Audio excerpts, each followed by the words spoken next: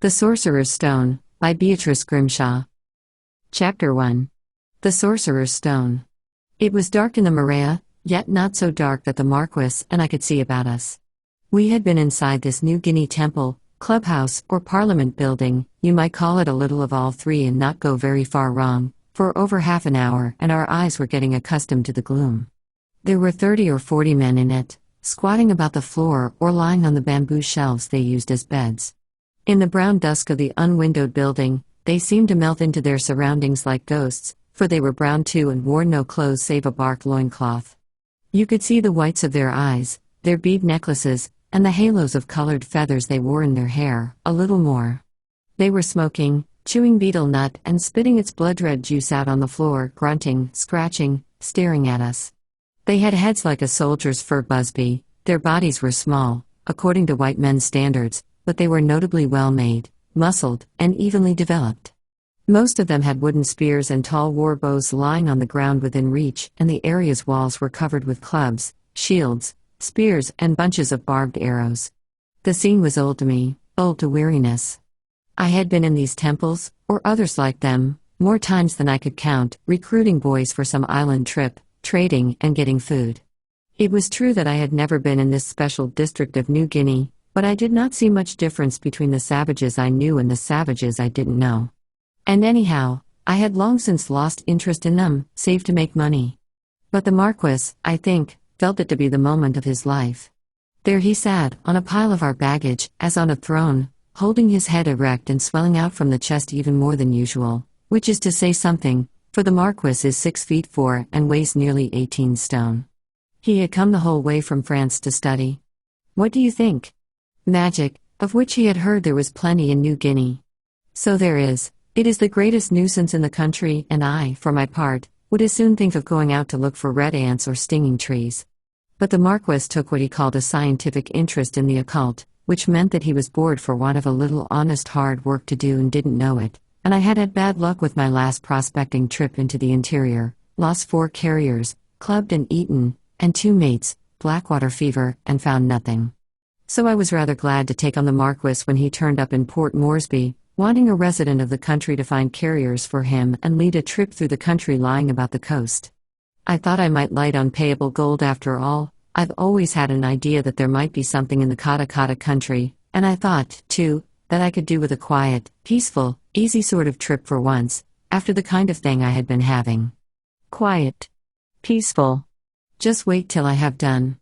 It looked peaceful enough that evening at all events.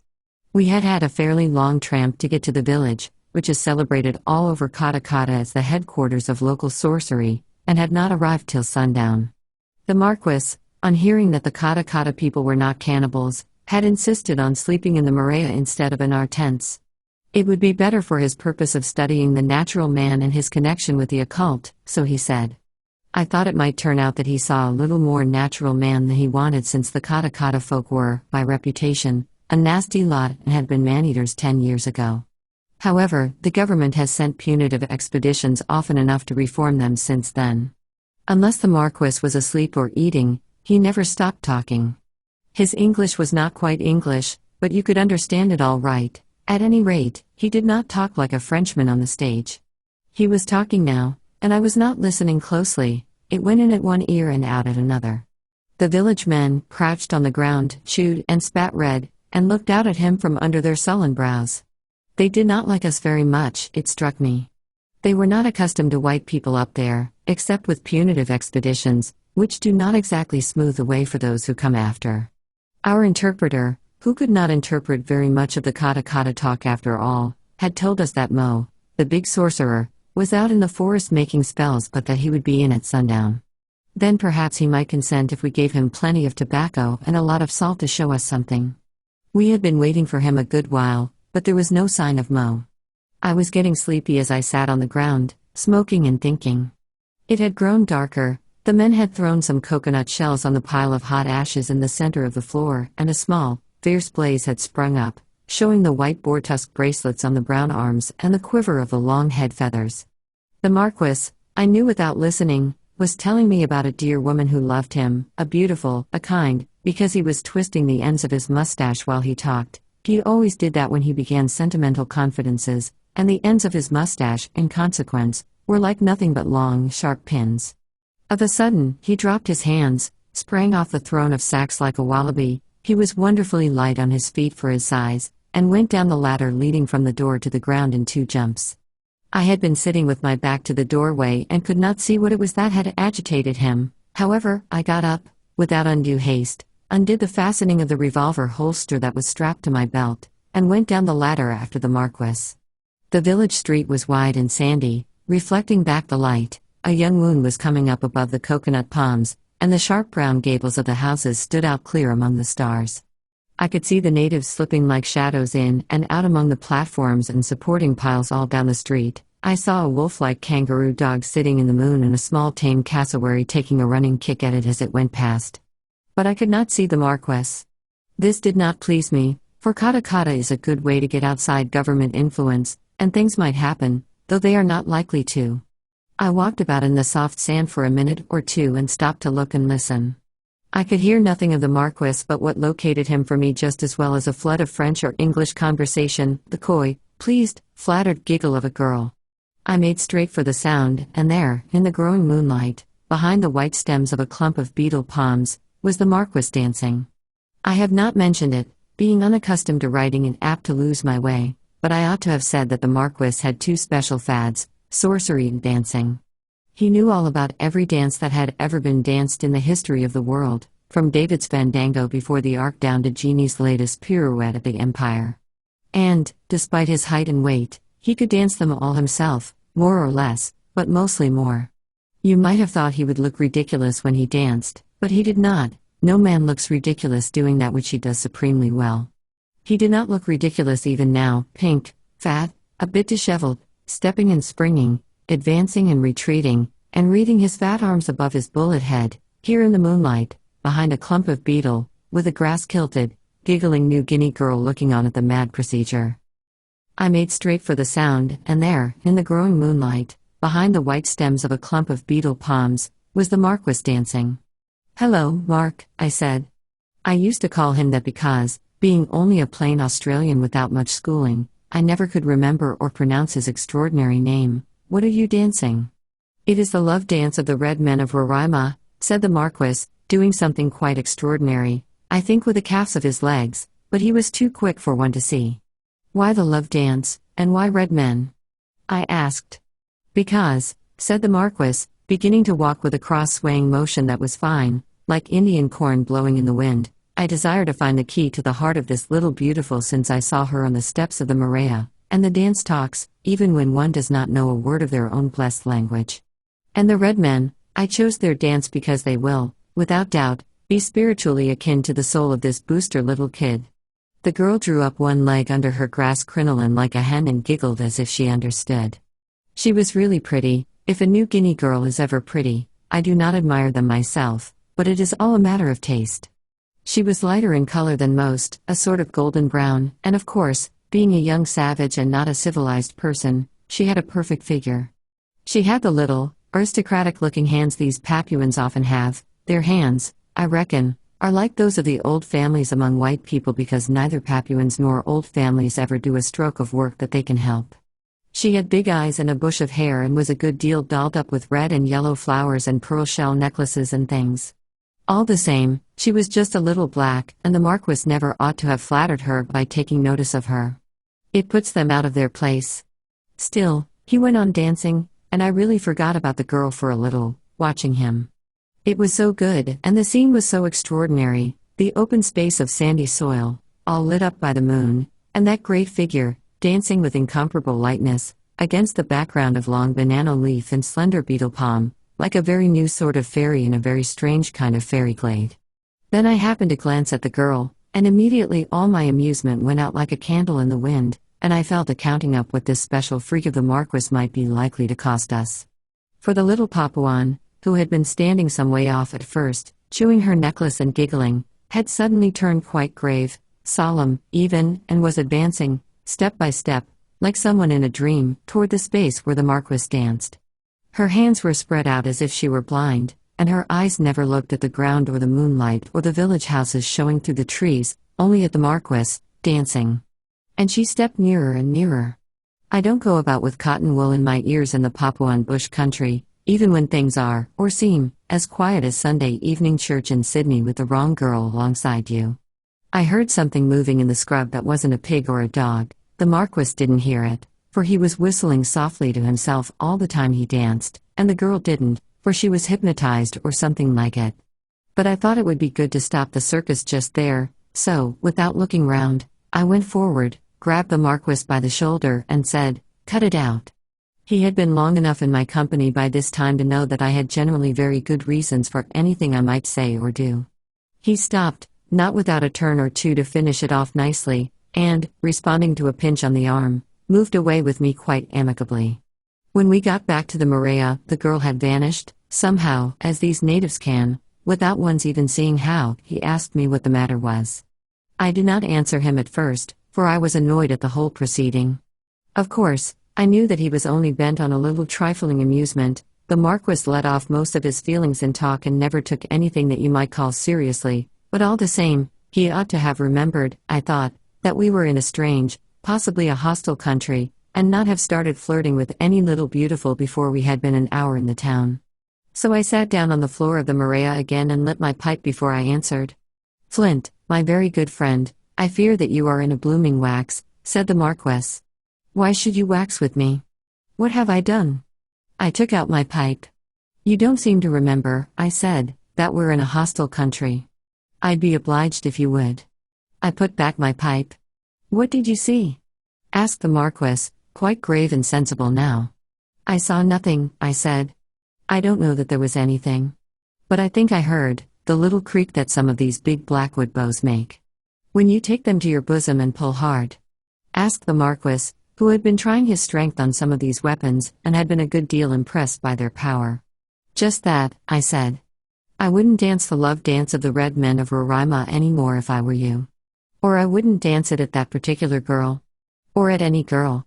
She is beautiful," said the Marquis. "She is what you Australians, in your touching symbolism, call a tart."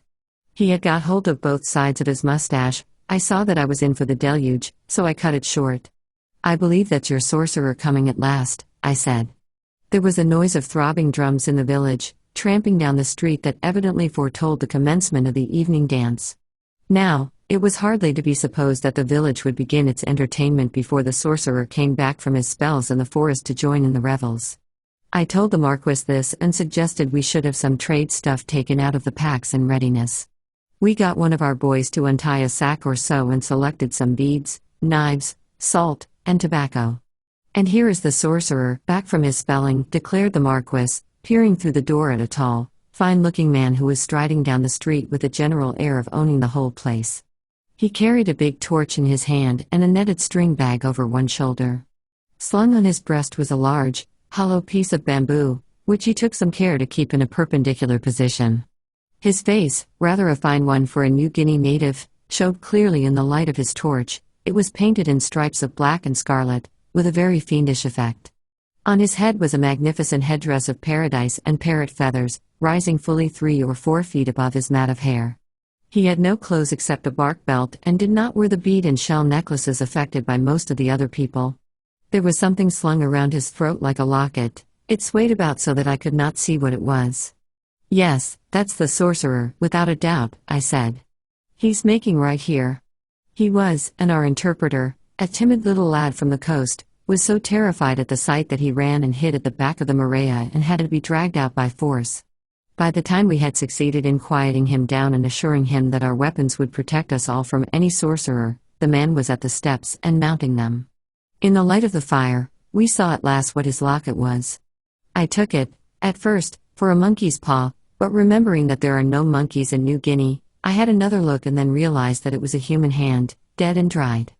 The Marquis looked at the ugly ornament much as a collector of insects looks at a hideous and valuable beetle. "Flint, this is what you call the real Mackay," he said. "This is the worth of my money." He rose and was about to greet the sorcerer with all the grace of Versailles. In fact, he had already begun a courtly bow when a small and very ugly man, with ears like a bat, came running out of the dark from nowhere, and grabbed the great man by the foot as he went up. "Mo! Mo!" he cried, And then came a flood of native, intermingled with the wildest gestures. The ugly little man beat the air with his hands, thumped himself in the ribs, jumped up and down till the feathers on his head waved like coconut leaves in a hurricane, and all the time yelled, chattered, gasped, and choked. Mo, who had come down the ladder again at the first word, stood looking at the furious little creature with an absolutely inexpressive face. "What's he saying?" I asked our interpreter, Copy Coco. The native's face grew purposely blank and dull. "I know savvy," he said. "You do savvy," I told him, beginning to unbuckle my belt. I savvy," he cried nervously. "Savvy little bit." That fellow man, telling Mo someone made gammon along him, did not like it. "That fellow?" he brother along Mo. "'Fore God, Taubata, master, I know more I savvy." He seemed a good deal scared about something, and when a Papuan is thoroughly scared, you may leave him alone for all you will get out of him. I said no more, and the furious little man, after a final jump and yell, shoved something into Mo's hand and bolted away under the house like a rat. The sorcerer put his hand into his string bag for a moment, drew it out empty, and mounted the ladder once more. You could not tell what he thought, or if he thought anything, so complete was the veil of indifference he had drawn over his face. Of course, he had heard of our arrival in the village, so I was not surprised at his taking our visit as calmly as he did. But I did not, quite, like the way he had accepted the plaint of the bat-eared little man. The rickety floor of sago sheath creaked and dipped as Mo strode up the building. He went straight to where the Marquis and I were standing, folded his arms over his breast, and uttered something in native that was evidently a greeting. The Marquis bowed, took his hand, and shook it. I nodded at him. Mo turned aside a minute to hang up the hollow bamboo he carried so carefully. We could see it was plugged at one end with wood, and then swept Copy Coco to him with one hand gesture. "We were great chiefs, no doubt," he said. He was glad we had come to see his village. Did we belong to the government? We assured him we did not, knowing that Kata Kata had probably been saving up a good long score to settle with His Majesty's representatives since the last punitive expedition. This great chief, I said, through Copy Coco, had come a very long way from his village, which was many, many moons away, to see Mo and hear about his wonderful doings. If Mo showed him any sorcery, he would give him a lot of tobacco, salt beads, and other treasures. And, since sorcery is illegal, he would promise not to tell the government anything about it. While I talked, I could hear the dance getting ready in the village. Feet were stamping, drums were throbbing with the intoxicating triple beat that all Papuan travelers know. Loud, brassy voices were rising and falling in a monotonous chorus. I was glad to hear them, for I know the difference between songs of peace and songs of war, and this was not one of the latter. Still, many years in New Guinea have given me an instinct for danger that has nothing at all to do with sight or hearing, and it was stirring, ever so slightly, now. I watched the sorcerer's face as I talked. It was still a blank. You could no more have read it than you could read a stone wall. Mo replied to my address that he had been making magic all day and was tired. Another day, he said, he would show us some. Tonight, we could give him that tobacco and salt he saw, and he would think and prepare himself. Magic, he explained, took much preparation. I did not care for the whole thing. A black is a black to me, and I can't stand seeing them put on airs. Besides, I do not believe in their nonsense. But the Marquis did, and he was very anxious to see something, so I swallowed my own feelings and told Mo we should be glad to see his performance tomorrow if that would suit him, and in the meantime, he might have the tobacco, not the salt, that would come when he had done something to earn it. Salt is precious in the interior of New Guinea, and I did not mind throwing any of it away. The Marquis was almost ready to cry. He had been looking forward to an immediate satisfaction of his curiosity, and he was like a child when disappointed. Ask him something, he demanded. Ask him at least what it is that he has in his bamboo, and why he carries a human hand round his neck, and what is in that string bag of his. Not to hear anything tonight, my flint, that would indeed be the long lane that breaks the camel's back. I'm not made of patience. That's right, you're not, said I. Well, Copy Coco, ask him. But here, our interpreter went on strike. He was too much fright, he declared. He would not ask Mo what was in the bamboo, or about the hand, or anything else. It struck me that he already knew since he came from the coast, only a few days away. But if he did, he would not tell. You need not worry, I said to the Marquis. I know all that's in his old bag without looking. I've seen other sorcerers' bags. There'll be a lot of trash like lizards' tails and bats' wings and frogs' feet, and there'll be queer-shaped stones he has picked up, and bits of carved wood, and dried leaves and plants, and there's sure to be some quartz crystals. That's great magic with them, and there'll very likely be a dagger made of human bone, and a native fork or two, and a beetle-chewing outfit, poker-worked gourd, with a boar-tooth stopper, nuts, nice little spatula with carved head. That's about all. There could be nothing of more interest in the world, declared the Marquis. Ethnologically, you can see, without doubt, the connection between the witches of Macbeth. Cut it out, Mark, I said. You ought to know by this time that this horse isn't yarded with that kind of corn. But if you don't feel you can lay your golden head on your little pillow tonight without seeing the curio shop, I'll work it all right. It only means a handful or two of salt. As I said before, I hate spending my salt when I haven't got to, but I opened a tin, took a good handful and offered it to Mo, pointing at the same time to his bag and to our eyes. Copy Coco had disappeared. I noted the fact and decided to argue with him, helped by a bit of lawyer Kane, later on. The other natives had all cleared out by this time, and the sound of the dance was growing. Thud-thud went the feet, gallop-gallop the drum, like a horse's hoofs. The fire was low in the Maria, but it cast up a deep red glow toward the roof, giving light enough to see the contents of the wonderful bag as Mo tumbled them out on the floor beside us. The salt had been too much for him. He accepted it eagerly and was eating it like sugar, smearing his paint all to bits and nearly choking himself as he sucked it down. These inland natives hardly ever see salt, and they are as keen for it as an alligator for fish once they get the chance of a little. Everything that was in the bag the Marquis handled, weighed, even smelt. I could tell him about most of the things. I did not know the Kata Kata country, but quite a lot of the charms were familiar enough. This stone, I said, was meant to make the yam crops grow. This one was used for charming down rain. This carved monstrosity, like a pig that was half a beetle, probably was a charm for making war. All the time he was handling and exclaiming over the trash in the bag, I kept a lookout on the sorcerer's face. There was something I did not like in the air. The fact that I could not define it made it nonetheless real. It had to do, maybe, with the wooden demeanor of Mo, or with the disappearance of all the other men from the Maria, or with a certain strange pitiful whimpering that had been going on under the house for quite a good while. A dog, perhaps, perhaps not. Anyhow, I looked at Mo a good deal. If there was mischief in the village, no matter of what kind, the sorcerer was sure to be at the bottom of it. The drums galloped outside, the dance went on. The moon climbed over the motionless tops of the coconut palms, and looked down into the open mouth of the Maria. Half in the moonlight, half in the firelight, Mo's face grew suddenly dark. He made a snatch at something that the Marquis was examining and hid it away, where, I could not see.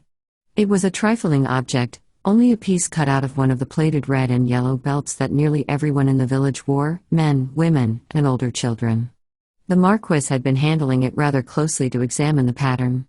A smile crept over the sorcerer's face when it was gone, a cunning, ugly smile, worse than the stony inexpressiveness that had gone before. I saw he was bent on making us forget that scrap of plated stuff. He pulled out a lot of other things from the bag, fossils, beaks, bats' wings, lumps of quartz crystal that glittered in the moon, and began showing them off. More, by the sound of a certain word I had heard Copy Coco use, I understood him to say that he was ready to do some magic for us, if we liked. He took down a coconut shell from the wall, and intimated that it was to be filled with salt first of all. I filled it, and Mo got up from his crouching posture on the floor and disappeared, making signs to show that he would return. "How do you find that?" asked the Marquis. "Lucky he had that rag in his collection," I said. "He evidently forgot it was there, didn't want us to see it, and is going to do some of his nonsense to put it out of our heads. It's a throw-in for us, Mark. If that signifies a bit of good luck, I am entirely of accord," said the Marquis. "Flint, I am joyous, I must dance." And dance he did, lightly as a girl of 16, there in the huge dusk Maria, in the moonlight and the firelight, holding out his arms like wings and whistling as he danced. Before he had done, Mo appeared again with something in his hand, and for an instant, the stony veil was lifted altogether from his face, and he shot such a look of hate at the Marquis that I felt my hand slip involuntarily around to my hip. "The old curio dealer doesn't like your dancing, Mark," I warned. "Somehow, your accomplishments don't seem popular here." "It was the dance of Marianne before Herod," said the Marquis, stopping at the end of a pirouette. I dance that dance when I am glad. The second part of it, I mean, the part when Marianne has got the head of John the Baptist, and is satisfied of that. Old Mo isn't satisfied about something or other, I said. Let's get him to work, perhaps he'll forget his troubles then. What has he got in his hand? Asked the Marquis with interest. It was a lizard, about 10 inches long, yellowish in color, and quite dead. He gave it to us to handle. We both saw that it was dead and beginning to grow stiff. It seemed to have died naturally, as there were no marks on it. Mo squatted down on the floor and motioned us to keep quiet.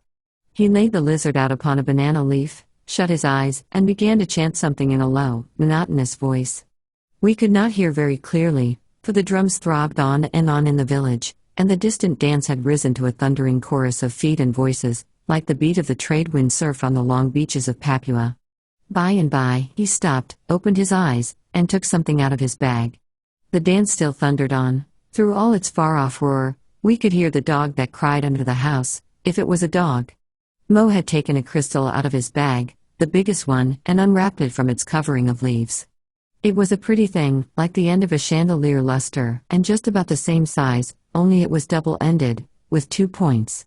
The lizard lay still and dead on the ground. Mo pointed the crystal at it and began stroking the air just above the little corpse without actually touching it. Over and over it, he went with the crystal, making lines of light as the dying fire caught the quartz and drew violet, green, and crimson colors out of it. He was breathing very hard all the time, and sweat was pouring off his naked body. One could see that he was making a tremendous effort, but where or how, one could not understand. At last he stopped, laid the crystal down on the banana leaf and looked intently at the lizard. We looked too. I know that no one will believe what happened next, but I must tell the thing as it occurred. The lizard moved. We watched it, holding our breath. It moved again. It drew its legs under it. The sorcerer took the crystal up and drew more lines in the air, breathing hard and narrowing down his eyes till they were 2 black sparks beneath his beetling eyebrows. The lizard got up, staggered, and walked away. It was alive. I never wished I knew French until that minute. It would have been something to understand the expletives that the Marquis was pouring out in a sharp, rattling, musketry fire of amazed profanity and delight. I said a thing or two myself, but it sounded meek and mild by comparison. And he did not stop for a good 3 minutes. Then he got up. The sorcerer was standing now and seized the greasy savage in his arms, rocking him about as if he were a child. I have found it, the true occult power, genuine article, all wool and a yard wide, my God, yes, he exclaimed. In his excitement, he was going to our stores to give the sorcerer, I don't know what or how much of our invaluable food, but I stopped him in time. Don't do it, Marquis, I said. Never let these brutes know how much you have, or they'll loot you first chance. You've given him quite enough. I allow it's wonderful, but there may be some very simple explanation after all. You do not understand, said the Marquis. You have no faith. Let me look yet again at the crystal. It is, of course, but an instrument of the power. He took it in his hands and began examining it. Mo kept a close watch on it, hovering over us like a hen over her chickens when a hawk was about. It was plain that he valued his charm quite a good deal. The finest crystal I ever saw with any one of these sorcerers, I declared, handling it. I don't know how the idea came into my head, but it did come, like a shock from a battery, just about as hard and as quick. And what was queer, it came into the Marquis' head at exactly the same moment. Just as my hand made a sudden clutch at the crystal, his hand met it, and the 2 hands closed on each other. Our eyes met, and if mine were as glaring and excited as his, I think they must have been. Mo had the thing out of our 2 hands before we knew where we were. It was gone, back in the bag like a conjuring trick, and the stony veil had fallen before the sorcerer's face again. We were both breathing hard, like men who have run a race, but I think we kept pretty cool. It was the Marquis who begged then, by signs, to see the crystal again and succeeded in getting Mo to show the end of it, shining out of the green wrapping of fresh banana leaf between the string meshes of the bag. But it was I who pulled my watch out and got the face of it up against the point of the crystal, all of it that Mo would let us touch now. The sharp end of the thing scored into the glass of it as if it had been butter. What the Marquis said that time I have always wanted to know, it sounded much livelier than the last. I cut him short with a kick. For God's sake, keep cool, I said. Don't let him suspect anything, it's our only chance. You don't know how they value those charms of theirs, there's no question about buying. Come away and leave him alone. Don't let him think we care about it. I almost dragged him away. It was deliciously cool and fresh in the moon outside, there was a smell of coming rain, and the wind brought whiffs of pawpaw blossom from somewhere in the forest, heavy and treacly sweet. The noise of the dance was dying down, it was almost quiet. Under the maria and the space among the piles, that dog-like whimper went on. But the Marquis and I were too excited to notice it. Afterward, I remembered how we had heard it. It's bigger than the Kohinoor but not near so big as the Cullinan, I said when we were out of earshot. Nevertheless, it is a king's fortune, affirmed the Marquis. He was quite pale and almost trembling. And this sorcerer is using it to make charms. If we can get it, I began. Where shall there be any difficulty? It is only to buy. Is it? You don't know these sorcerers. Probably, he thinks his whole power depends on it. Flint, my Flint, it would be hard to say what it depends on. He has power, we know it. He has the power of life and death. What a man. Oh, he's only a greasy black after all, whatever conjuring tricks he can play, I said irritably. They claim a lot, these sorcerers. They say they can kill anyone by wishing and bring him to life again by making spells. But the lizard, he was dead, said the Marquis in a solemn voice. Hang the lizard. It's the diamond we are after now. First to get it, and then to find out where it came from, if that's possible. Flint, my friend, I'm not rich, you know that, said the Marquis, with something like tears in his fat voice. I have strained myself, what is it you say? I have busted my resources to make this voyage in New Guinea. But if we can get that diamond, see, the glories of my house are restored. I am once more the proper kind of a Marquis, you bet. And you are rich. You are a gentle and a spiritual, Flint, I shall be glad to think of you rich. All this time we had been making away from the Maria, but the cry under the house never ceased to follow us. I could not stand it at last. There are many things in a New Guinea inland town which you had better not inquire into unless you are prepared to put up a fight. But somehow I felt I wanted to look into this, and I told the Marquis so. Is it not a dog? He asked, surprised. I don't think it is, I said. Anyhow, give me your box of matches, and we'll go back and see. It gets me, somehow. The Maria was dark and empty when we returned, the sorcerer was gone. The dance was taking new life, it roared like a forest fire down there at the end of the village. There was not a soul in sight as we got under the Maria and struck our matches to look. It was not a dog. It was the girl who had been so fascinated with the Marquis dancing a few hours earlier. She was crouching on the ground like a sick monkey, her head on her knees, moaning in a cold, frightened sort of way as if she did not expect that anyone would hear or heed. Hold! The little beautiful, cried the Marquis. I got him by the slack of his trousers just in time. He was springing forward to catch her in his arms and console her, a kind and a manly impulse, no doubt, but one that, I judged, might cost the little creature dear. She did not even notice him. She went on softly wailing like a thing that was doomed to die and knew and feared it. In one slight brown hand she held something that was half wrapped round her waist, half torn loose. I struck another match and looked at it. It was a red and yellow waist belt, with a piece cut out. The gap was just about the size of the piece of red and yellow stuff we had seen in the sorcerer's bag. She would not listen when we spoke to her, she only drew away and shivered. I judged it best to leave her for the present at all events. We crept along under the piles, walking half doubled up, till we were out in the moonlight once more.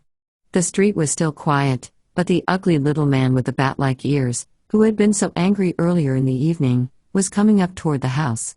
He seemed to hear the crying, he turned half round as he passed and shook his spear at the Maria, glaring at the little, crouching shadow below. Then he looked at us and deliberately spat toward the Marquis, turned, went on and entered another house. That throws some light, I said. Mark, I reckon that the girl has been too struck by that beautiful performance of yours and that the ugly little man is her lover and doesn't like it. I rather think he has complained to his brother, Mo, and got him to pori her, and she's half mad with fright. What is pori? Asked the Marquis, looking grave. They've another word here. All over Papua, it means the same thing, sorcery. He's got a bit of her waist belt to make a spell off, and she thinks she's going to die in consequence. Of course, she won't, but she's badly scared. Flint, He has the power of life and death, that man, said the Marquis. What can we do? Rats, he hasn't the power of life and death, I said. We can give him a talking to and keep him from scaring the poor little soul anymore, or she might really die of fright. Don't go talking to her, it would only make things worse. The first thing in the morning, we must talk to him, isn't it? First thing. We might as well have our tent, Marquis. I think it would be more healthy than the Maria, somehow. We had and slept in it, part of the night. About the small chill hour that comes near dawn, we were roused out by a wild crying from one of the houses near at hand, a house into which we had seen the little maiden creep, still sobbing, before we turned ourselves in, for, needless to say, the Marquis and I had been keeping as much of a lookout over her as we could. But this was not the girl's crying, it was horrified yells from the other inmates of the house, yells of such dismay that we wasted no time in catching up our arms and running in. The house was nothing but a brown thatch roof set on a sago palm floor. It was dimly lit by fire. In the short interval before I could get my hurricane lantern alight, I saw a dozen or two brown naked forms moving about distractedly and howling. Something was visible on the floor among their feet. I got the lantern alight and held it up. There lay the pretty little girl, dead and stiff. She had not a wound or a mark on her, but she seemed to have been cold for hours. Probably, the growing chill of her small body was what had attracted the attention of her companions. Flint, my friend, she is dead, the little beautiful, and I have been her murderer by gum, said the Marquis in a low, shocked whisper. You haven't anything of the kind, Mark, don't be morbid. Poor little girl, I said, looking at her again as the woman, howling loudly, picked her up and carried her away. Life and death, said the Marquis. Flint, we are in deep water. If it's only water, we're lucky, I said, leading the way out of the house again. Centuries after this, Mark. I take no chances. The Marquis was looking at the Maria, where the sorcerer, no doubt, was coolly sleeping. Blood, he said. Always, where there is a great diamond, there shall be blood. The stone is blooded now, my Flint. When will be the next? Chapter 2. The Jumping Bamboo. To enter an unknown, hostile town in the heart of New Guinea, to have trouble over a village beauty, see a sorcerer restore the dead to life, discover a huge diamond, and be involved in a sudden death, all within 24 hours, is adventure enough for anyone. Enough even for the Marquis. It was more than enough for me. I do not go out looking for adventures, any more than I suppose a confectioner's boy would go out looking for cakes, and for the same reason, I am sick of them. I go looking for gold, as a rule. Sometimes I find it, and sometimes I don't. If I do, I can have a good time with it in Sydney or Melbourne. If I don't, I can look again. But I never saw the adventure that you could pay over the counter of a bar or at the box office of a theater. Adventures are a nuisance and a hindrance, so far as I have experienced them, and as to going out actually hunting for them. Well, that was very much what the Marquis was doing. I will say this much for him, he wasn't any sort of a coward. I have seen him cry like a girl, I have seen him shiver with excitement, but I never saw him frightened, and I never saw him give anything the best of it. That would have kept me in his company, even if the big diamond had not. But now, we were inevitably linked by that double interest. It shows what a good sort the Marquis was that we hadn't a word's dispute as to who found it first or whose was the right to claim it, if we ever got it. We just assumed that being in the thing together, it was halves. I was to stick to the Marquis, and he to me, till the business was through. Good Lord! If we had had an idea of how much that meant.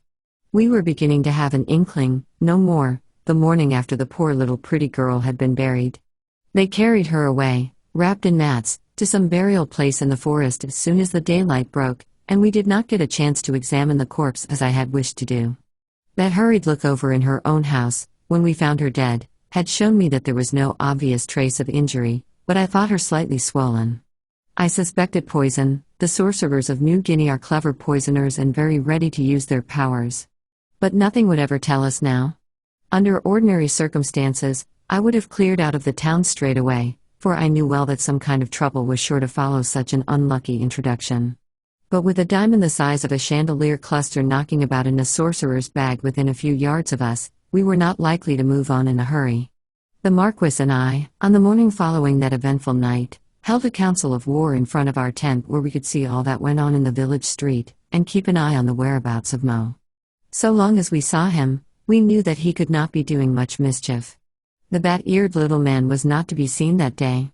I had ascertained through copy Coco that the dead girl was his promised wife and that she had told him, after watching the Marquis dance, that she never would marry an ugly little thing like him. He was the sorcerer's youngest and favorite brother, so the useful copy Coco had found out, being very anxious to retrieve his character and save himself the hammering that he feared his desertion might bring down on him. I did not touch him as it happened, not because I thought he didn't deserve it, but because I knew he would be more useful if he were kept in suspense. I thought his information interesting but by no means reassuring. It was too much to suppose that the matter would be allowed to end there. The little man must have developed a worse grudge against us than against his late unlucky fiancée, and if her fate was an example of what we had got to expect, things were looking lively. So I told the Marquis. We were sitting on the ground outside our tent and watching the villagers moving about their daily tasks, water carrying, net making, wood cutting, fetching sago from the forest, going out to dig yams, or to hunt pig. They looked peaceable enough, and it was a peaceful, pretty scene, with the sun just rising over the tall green palms and the smoke curling thin and blue from under the deep thatch roofs. But the old hand in New Guinea knows well, too well, that the Papuan is most dangerous when, apparently, most friendly. The quiet aspect of the place meant nothing, or worse. There is a feeling of sadness upon me this morning. I have the blooming hump, said the Marquis, his fat chin resting upon his pink fat hand. If you offered me the big diamond itself, in payment, I could not dance a step. That's right. I reckon you'd better keep on feeling that way as long as you can, I said. We've trouble enough on our hands without making any more, and your accomplishments do seem to bring the thunder about one's ears, somehow. Mark, let's talk it all out. Perfectly, said the Marquis, turning his full moon face around upon me. Look here. We've got to get that diamond. And we've got to avoid being poisoned, as the girl was. And we've got to get our carriers out safe with ourselves, and be on our way to the coast inside of a day or so at the most. It isn't healthy to stop here too long. Perfectly. That's right. Well, then, I reckon the sorcerer's not going to go on keeping the diamond where he did, because a blind baby could have seen that we wanted it. We must get some idea of likely hiding places. Hold a minute. Could we not buy it, quite simply? No, Mark, I've tried. Already? This morning, while you were choosing between your heliotrope shirt with the green tie and your pink one with the blue, I went and had a talk with the brute. I'd rather have pounded him to a jelly, but you can't always do the thing you ought to do, up country in Papua. I told him we had a fancy for his magic crystal, said you were a bit of a sorcerer yourself and would give a lot for it, and offered all it was safe to offer. No go, he didn't rise to it worth tuppence. You see, if I had shown him all we had, he would simply have looted our stores and had us knocked on the head, or tried to, and anything I offered didn't tempt him, in comparison with the stone. We have pretty short tucker, you know, Mark. I'm not blaming you, for I know you couldn't afford a big outfit, but there it is, we can't bid high even if it was safe to show everything. But, see then, exclaimed the Marquis.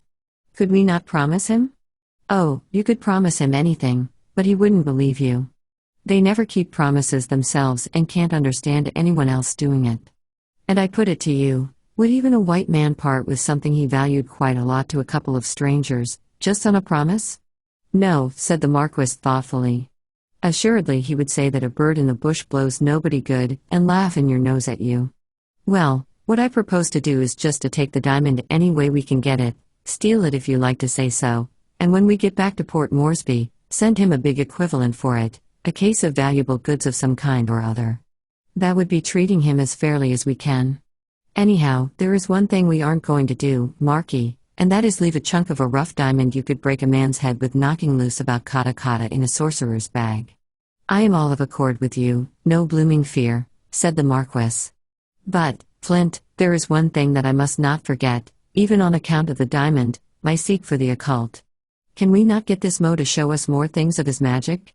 If Mo doesn't intend to show you more of his magic without being asked or wanted, you may call me a yellow chow, I said. Don't you worry about that, you'll get all you want, I reckon.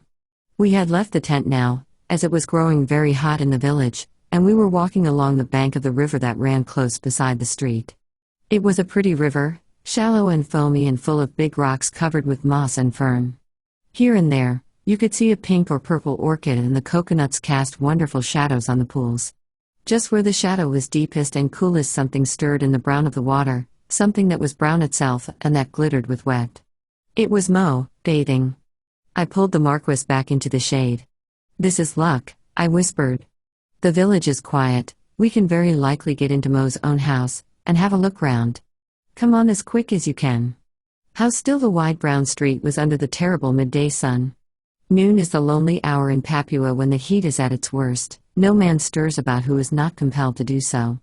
The women were in the yam fields, taking their midday rest from toil beneath the shelter of the bush.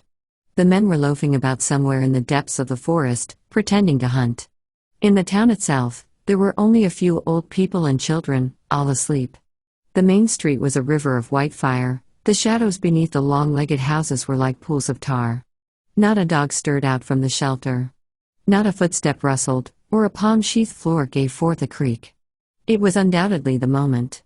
We knew where Mo's house was, a fine building with a high gabled roof and an extraordinary amount of ornament in the way of carved birds and crocodiles and fringes of waving fiber. We scuttled up the ladder silently and swiftly, like two thieves, and dodged in under the low door. Inside, the house was high, cool, and empty. A pleasant amber light filtered down from somewhere in the lofty roof, but there were no windows, and the door was buried in the overhanging thatch. Straining our eyes, we looked about us.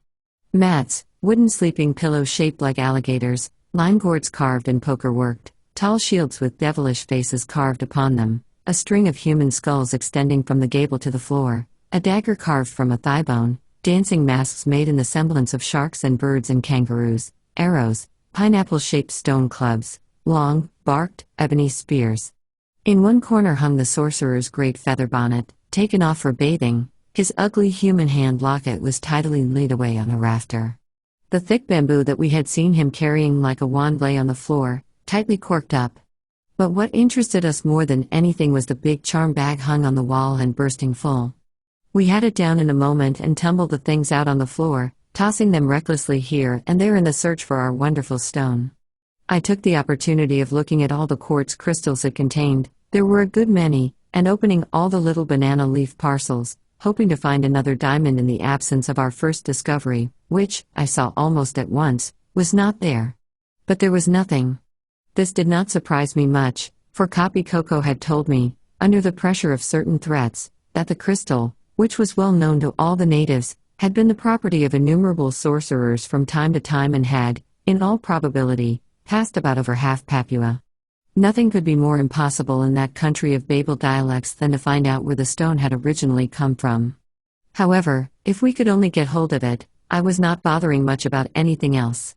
"It seems to me," said the Marquis, drawing himself erect and kicking aside the bag with his foot, "that our friend, Monsieur Mo, is not such a fool as he glitters. I have never been called a nervous man, but I was down the ladder and out in the street almost before the Marquis." "That's right," I answered, looking around again. "Rolled up mats? Gourds? Clay water pots? Impossible to say." "My God, Flint," said the Marquis, in a low, horrified voice. "My God of gods, look at that." The flimsy flooring shook as he bounded back toward the door. I jumped back with him, and then looked. The bamboo was rolling about on the floor and trying to stand on its end. We stood with our backs against the thatch by the door, breathing very hard, and staring still harder. The thing kept on jumping and rolling. It was rolling toward us. I have never been called a nervous man, but I was down the ladder and out in the street almost before the Marquis. It has always seemed to me a special providence that we did not meet and stick in the door. We were scarcely out and beginning to feel a little foolish. I, for one, had made up my mind already to go back and investigate the thing, sorcery, trick, or whatever it was, when we saw the tall, wet figure of Mo coming up through the trees from the river. It did not seem a happy time to continue our investigations, so we made for the tent, trying to look as if we had only been out for a stroll and, I dare say, succeeding just about as well as a couple of small boys caught coming away from the fruit garden.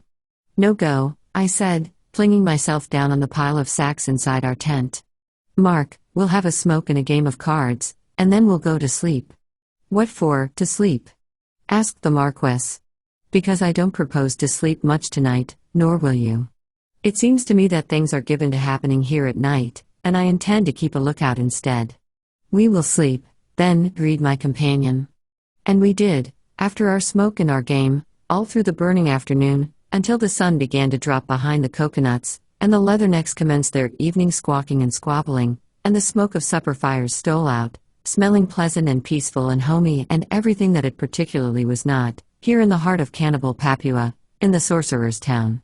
When we woke up, we were thoroughly rested, for we had slept long and deep after our broken rest the night before. I called up Kapi Koko and bade him get the supper ready. The Marquis yawned, stretched, and sat up on his mat. "Hello," I said. "There's another of your singlets going. You won't have enough clothes to carry you back to Port Moresby at this rate." The Marquis, being big and fat, stretched his clothes terribly, and, as a consequence, they wore them very fast.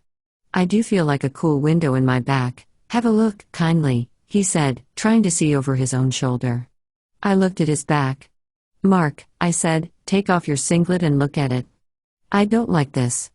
I had to peel him out of it, for it had shrunk and was tight.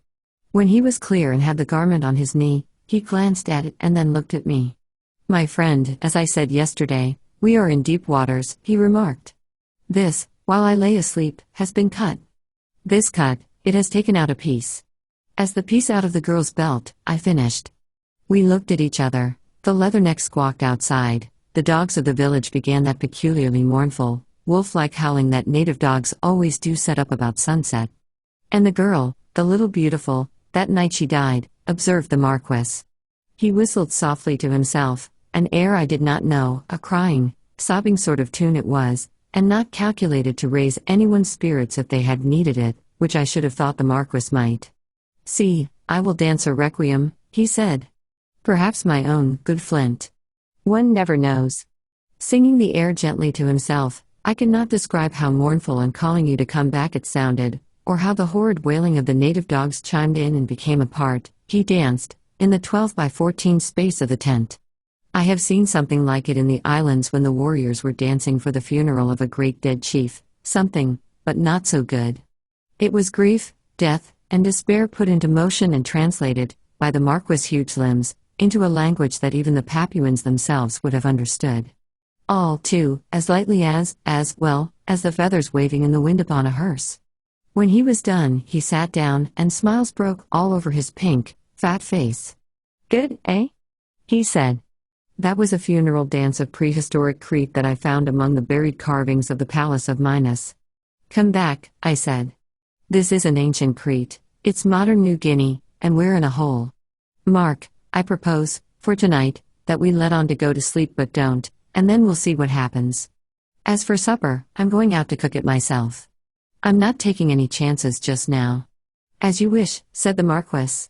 "But you cannot deny that it is almost interesting." "Oh, very, damned, interesting," I said. "I hope it doesn't get any more so. I'd like a little boredom for a change if you ask me." And I went to cook the supper, not that I thought it really necessary, but just, in case. One does a lot of things for that reason in the queer places of Papua. We had a little coffee in our stores, and I brewed a billiken full, for I did not want any mistakes made about going to sleep. At the usual hour, we put out our light and lay down on the rough sack beds I had fixed up. The Marquis and I were near enough together to touch each other if we wished. We turned in all standing, even to our boots. The carriers were camped in a little hut close by, our stores were mostly piled up in the tent, and we had our revolvers strapped around our waists. It was arranged that we were to watch and watch for about 2 hours each and that the man on watch should sit on his bed, not lie. I could guess the time easily enough, and the Marquis thought he could also. In any case, there should be no striking of matches. The night wore on but slowly. At first, there were constant stirrings in the village, talking, squabbling, moving here and there, then the dogs began to fight, then some of the roosters waked up and crowed and roused out the rest a good many hours too soon. But by degrees, the town settled to rest. I had taken the first watch, had lain down, not to sleep, through the Marquis, and now my second watch was well on its way. After a time, it grew so still that the silence seemed to tingle, the way it does when you are awake at night and listening. There was not a breath of wind, no moon, and few stars. The weather had been heavy and thunderous all day, and the sky was clouded. In the triangle made by the opening of the tent, I could see, When I had been straining my eyes into the dark for quite a long time, the dim grayness of the village street and the black bank of palms beyond. I say there was not a sound nor anything to see. Seated there on my rough bed, every sense alert, I might have been alone at the end of the world, with the last man dead beside me. But it came to me, not suddenly, quietly and surely, that we were not alone. I do not know whence the first warning conveyed itself. It came, however, and I found myself listening and looking expectantly, with a certainty in my mind that something was going to happen. Sight and hearing are not the only senses that a bushman can use to good effect. I smelled cautiously and without noise. There was the marshy odor of the river behind the palms. There was the indescribable smell of a native village, dry, sun-baked earth, insanitary whiffs of decaying stuff, the hay-like odor of old thatch. And something more, the smell of coconut oil, warm and fresh, and very near. I remembered that the Papuan always oils himself after bathing. I recollected having seen Mo in the river. Very cautiously, I stretched out and touched the Marquis' hand. He was awake. He was not the kind of man to sleep when he ought to have been waking, for all his flummery, and his hand met mine with a squeeze. We listened hard. There was not the ghost of a sound, but the smell grew stronger, passed, and died away. And, just after, the faintest possible shadow crossed the gray of the road. We listened again, and I for one did not like it, for I knew that whatever Mo had meant to do was done. Then, suddenly, the Marquis' hand caught hold of mine in a grip that was painful. "Flint, a light," was all he said. I had my matches in my hand, and I struck one almost before he had done speaking. The Marquis was sitting up on his bed, looking white and drawn. "It is the touch of death," he said. "I have felt it, cold as nothing but death is cold." He sat like a statue. His hand had let mine go and was gripping tight to the edge of the bed. I was up in a moment and looking all around the tent. There was not a thing to be seen. Having searched, I put out the light again and waited. It is not a good thing to make yourself a target for possible arrows shot in the dark. I could hear the Marquis breathing heavily. Then, in a moment, he gave a terrible cry, leapt right onto my bed, and brought it and me and himself down to the earth together in one tremendous crash. There was no use trying to lie low after that. I struggled out somehow, lit the hurricane lamp, and asked the Marquis, who was sitting half-dazed in the midst of the ruins, what he supposed had happened. He was still deadly pale. "I don't know, my Flint," he answered, looking at me with a fixed expression of a man who has had a shock. "I know only that the hand of death itself was laid upon me, there in the dark. First it has touched my arm, and then my heart where my clothes were open for the heat." "How do you know it was the hand of death?" I asked, getting a bottle of whiskey out of one of our swags. "How do you know you weren't asleep after all and having a bad dream?" "I was not asleep. You will remember I clasped your hand. And that thing was death, I know, because in these plains where it is all the time hot, there is nothing cold at all, and that which has touched me was the cold of death." "Rats. You aren't dead." "Have some whiskey," I said, pouring it out. "Yes, I am escaped. That's what I don't comprehend," said the Marquis thoughtfully. "That is good whiskey, that warms the muscles of the heart." We were rather sleepy in the morning, I remember, the effect of the coffee having worn off. I had an idea or two as to what course we had best follow for the capturing of the stone, but nothing could be done before midday. So I and the Marquis kept watch for each other to sleep, and we got in a good 3 hours apiece before noon. When the white blaze of 12 o'clock was searing the palms once more, the village folk were away or asleep, and Mo had gone down to the river again to bathe. I beckoned the Marquis out. We wore the rubber-soled shoes that one used for easy bushwalking and made no sound as we passed along the street. The shadows of the palms were ink upon white paper, the dogs slept beneath the houses, the tame cockadoos and parrots drowsed upon the eaves. The heat was awful. It seemed as though the village, in its stillness, lay dead beneath a torrent of white fire from the implacable sky. We gained the sorcerer's house without being seen and slipped into the cool interior, gasping like creatures that find water after a drought. "What a day!" choked the Marquis in a whisper. We feared, somehow, to talk aloud. "You may be thankful that you are as lean as a herring, Flint." He sat down on the floor to cool off, and it promptly gave way beneath him. I hauled him out with some trouble and set him in a safe place. "I believe that's a trapdoor," I said, looking at it. "Seems to be meant for a hurried getaway in case of trouble." "Not a bad idea. I wonder how he came to leave it open." We looked about us. The bamboo that had given us such an unpleasant start on the day before was nowhere to be seen. Otherwise, the house was the same. Still, whether it was the effect of the alarm in the night or simply the discouragement that always treads close on the heels of excited hope, I did not feel that we were nearer our goal. Rather, I felt farther away. "We must look," said the Marquis, who evidently did not share my discouragement. "You will look one side of the house, I will look the other, and before Mo will come back." He did not finish the sentence, for up the long ladder leading to the door, Mo's house was the highest in the village, came, at that moment, a slowly creaking step. With one consent we dived through the trapdoor and pulled it flat after us. Then we halted under the house, listening and looking eagerly. "If he doesn't see us," I whispered. "I think he cannot," answered the Marquis, cautiously. "But we can see him through these cracks, what chance?" "What chance?" It is long ago now, but to this day, I am vexed when I think of how easily the greasy old villain took us in and how readily we dropped into his snare. That Mo had been perfectly aware of our visit the day before, that he guessed we would come again, had returned early in order to hurry us out, had left the trapdoor open in order that we might go through it and watch him underneath the house, had indeed planned the whole thing from start to finish, never occurred to either of us at the time, though. Indeed, we might have guessed that the chief sorcerer of the chief town of sorcery riddled Kata was not likely to be quite so simple as he seemed. At any rate, there we stood in the dark under the house, looking breathlessly through the cracks in the floor and watching Mo. And Mo knew it, little as we thought it. First of all, he took the long bamboo off his breast, it had accompanied him to the river today, seemingly, uncorked the top and looked cautiously in. We could not see what was inside. He put his palm over the opening and, with the other hand, drew toward him one of the large clay water pots standing on the floor.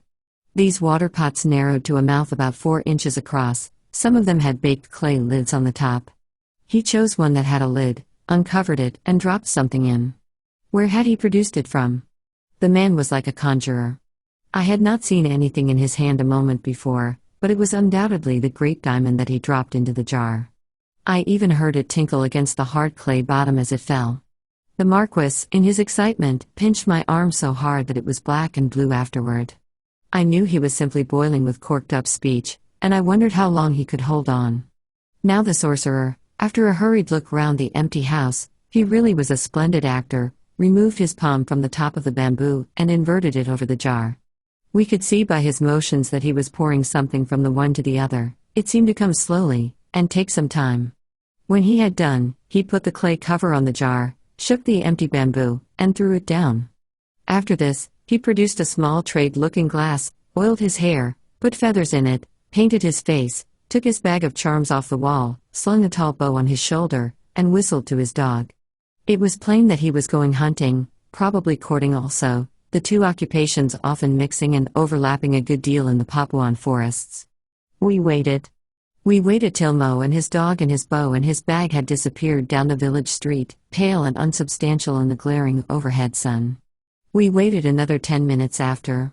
Silence, the village slept beneath the fiery enchantment of noon, the birds were voiceless in the forest, the giant leaves hung still. "Now," I said, and we crept back through the trapdoor. For a moment, we stood silent in the lonely house, the scene of Satan alone knew what deviltries. The hideous dancing masks grinned at us from the walls, the skulls showed their teeth. The sorcerer's bamboo lay on the floor, empty, open, defying us to solve its mystery. And at our very feet stood the water jar, its wide splayed mouth covered only by the lid of baked clay. Was the prize really in our grasp at last? I hesitated, stretched out a hand, took it back, stopped, and listened. There certainly was a sound somewhere. It was a familiar sound, and yet I could not say exactly what it was. It was near, and it was not near. It was, what in the name of the devil was it?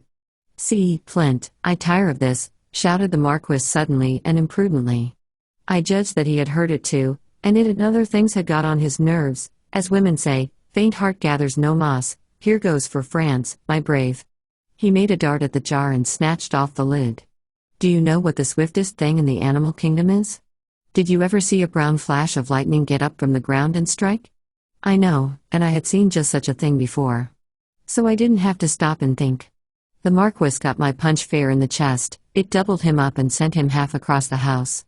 My right hand being thus occupied, I hadn't time to attend to my left and it got in the way. It was on the first joint of the third finger that the snake got me. He held on like a bulldog. Now, I must have knocked the wind pretty well out of the Marquis in throwing him out of the way as I did, but you never saw a man recover quicker. He was up on his feet before one would have time to tell of it. He had got a great steel-clearing knife down from the wall, evidently. Mo did a bit of coastal trading, in 2 seconds or thereabouts, and had slashed the snake clean through before I got it shaken off. I pulled its head away then and threw it on the floor. I had a look at it and saw that there was only one thing to do. "Give me the knife," I said. The Marquis gave it, and, as I am alive, he was crying as he did. There was nothing to make a fuss about. I had the top joint of the finger off in 2 clean chops. And there is no finger a man can spare better than the left-hand third. I tied it up and put a sort of tourniquet on. Then I remembered the diamond. It was not so strange that I'd forgotten it for a minute or two, all things considered, and put my right hand into the jar that had lately held such an unpleasant occupant. I pulled out, not the diamond, but a bit of common stone tied up in a leaf. The sorcerer had us again. No doubt he had palmed the jewel, somehow or other, when setting his trap. I was feeling a bit sick, what with the loss of blood and the small amount of poison that had gotten into circulation before I took the finger off. I was sure now that we did not have a chance of getting the stone, as things were. Mo was thoroughly awake, and there was nothing for it but to retreat, for the present. "Wait till I come back with an RM and a score of armed native constabulary, you heathen beast," I said to myself. "Just wait. You've earned what you'll get, richly earned it." "We've got to go, Mark," I said aloud. "Get the carriers together for me as quick as you can, it's the best time, with all the people away. If we stay on, there'll be a row tonight as sure as fate, and the government don't like unofficial people to make its killing for it. We'll come back and give them what to do with the chill off." "Oh Lord, don't do that." For the Marquis was hanging around my neck, a pretty solid weight, and had already kissed me loudly on both cheeks. "My brave retainer," he said, with tears in his voice. I reckon he meant preserver, but it was all one. "What can I ever do to recompense you of my life that you have saved?" "I told you what to do just now," I said. "Get the carriers underway and sharp. I want to drink some ammonia." I did, and it did me good. I was able to walk almost as well as usual in half an hour. I slung my arm up in a long sheaf of grass, and we set off from the village as hard as we could, keeping a lookout for ambushes all the way. But the noonday hush lay on all the forest and the track, and there was not a sign of life. When we were an hour or two away, I halted for a rest. The bite was getting at me a little, and I felt slightly giddy, though I knew by now that there was no danger. "Tell me, what was all this thing that has happened?" demanded the Marquis, dropping on a log at my side and fanning himself with his hat. "I am bursting with curiosity, but I would not disturb you." "Well," I said, "if I had known Katakata as I know other districts in New Guinea, none of them would have happened at all. The whole thing might have been foreseen. It's true I had heard silly yarns about this part of the country, but I didn't believe them. They seemed so exaggerated, and they quite went out of my head, anyhow, for I was hardly more than a kid when I did hear them. But I've remembered them today." "What were they, then?" "People, natives, I mean, said that the Katakata sorcerers know how to tame snakes and make them like dogs, and that the brutes would bite anyone their masters told them to. The sorcerers would get a bit of a man's clothing, taken next to his skin where it had the scent of his body, and worry and tease the snake with it so that it would know the smell and hate it. And then they said the sorcerer would let loose his snake at night in the house of the man he wanted to kill, and the brute would bite him, and the sorcerer would get it and take it home again before he was seen." "Taubata, true you talk," broke in Copy Coco, who was squatting on the ground close to us, chewing betel nut most contentedly. "That puri man, he takes him snake all the time long one bamboo, carry him along his chest." "That accounts for the milk of the coconut," I said. "What a pair of babies to be scared by a stick with a snake in it, hopping about." "Of course, the thing heard people and was trying to get loose." "Yes, and the snake, the cold snake, that was the touch of death last night, not?" "Very nearly," I said. "The general smash you made saved your life, Marquis. And the little beautiful, and the piece cut out of her belt, yes, now one sees all," said the Marquis musingly. "Flint, this is a devil of a country of yours, but, on my soul, it is interesting." "What adventures?" "I take no stock in adventures," I said. "I'd rather keep out of them. But I reckon, somehow, there's more ahead before we get that stone." Chapter 3. The empty diving dress. Night in Samarai Island town. Stars in the water all around the houses, stars glinting and disappearing, high among the 18-foot leaves of Samarai's splendid palms. At the back of the island, where one walks for quiet, the sea lies like a witch's mirror of black glass between the scarcely visible white of the coral pathway and the dark, lurking hills of Sariba and Basilisk. Strolling there in the pleasant gloom, by the fresh, salt-smelling straits, the Marquis and I pursued our quest of the great stone that we had seen in the charm bag of Mo, the sorcerer of Kata Kata, and that had already nearly cost us our lives. "I like this Samarai," observed the Marquis, treading along the tinkling gravel of the path with the lightness nature had oddly linked to his enormous bulk. "So small that you go round it all in the quarter of an hour, so beautiful that it resembles a dream of heaven. This place is Eden, my friend." "So all the steamer passengers say," I answered. "If you'd seen some of the ladies of Samarai punching one another's heads with umbrellas in front of Bun's Hotel or watched half the people of the town going off in boats on Sunday afternoon and all rowing away from each other, you'd maybe reckon the Eden part was wearing a little thin. You've never lived on Coral Islands." "I have. I shut my eyes for what I do not like and look at the rest in a strange novelty like this. I am not the new broom that never rejoices," replied the Marquis, twisting the proverb in a superior tone. "We come here on a confounded, dangerous, and fragile mission, therefore, we need all the freshness we can get for our minds." "Well, admire the scenery all you like," I said, "though I don't see how it is going to help you to find out where Mo has got to with the diamond." "I demand of you, don't we jolly well know he is here?" asked the Marquis. "Wasn't it on the cause of that we are come from Kata Kata right off, as soon as we are found that he has taken fright and enlisted on a pearling vessel to get away before the magistrate and ourselves should come back to punish him?" "We don't know," I said. "We only guessed. You remember when the police had burned the town and killed the pigs, and all the people had run off into the bush, being well scared, as they deserved to be. That was when we heard from our boys that Mo wasn't there at all, but they only knew he'd gone down to the coast. But we ourselves, we knew that the pearler vessel had been recruiting along that veritable coast. That suffices, since the boys have said that Mo recruited once a long time ago to Thursday Island, and knows the diving. One can't tell he didn't merely go off into the bush," I said. "I'd rather he had. A man who goes among a lot of pearlers with a rough diamond about him that he doesn't know the value of isn't likely to keep it long. If he keeps his life, he's fortunate. We shall know on tomorrow, when the fleet comes in for Sunday. It seems to me that I haven't always been thankful enough for Sunday. Flint, tell me, it is surely unusual that a great sorcerer like Mo should engage himself to work in a pearl fleet?" "Not so very," I said. "He bosses the other boys around a lot, as they're all afraid of him, and he generally manages to get the best part of their wages. But I don't think Mo would have come away if he hadn't been scared. He certainly had a very good job where he was." "He is wonderful, that man," said the Marquis musingly. "I shall be glad to see him again, although he has done so much bad." "Don't go asking after him," I warned. "Best leave it to me. We're playing for a big stake. My word, Marquis, it is a big one. All the money for everything we want, all the rest of our lives, and we can't afford to excite suspicion. These pearler folk keep their eyes skinned, I can tell you, they live by that. A stitch in time is as good as a mile." "I comprehend your warning and leave it to you," said the Marquis, with what one must call, for want of a better term, his most marquisitorial air. "I have all confidence in you. Do you think that they may perhaps have some excellent billiard tables in those hotels?" "I don't think. I know they haven't," I said.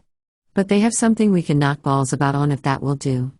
The next day was Saturday, and on Saturday afternoon, according to the customs of the pearling fleet, all the luggers were due to come in for Sunday. It was not a large fleet there at Samarai. New Guinea has never been much of a pearling center, but Thursday and Broome Islands were temporarily exhausted, and a few of the fleet had run over to Samarai to try what they could do about China Strait. It is a nasty place for pearling, the shell is none too plentiful, the depths are appalling, and the current in the straits is at all times exceedingly dangerous. Still, it is better than nothing when nothing better is to be had.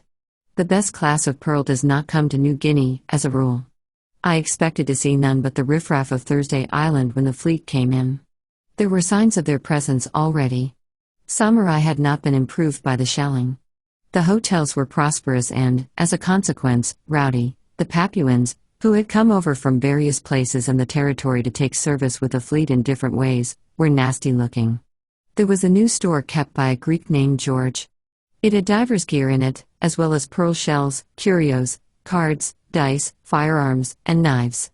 I had heard something of George himself in my journeys about the north coasts of Australia, and I didn't think he was an addition to the society of Samarai, doubtful as the latter was. However, I wanted to talk with him before the boats came in, so I disposed of the Marquis safely. It was not difficult. The police were having a dance on the green near the government jetty, and he had only to hear of it to be off like a bandicoot.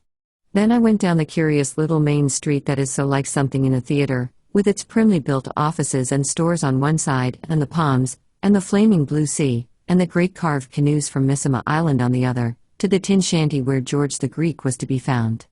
I bought some of his rubbishing curios for a commencement, taking care to inform him that I had a French nobleman tourist in tow, as I knew well George the Greek wasn't likely to suppose I wanted the stuff for myself. And I made the transaction seem natural by demanding a percentage on the sale and getting it, too. Of course, I handed it over to the Marquis afterward. By this time, the little beast was quite pleasant and friendly and disposed to talk, so I proposed an adjournment to the hotel, intending to pump him cautiously as to the natives employed in the fleet. He took his keys and began shutting up shop. It was near closing time already, and they don't take much stock of hours in an island town. I had a good look at him while he was locked up and liked him not at all. I had never seen him so close before. He was good-looking, but unpleasantly so, black, shiny eyes, too large, with lashes too long, hooked Mephistophelian nose, jet-black curls like a spaniel's, boot-brush mustache, all cheap and gaudy and smart-looking, and all a bit greasy, somehow. He had horrible little soft hands with turned-back fingers, and his figure, though good, was as twisty and wriggly as a snake's. It came upon me right then that if there was a man in New Guinea likely to give us trouble about that stone, should any breath of the secret creep out, there he stood, George the Greek. We didn't get our talk in the hotel, after all. Before the Greeks had done locking up, the natives raised a cry of sail-o. And we ran out to see if, by any chance, it was the fleet. The hour was too early. I scarcely expected anything but some stray cutter up from Port Moresby or the east. But it was the fleet, 2 hours before its time. We saw the thin masts pricking like black needles against the sky, a long way off, as we stood among the trails of pink beach convolvulus, looking into the straits. We saw the hulls rise up above the sea line, and the shapes of the little vessels appear. "By God, they're half-masted," said the Greek. "Half-masted?" repeated the Marquis, who had just turned up, the dance being done. "But that signifies death." "That's right," I said. "Someone in the fleet's dead. That's why they are coming home early, and have their flags half-masted. Look, you can see now, every boat's got it." "What was the name of the boat that came recruiting?" asked the Marquis. "The Gertrude," I said, treading sharply on his toe. He took the hint angelically. "The Gertrude, she is coming first," contributed the Greek, watching. "There is a black on de Gertrude, he owes me £3.19. I hope he is not dead." "A Malay?" I asked. "A New Guinea, Mo. He is bad man, dat Mo. He promise, he no pay. I go down to de jet and look. If he is dead, I make de owner pay me." We tramped down together through the burning sun to the wooden jetty that stretched its stilty legs out into the water of such a wonderful green that nobody could hope to describe it or compare it to anything save itself. We waited there for nearly half an hour before the fleet came up, a dozen or so of poor-looking luggers, dirty and ill-mannered. The Gertrude came in first, and George the Greek was into a dinghy and over her gunwale before she had time to drop anchor. In a minute, he reappeared with a face of demoniac fury, spat violently over the counter, cursed the ship and all in her in at least 4 different languages, and jumped into his boat again. "Lost your money?" I asked as the dinghy shot up to the steps.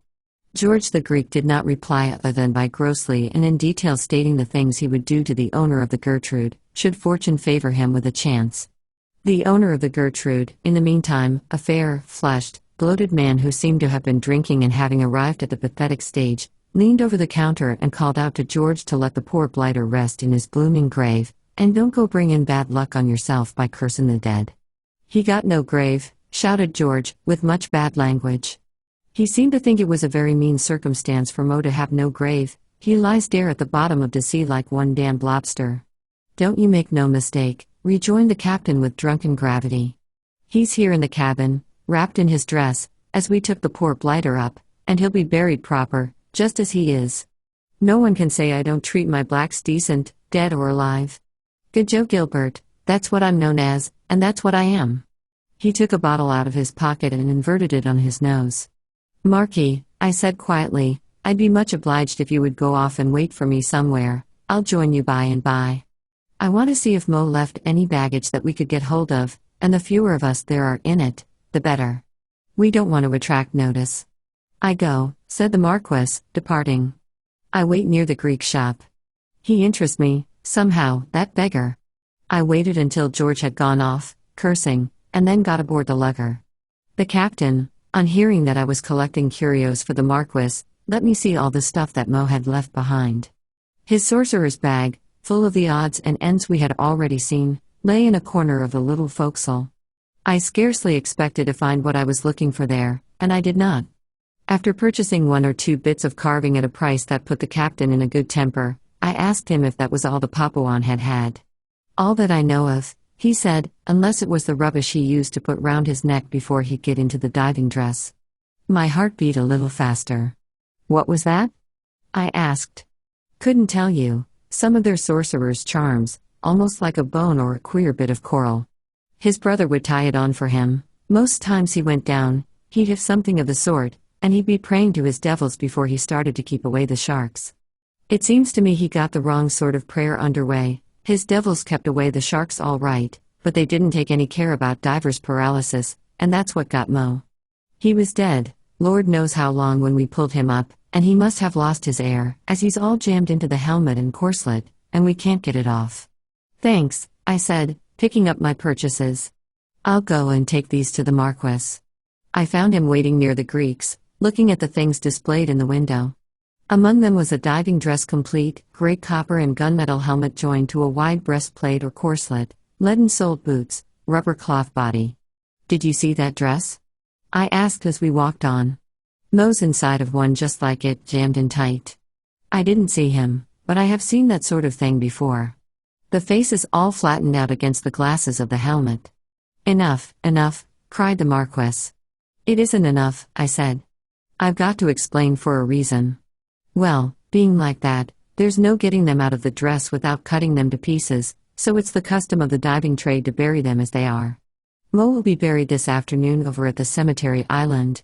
And, anything he may have had on his person when he died will be buried with him. And Marquis, the captain, told me he usually went down with some sort of a charm hung around his neck. And the diamond's not among the gear that he left behind. It is too horrible, said the Marquis, his pink face paling. All right, if you think it is, I don't. I'll take over your share and welcome. No, I don't desire that. The color was coming back to his face. If it must be, it shall. Tell me all you think. Come for a walk around the island, and we'll talk, I said, leading off by the big calathilum tree that bears such fine nuts.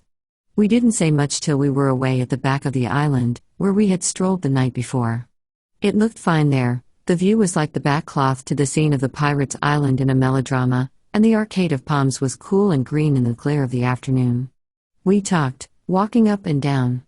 I did not want to go back to the town side until we had finished our plan of campaign, for Samarai, like all tiny island towns, is full of ears. The Marquis, I must say, came out rather well here. He had a good, clear head of his own when it wasn't temporarily thrown out of business by one of his 3 fads, and, as there was no dancing, no sorcery, and nothing with a petticoat, grass or silken, in this affair, he was quite sensible.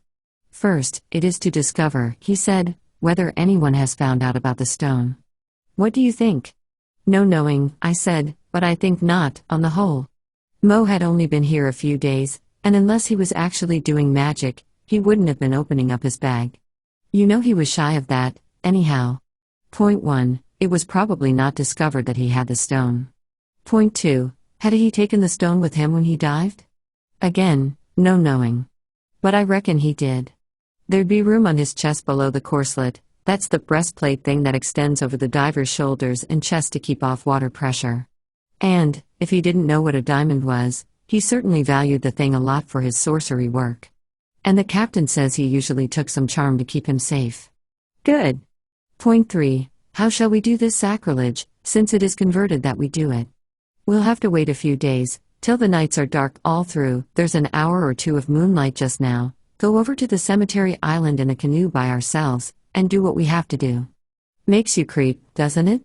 I creep, but I think of my beautiful chateau in Indre-et-Loire, all ruined, and my mother, who is already very old and who has but little money for the candles she will burn in the church at my safety in traveling, and then, by Jove, old chap, I say to me that the proof of the pudding sweeps clean, as your excellent English proverbs make it, and I decide to act. Well, your proverbs are original, Marquis, but I don't know that they haven't a queer sort of sense of their own. A pudding this size ought to sweep most things clean, if you will have it that way. And we're not breaking any law of God or man that I know of in taking a diamond from a corpse that didn't know what to do with it when he was alive and doesn't need it now. Perfectly. There's only one thing. Don't get to asking any questions anywhere of any kind of person, about anything. I hope that's definite. Because you might, without meaning it in the least, get George or some other fellow thinking, and we don't want them to think. I comprehend perfectly. Flint, this is altogether so good that I feel myself exalted. No, Marquis, don't, I begged. Somebody might come. I like your dancing all right, and I think you'd knock spots off Pavlova and Merkin and the girl who served up Prophet's head, but I don't want you to dance now. Anything that excites remarks and draws attention to us two is going to be a bad policy at present. Swear off, Marquis, if you're wise. It was but the dance of Marguerite with a casket of jewels that I desired to make, nothing more, my friend, said the Marquis, a little wistfully. The dance, I mean, that she ought to make, it is never right done by the theatre. Wait till you get the jewel before you start jeweled dances, I said. Did you ever hear of the cuckoo clock and the parson? Never, tell me of it. Well, there was once a poor woman who had a cuckoo clock, and the clock stopped and wouldn't go on. Now, it happened just then that the parson came in to make a call on her, and he was rather a bit of an amateur clockmaker. So he took the clock off home with him to fix up, and the poor woman was overcome with gratitude. And by, he sent it back, saying it was all right. A few days after, he called on the poor woman again and said, in that high and mighty tone a lot of parsons have, "Well, my good woman, how does your clock go now?" And the poor creature said, trembling, "Thank you, sir, it's only too kind of you, sir, and it goes very well indeed, sir. There's only just one little thing, sir, since you were so good as to mend it, it oos before it cucks." Mark, don't you ever oo before you cuck? Lots of people do, and it's a mighty bad habit to get into. Certainly, I will remember, and I will not dance the dance of Marguerite and the jewels, or indeed any dance at all. You have much wisdom, Flint, said the Marquis quite gravely. I'm afraid it shall be a good while that we have to wait and do nothing. Truly, hope deferred makes a long turning. It certainly seemed a long time, though it was only a week before I thought the nights were dark enough to carry out our plan. In the blazing moonlight of New Guinea, some wandering native would, without doubt, have seen us crossing the straits to the cemetery island, even if no white man spied on us. The moonless nights were our only chance. But it was irksome to wait and wonder and speculate whether anyone, by any possible chance, knew as much as we knew ourselves. Well, the moonless nights came round, and the evening I had fixed upon arrived.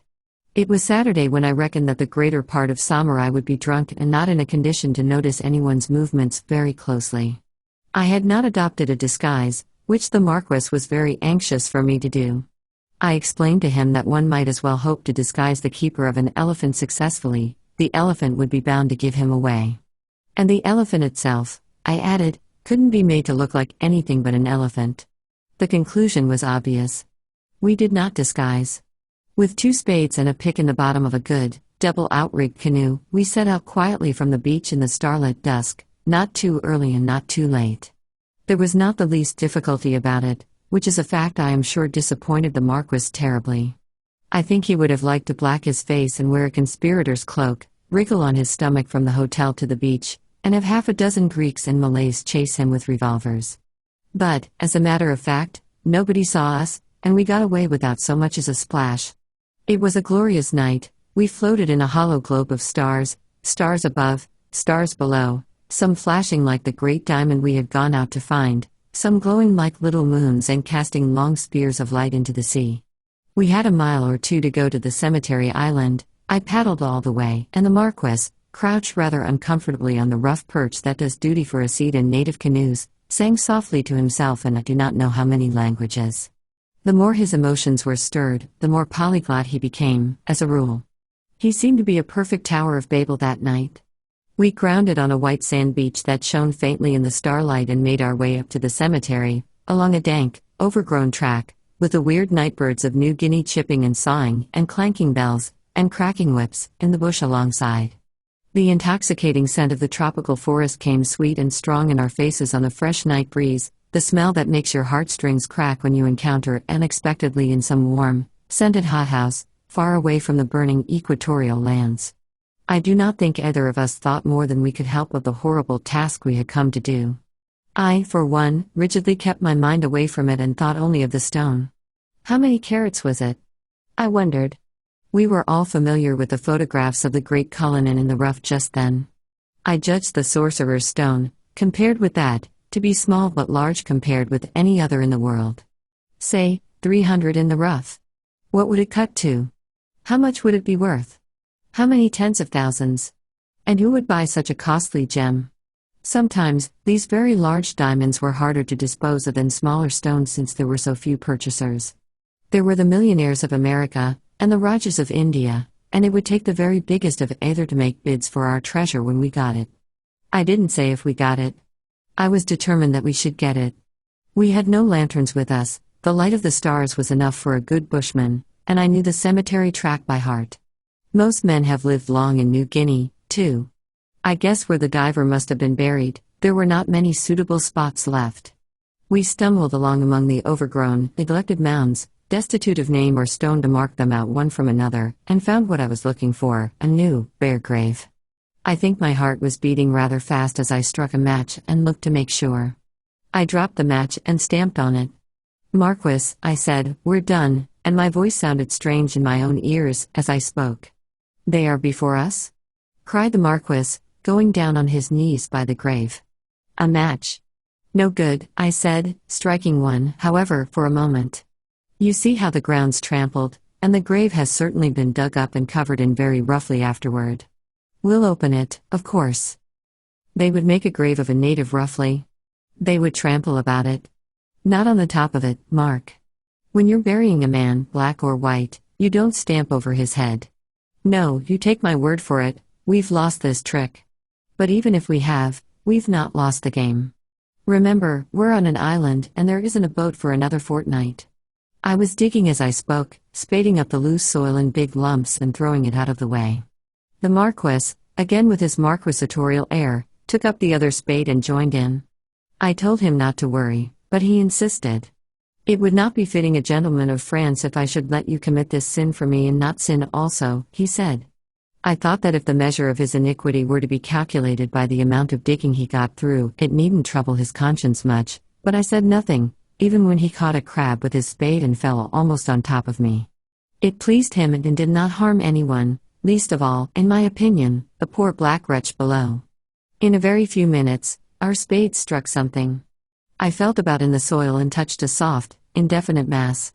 Exploring carefully, I found, to my astonishment, that whatever else I might discover in the grave, there was no heavy metal helmet and corselet. It was imperative to strike a light now, no matter what the risk, and I took out a little bit of the candle I had brought with me. There is no need to say exactly what I saw or detail anything I may have done. It was a brief business. Almost at once, I understood that the grave had been opened, as I had feared, that the body had been removed from the helmet and corselet with considerable violence, and that, whatever else there might be in the ravaged tomb of Mo, ex-sorcerer of Kata town, diamond there was none. You might think that the Marquis and I would have been knocked over by this. We weren't a bit. We were disappointed, but we had been disappointed about the Sorcerer's Stone before, and the chances of getting it were not much worse now than they had been on our arrival. Samarai, a very small island with everyone in sight of everyone else all the time and no calling steamer due, was about as good a hunting ground as one could wish for. And, anyhow, I didn't mean to lose heart if things looked twice as black. So I told the Marquis, and he agreed with me. He even offered to prove how little he was discouraged by doing the war dance of the priests in Italy all the way back to the shore. I told him I had always reckoned it was a march, and he explained he would do the dance they ought to have done and didn't. As I wanted to return as quickly as possible, I persuaded him to put off the performance until we had got back to the town. I thought he would have forgotten it by that time, but he hadn't. The spectacle of the Marquis, in a very dirty singlet and trousers and bare, sandy feet, doing the war dance of the priests by starlight all down the main street of Samarai at 2 o'clock in the morning is one of the things that I expect to remember all the rest of my life. The spectacle of the Marquis, in a dirty singlet and trousers and bare feet, doing the war dance of the priests in Otley in the main street at 2 o'clock in the morning is one of the things I expect to remember all the rest of my life. The next morning, as might have been expected, we were both suffering from the sort of mental sore head that follows after great excitement and, in consequence, were somewhat depressed. We walked round and around the island, chafing, as everyone in Samarai chafes, at its narrow confines, and discussing the affair of the diamonds ceaselessly. I don't think I shall ever see green palms on a white shore again or smell the dank, weedy smell of a coral reef without thinking of diamonds and divers and graves. We talked it over inside and out, and upside down, and arrived at the following conclusion. George the Greek was probably at the bottom of the matter. But why George the Greek was at the bottom of the matter, we did not understand. If George the Greek had known of the diamond, he would have got it away from Mo by fraud or force, long before our arrival in Samarai or Mo's unlucky death. He would have got it, if he had had to cut the sorcerer to pieces, alive. But if George the Greek did not know about the stone, and, indeed, his conduct on the jetty suggested that he did not, why should he dig the body up? These conclusions seem to point to the fact that George the Greek had not been in the matter, after all. But neither the Marquis nor I would accept that explanation. I am sure I do not know why. We said we felt he had been in it, and the Marquis proposed a visit to his store to find out what we could. In the hot, sleepy hours of the afternoon, we went down to George's little shanty, feeling more dispirited now than either of us would have cared to admit. The Marquis, I think, wouldn't have danced the war dance of the priest for an audience of 100 pretty women. I wouldn't have laughed at one of his upside-down proverbs for a case of iced champagne. The street was steaming with the peculiarly unpleasant heat that followed after a heavy shower at a high temperature, and the sea, under the westering sun, dazzled as a mirror flashed in one's eyes by a mischievous boy. The Marquis said, as far as I gathered, that a feeling of sadness came o'er him that his heart could not resist, and I said that I felt like chewed string. Then happened something that put starch into both of us, as quickly as if the thermometer had dropped 20 degrees. We heard a row beginning. By gum, my friend, they fight somewhere. Let's go and see, said the Marquis. It's going to be the father of a row, I reckon, said I cheerfully. Hurry up, or we'll miss the best. The shouts and stamps that we had heard were rising into a chorus of yells, punctuated by crashes and shrill screams from one special voice. It was not a woman's voice, but it wasn't exactly like the ordinary white man's, and it had a shrewish quality in it that I seemed to recognize. George, for a sovereign, I cried. And I began to run, the Marquis coming after as quickly as he could, which was quicker than you would think if you had never seen him in action. George's shanty, when we reached it, was invisible except for the roof. The rest had disappeared under a sort of human wave. At least 20 men, black, white, and yellow, were shoving and fighting in front of it, all apparently moved by one desire, to get inside. From within the store came the owner's frantic yells, mingled with language that really was astonishing, even for a Greek. And the crashing and smashing and banging went on, getting louder. Helping each other as two strong men can, the Marquis and I shoved somehow through the press, which, we now observed, was composed entirely of divers. This was Sunday, and the fleet, of course, did not work, so a number of white men and a few Papuans, Malays, and Japs, all employed on the luggers as a rule, were left free to spend the Sabbath as they liked. It seemed that this was what they liked, and it looked very much like burglary, battery, and murder. What's the row, Bob? I yelled through the noise to a diver whom I recognized. He had a tomahawk in his hand and was smashing the window frame of the store, the window panes having long since gone. Inside, I could see the Greek literally tearing his hair, the first time I had ever seen anyone do it. Up till then, I thought only people in books did so, and trying to get away from Big Carl, a huge Swede, who had got both arms around George and was holding on like the serpent in the statue whose name I can't remember. All the divers who could get into the store were inside, and they were very busy indeed, wrecking it with tomahawks. The counter was gone, the shelves were firewood, the curios and shells were smashed, and there were some indistinguishable fragments of metal on the floor, which seemed to arouse the special hatred of the invaders. Bob, too, while I was trying to make him hear, got away from me and into the store, and immediately, he began hacking away at the metal on the floor. It looked, what was left of it, rather like a diver's corselet. I wanted to know what it was all about, and as no one seemed disposed to stop long enough to tell me, I cut out by main force another man I knew and hauled him half across the street. He swore at me and tried to fight, but I held him. "You'll go when you've told me what the row is about," I said. The man, swearing at intervals, told me. "It's George the Greek," he said. "Will you let me go?" It was the helmet and corselet, parrot, of the Dawn, wanted to buy one, and George had a second-hand one in his window. Cheap, they're smashing the floor now, why didn't I think of that? "Let me go." "Well, if you won't." Parrot was looking at it to decide if he'd go in and buy it tomorrow. It was only £9, and a new one's 14, and Parrot thought he would, and he looked at it close, and he saw a rivet in the helmet, and he knew the rivet, because he put it there himself. "Oh. They've got him frogs marched, and they're going to throw him? Don't hit me, I'll finish." And the corselet was the one they'd buried with Mo, the Papuan who got drowned the other day, and the beast had dug him up and cut him out of it, to make the price of what Mo owed him. So when all the divers heard that, "Will you let me go? They're taking him to the jetty," they came and made a row. Damn. He bit a new litany off at the commencement as I released him and made for the jetty at a run. I saw them swing the yelling Greek out over the water and let him go with a splash. He could swim all right, and a ducking was likely to do him good, so I didn't trouble to interfere, especially as I saw that the men had about satiated their anger. I went back to the Marquis, who was staring blankly at the whole proceeding, and told him what I had heard. "Admirable, excellent," he said. "What we tried to do and have not done, they are wrecking the shop of the Greek on account of. My friend, I see that you and I are certainly black watches." "No, Marquis, no fear. We'll keep what we know about ourselves to ourselves, but there's not a man in the fleet who would call you or me blackguard for what we've tried to do." "And for why?" "Because," I said, "this is a pearling fleet. And in a pearling fleet, you may do anything you like, such as sacrilege, robbery, piracy, or murder, for a pearl, if only it's big enough. No one would think any the less of you, really, though they might have to pretend they did if there were too many authorities about. As for a diamond like old Mo's, why, you might dig up the whole of the cemetery without upsetting anyone's stomach or conscience. But divers don't like being hacked out of their dresses when they die in them, which they do pretty often to gratify the meanness of a mean little cur like George.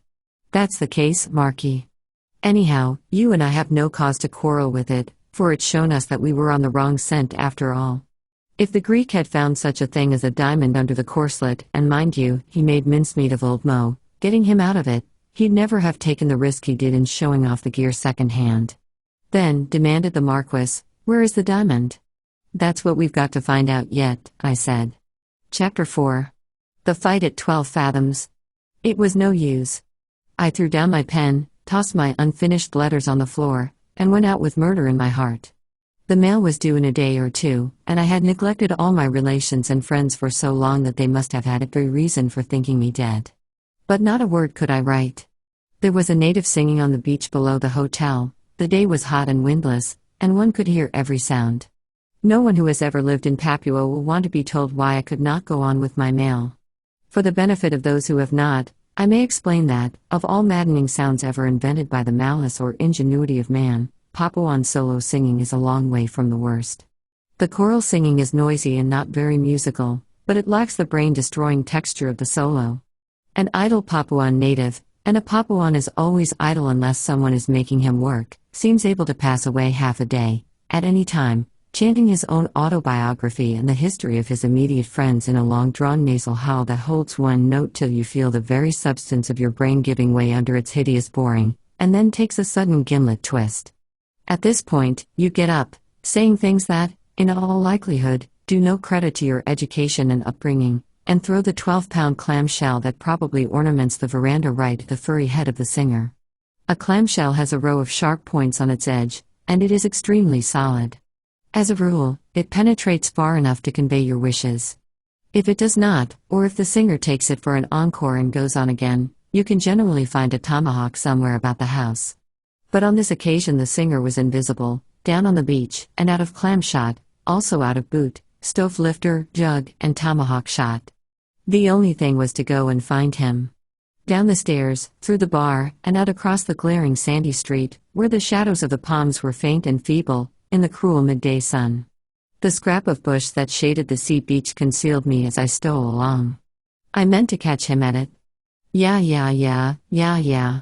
Burst forth another preliminary yell. I halted for a minute to locate the sound. The singer took breath, and went on in a tone that bored through one's ears exactly as a dentist's drill bores when it is coming down on the nerve of a tooth. The words were distinguishable now, in spite of the chanting manner. I caught a sentence as I drew near. Good Lord, I said to myself and straightened up, all idea of vengeance disappearing from my mind like the foam on the straits when a southeaster flings it ashore. The man was singing in a dialect that I knew, the usual bald recitative about various native affairs.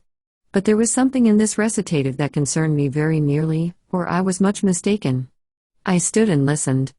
At first, I could only hear the word for sorcerer coming in again and again, mingled with kata kata, the name of the district where we had been first met with the wonderful diamond that the Marquis and I were now pursuing. Then, the chanting became clearer. Ah ya, Mo is dead and buried, and his spirit walks about and bites men as they sleep. Ah ya,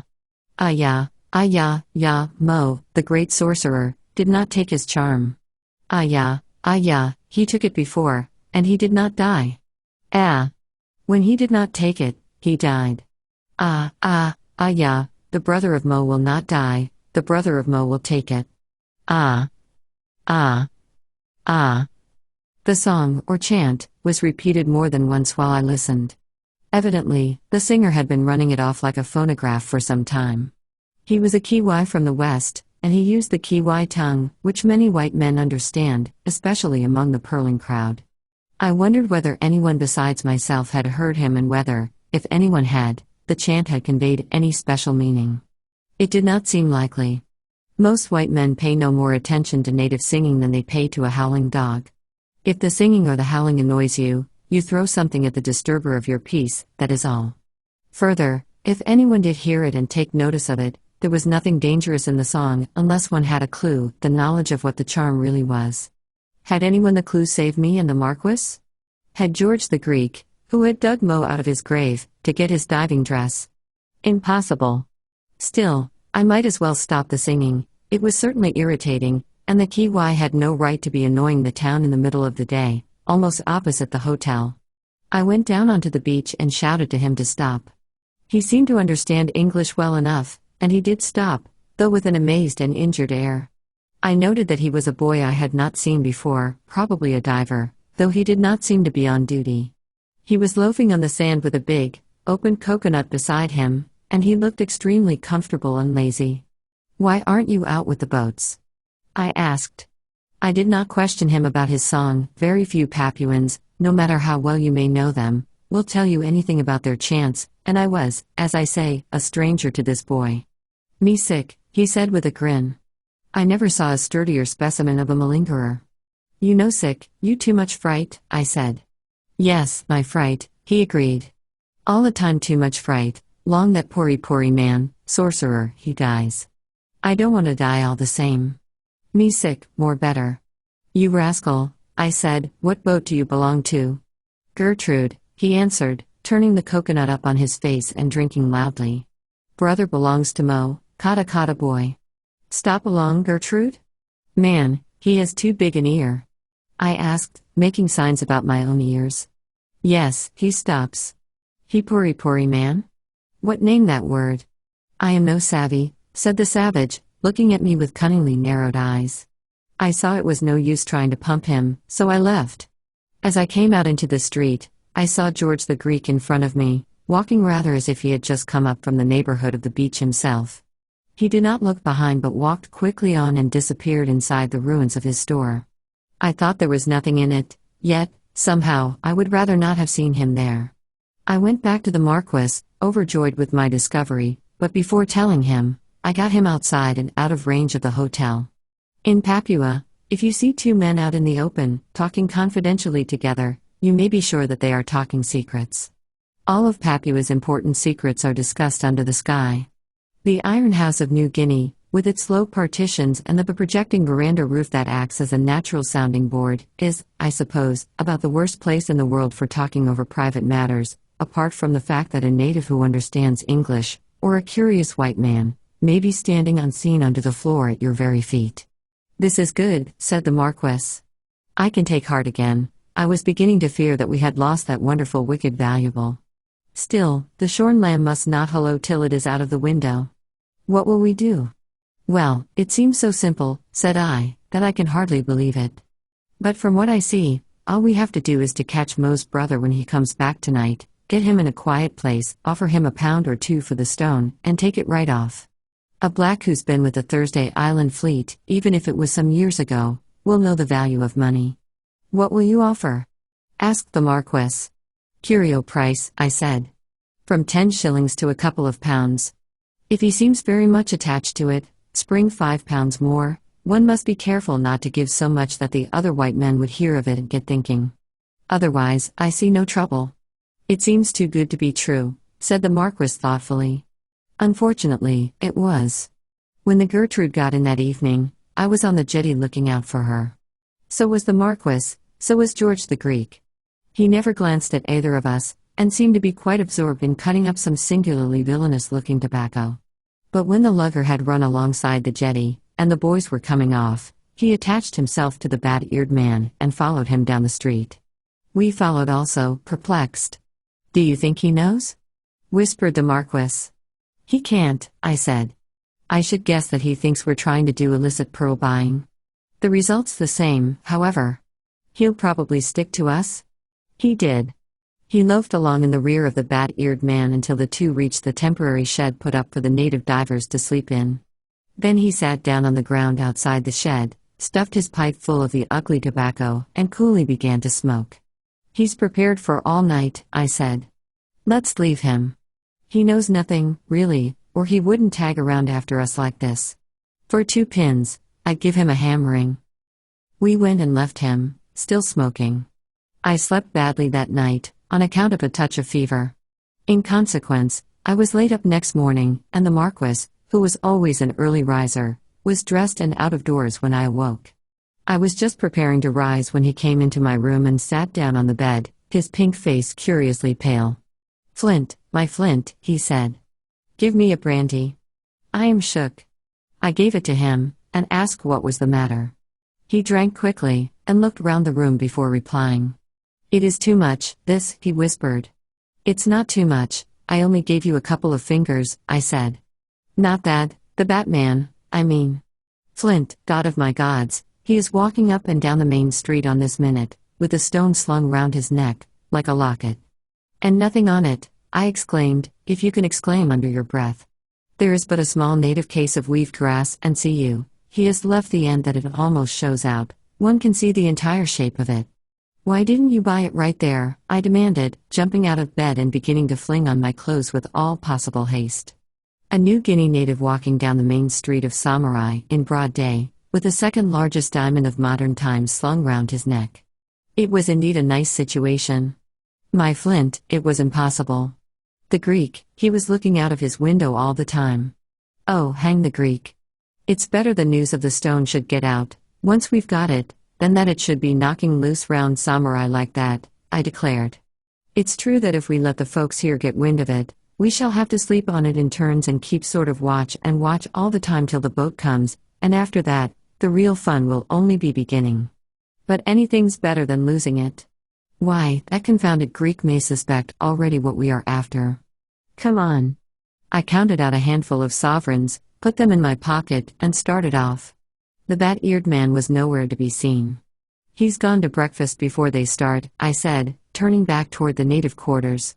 Just as plainly as if he were before my eyes, I could see the little Papuan, with his woolly head and cramped, crooked figure, striding along with the price of a kingdom swing about his greasy neck, in a rude locket of grass, the treasure that would assuredly glitter in the crown of a queen, or shine upon the turban of some rich Indian Raja, within a few brief months. For whether the Marquis and I secured it or we did not, the destiny of the Sorcerer's Stone was fixed by this time. It had passed too near civilization to escape. Its track of blood and terror, the track of every great diamond, was opening out before it. What had the Marquis said in katakata, first blood for the diamond, I wonder who shall be the next. The next had been the sorcerer himself. And the next after that? The man was not in the quarters, none of the boys was there. The remains of their meal were scattered about the ground. It seemed that, for some reason or other, the boats were going early today. The jetty, and look sharp, I said. We looked as sharp as we could, but the Gertrude was off before we got halfway down the street. Others of the fleet preceded her, one remained behind. Come on, Marquis, I said. We'll go with the fleet today. We're curious to see the pearling, you know. I have seen it many confounded times in other countries, and I am quite fatigued of it, declared the Marquis. Always one gets some ugly shells, and one does find no pearls, and they tell one foolish story, and there is gin, and one goes home. Well, you're going to see it some more, I said. The captain of the Dawn was willing to take us out for consideration. He was a long time getting away from the jetty, and I grew more impatient every minute, for there was the Gertrude far ahead, and gradually drawing out of sight, while we still delayed. By the time the Dawn had spread her dirty sails to the breeze, the other lugger had diminished to a speck. The Marquis and I sat side by side on the hatch, watching Sariba and the Basilisk open out into emerald and purple bays, and the tall blue d'Entrecasteaux show up on the far horizon. We did not talk, we were too anxious. We cast anchor in a wide plain of blue water, with the Gertrude not very far away. She was anchored also, and I saw by the ladder and the trailing air tube that her diver was down. Looking closer, a second air tube appeared. Why, she has two down, I said. She got a new diver this morning, remarked the captain of the Dawn. George the Greek. He's broke and has to work. I wish I'd got him myself, he's a rare fine diver.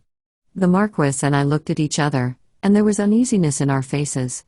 The Dawn rolled steadily on a long, windless swell like watered silk. The sappy, luscious green of the island forests rose up beyond the sea. In the near foreground, the Gertrude, with stern pointed toward us, showed two gray spider threads dropping down into the water. At the ends of those two threads, far down among the coral and the sponges and the beds of weed and shell, crept all along at the bottom of the sea two men, one with the ransom of a king hung round his neck, the other. What was the other doing? I did not mean to be very long about finding out. Run us up as close to the Gertrude as you can without interfering, I said. The captain worked a little nearer. That's about as far as I can go, he said. And now I'm going to send my diver down.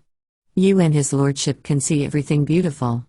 It's not too deep here. Since Mo got finished off with diver's paralysis the other day, we've shifted to shallower water. This isn't more than 12 fathoms. Your diver isn't going down just yet, I said, bending down to unlace my boots. I'm going. I want to have a look at things. It's a loss to me, said the captain sourly. Are you prepared to make it good? Certainly, declared the Marquis, who seemed to understand the state of affairs. We will pay you what is the value of the shell that your diver should bring up. And what about the pearls? Demanded the captain. Oh, come off it, I said. How many pearls has the whole fleet got since it went to work here? Uncommon few and bad at that, admitted the captain gloomily. And what there is, no doubt the Malays and Japs poach for the most part. Had any stealing? I asked. I was getting myself into the diver's heavy suit of woolen underwear now as quickly as I could. You've been down before, haven't you? Yes. I did not think it necessary to say that my experiences had been confined to a single trip, made in shallow water, for 2 or 3 minutes, over on Thursday, and that I had not liked it a little bit, about that stealing, now? Well, I reckon the Greek has some idea of the kind. By the way, he was keeping round after that Papuan diver, following him along the street and watching him like a cat watches a mouse. And do you think the Papuan has been stealing? I had got into the woolens now, and the tender, a Malay, came forward to help me into the dress itself. Nah. Papuans aren't no pearl stealers. They'll steal food, or clothes, or tools, but pearls, they haven't no use for them, and they're not sharp enough to smuggle and sell them. I had learned almost as much as I wanted now. The rest, though I did not hear it from Joe Gilbert till later, I will tell here. The Greeks had shadowed the Papuan down to the boat, on which both were engaged. He had got close to him during the run-out and tried to examine the curio bag that the Papuan carried around his neck. Most of the natives disliked and distrusted the Greeks, and Mo's brother was not likely to feel any kindness toward the white man who had dug up and maltreated the body of his only relative. He drew away and refused to let the Greek put a finger on his bag. The Greek pretended that he had only been jesting and let him alone till they arrived over the purling grounds. Then, the two descended together from opposite sides of the vessel. When we came up, they had been alone in the depths of the sea for over an hour. Our captain noted the length of time the divers had been under and talked self-righteously about the carelessness of good Joe Gilbert. "He had them down long before we were in sight," said our skipper. "Bring along that corselet, Tanjong. Give me a wrench. I see to things myself on my ship, I do." He began screwing me into my dress by means of the wrench, talking all the time, "And look at them tenders of Gilbert's, pretenders, I call them. Are they watching the air tubes properly, or are they not?" I really did not know enough to say. The captain went on, "Now I'll tend you myself, and you'll be as safe as if you were in the hotel in Samarai, drinking a long beer. You know the signals? I know one pull on the signal line is pull me up, and I know how to work the taps in the helmet. I reckon that's enough." They were putting on my lead-soled boots now and hanging a huge locket of lead around my neck. I cannot express how I hated the idea of going down. And the Marquis, sitting on the hatch, his large pink face standing out like a harvest moon against the heaving sea, was whistling, of all tunes on earth, the Dead March in Saul. By this, I guessed that his thoughts were somber. "Marquis," I said, "if you could choose some other tune, I'd be obliged to you." "It was not on the cause of you that I whistled it," he replied gloomily. "It is on the cause of myself, who cannot make this journey because I am too large that any diver dress can take me in." "Well, one of us has got to go," I said, knotting the lifeline round my waist. The captain had moved off to inspect the working of the pump. "And of a truth," cried the Marquis, "the pitcher that goes to the well is soonest mended." Tanjong now came with the front glass to screw up my helmet. I looked round at the Gertrude once more. Still, the two spider threads dangled down her counter across the littered, dangerous deck, with its careless tenders and the empty, heaving swell of the silent sea. "They've been down too long, every one must be asleep on that mud scow of Gilbert's," growled the captain. "Maybe something's got them. I near forgot to tell you, you keep your eyes skinned for clams, down below there." "Clams?" "Yes, you don't need to worry about sharks, we haven't seen one, not for days, and as for diamond fish, if they come along and get a hold of your air tube, it's no use you or anyone worryin'. But the clams are dangerous." "I can guess," I said, for I knew something of the terrible giant tridacna of these southern seas. "I'm ready, screw up."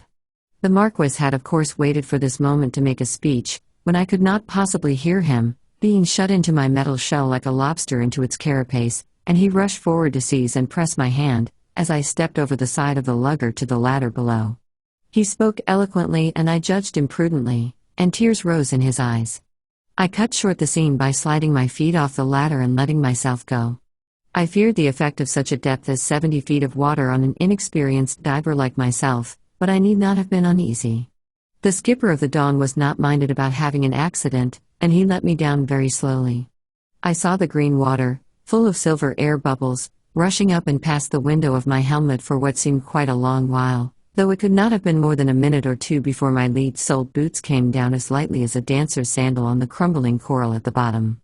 This was the real thing, and not like my amateur experiment on Thursday. I began to feel interested and to forget the shrinking fear that all new divers experience in leaving the light and life of the world above and trusting themselves, cased in benumbing metal and rubber, to the choking depths of the sea.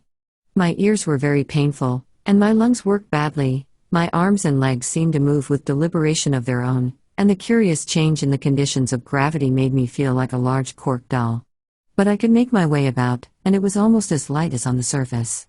I could see the tiny blue and emerald and violet buds on the coral, and the eyes of the painted parrotfish, and every blade and frond of the tall green seaweeds that waved about as I moved by.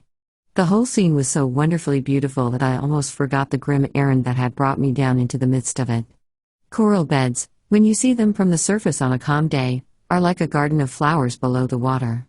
Seen from beneath the ocean itself, they take on the hues of actual jewels. The huge fans and mushrooms and ferns of the reef glow with lights of emerald, sapphire, and amethyst. The sun that falls through the water makes magical fires of gold and green. Fish come gently past the windows of your helmet, hurrying not at all, and look in with their cold eyes as they go by. Their bodies shine with all the colors of a painted butterfly, and they make broken little rainbows in the water as they move. You are walking on the coral, It crumbles away like overbaked biscuits under your boots and keeps you slipping and staggering, and you must keep a sharp lookout over those ugly indigo-colored gulfs that open in its surface here and there, for coral reefs shelter many a dangerous guest. All this I saw, treading with the long, soft pace of the diver at the bottom of the sea, breathing short with the weight of the 70 feet above me, and trying not to think about the invisible nails that kept boring into my ears. I had taken my bearings when I dropped down from the lugger, and I could see her now far above me, like a shadowy whale basking on the surface. A good way ahead, I could dimly discern another shadow, that of the Gertrude. So far, it's not a sign of her divers. I trod on, balancing with my hands like an acrobat as I passed the edges of deep crevasses in the coral, and watching carefully for the serrated double edge that marks the presence of the formidable Tridacna haegus, the huge shell that most people have seen in museums, from 3 to 6 or 7 feet long and as heavy as the great stone basin of a fountain in a park. Small ones I saw everywhere, bigger ones a foot or two in length, now and then. But none of the giants was to be seen. I must have been down fully 10 minutes, and was beginning to feel the effects of my submersion, in a certain giddiness of the head and numbness of the limbs, when I saw something a good way in front of me that was not rock nor coral nor fish.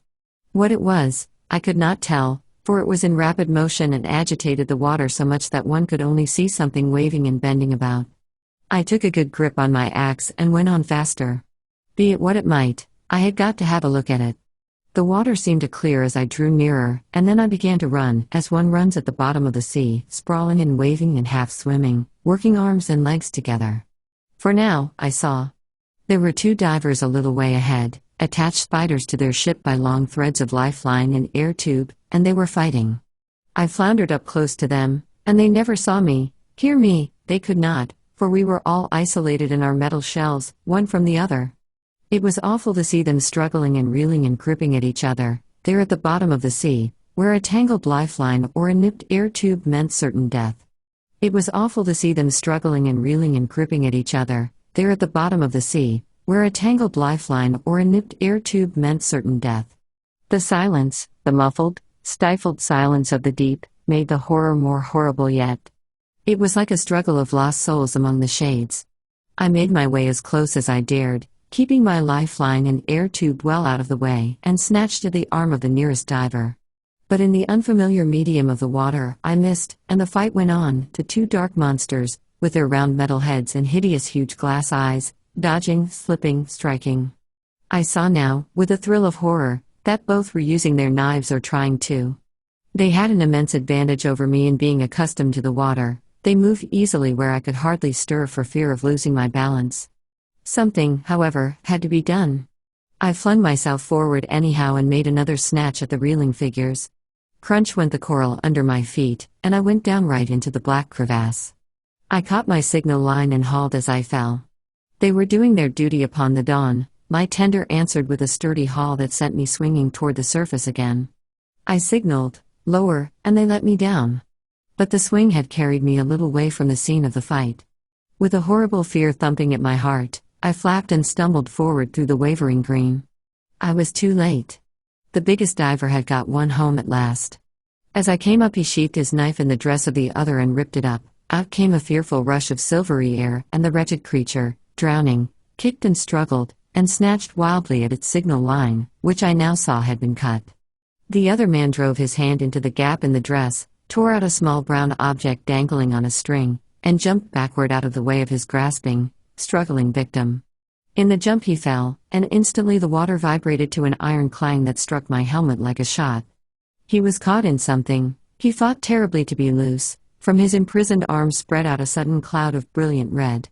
Sharks. Blood brings sharks, was the thought that beat upon my brain as I flapped forward to give him help. Dulled as my senses were by the pressure of the sea, what I saw nearly drove me out of my mind with horror. A Tridacna had got him. It was set in a hole in the coral, its 2 fearful zigzag edges lying almost even with the surrounding level. It had been gaping open until the diver fell back upon it, and the clang that had struck upon my helmet was the sound of its ponderous shells, each some 1/4 ton in weight, slamming shut.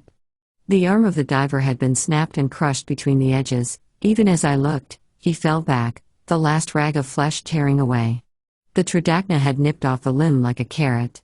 By this time, I was so dazed and giddy with my submersion that I scarcely knew what I was about, and the horror of the two deaths before my eyes did not overcome me as it might have done had I been able to feel anything clearly.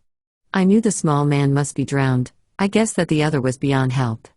I caught at the bigger man's signal line, knotted it together, and tugged furiously. Up on the Gertrude, they felt it and began to haul.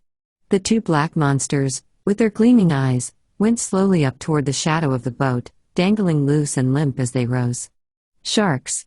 My mind kept saying to me. I looked fearfully round and round. The green wavering water was clear of all large shadows. No living torpedo, snout down, darted between me and the daylight. At my feet, the serrated jaws of the terrible clam jutted slightly up from the coral cleft in which it lay. They were closed like a vice, and an end of shattered bone protruded from the middle. I have always wondered why I was able to think as quickly and as clearly as I did, there at the bottom of the sea, with my mind dazed by unaccustomed pressure and shaken by the horrible tragedy that had just passed before my eyes. But I was quite certain of what I had to do. It was the Greek's right arm that had been severed. The diamond, in its casing of grass, was in his hand as he fell. 1,000 to 1, that diamond was inside the tridacna. I had got to get it out, and quickly, for two reasons. First, I could not stay down much longer, and secondly, nothing but a miracle could have kept the sharks away so long, with the smell of blood in the water.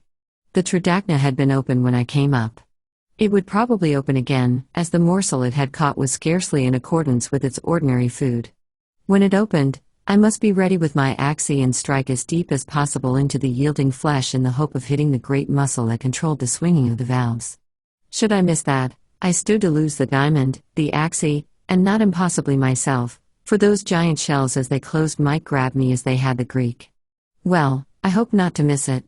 I poised the axe and waited.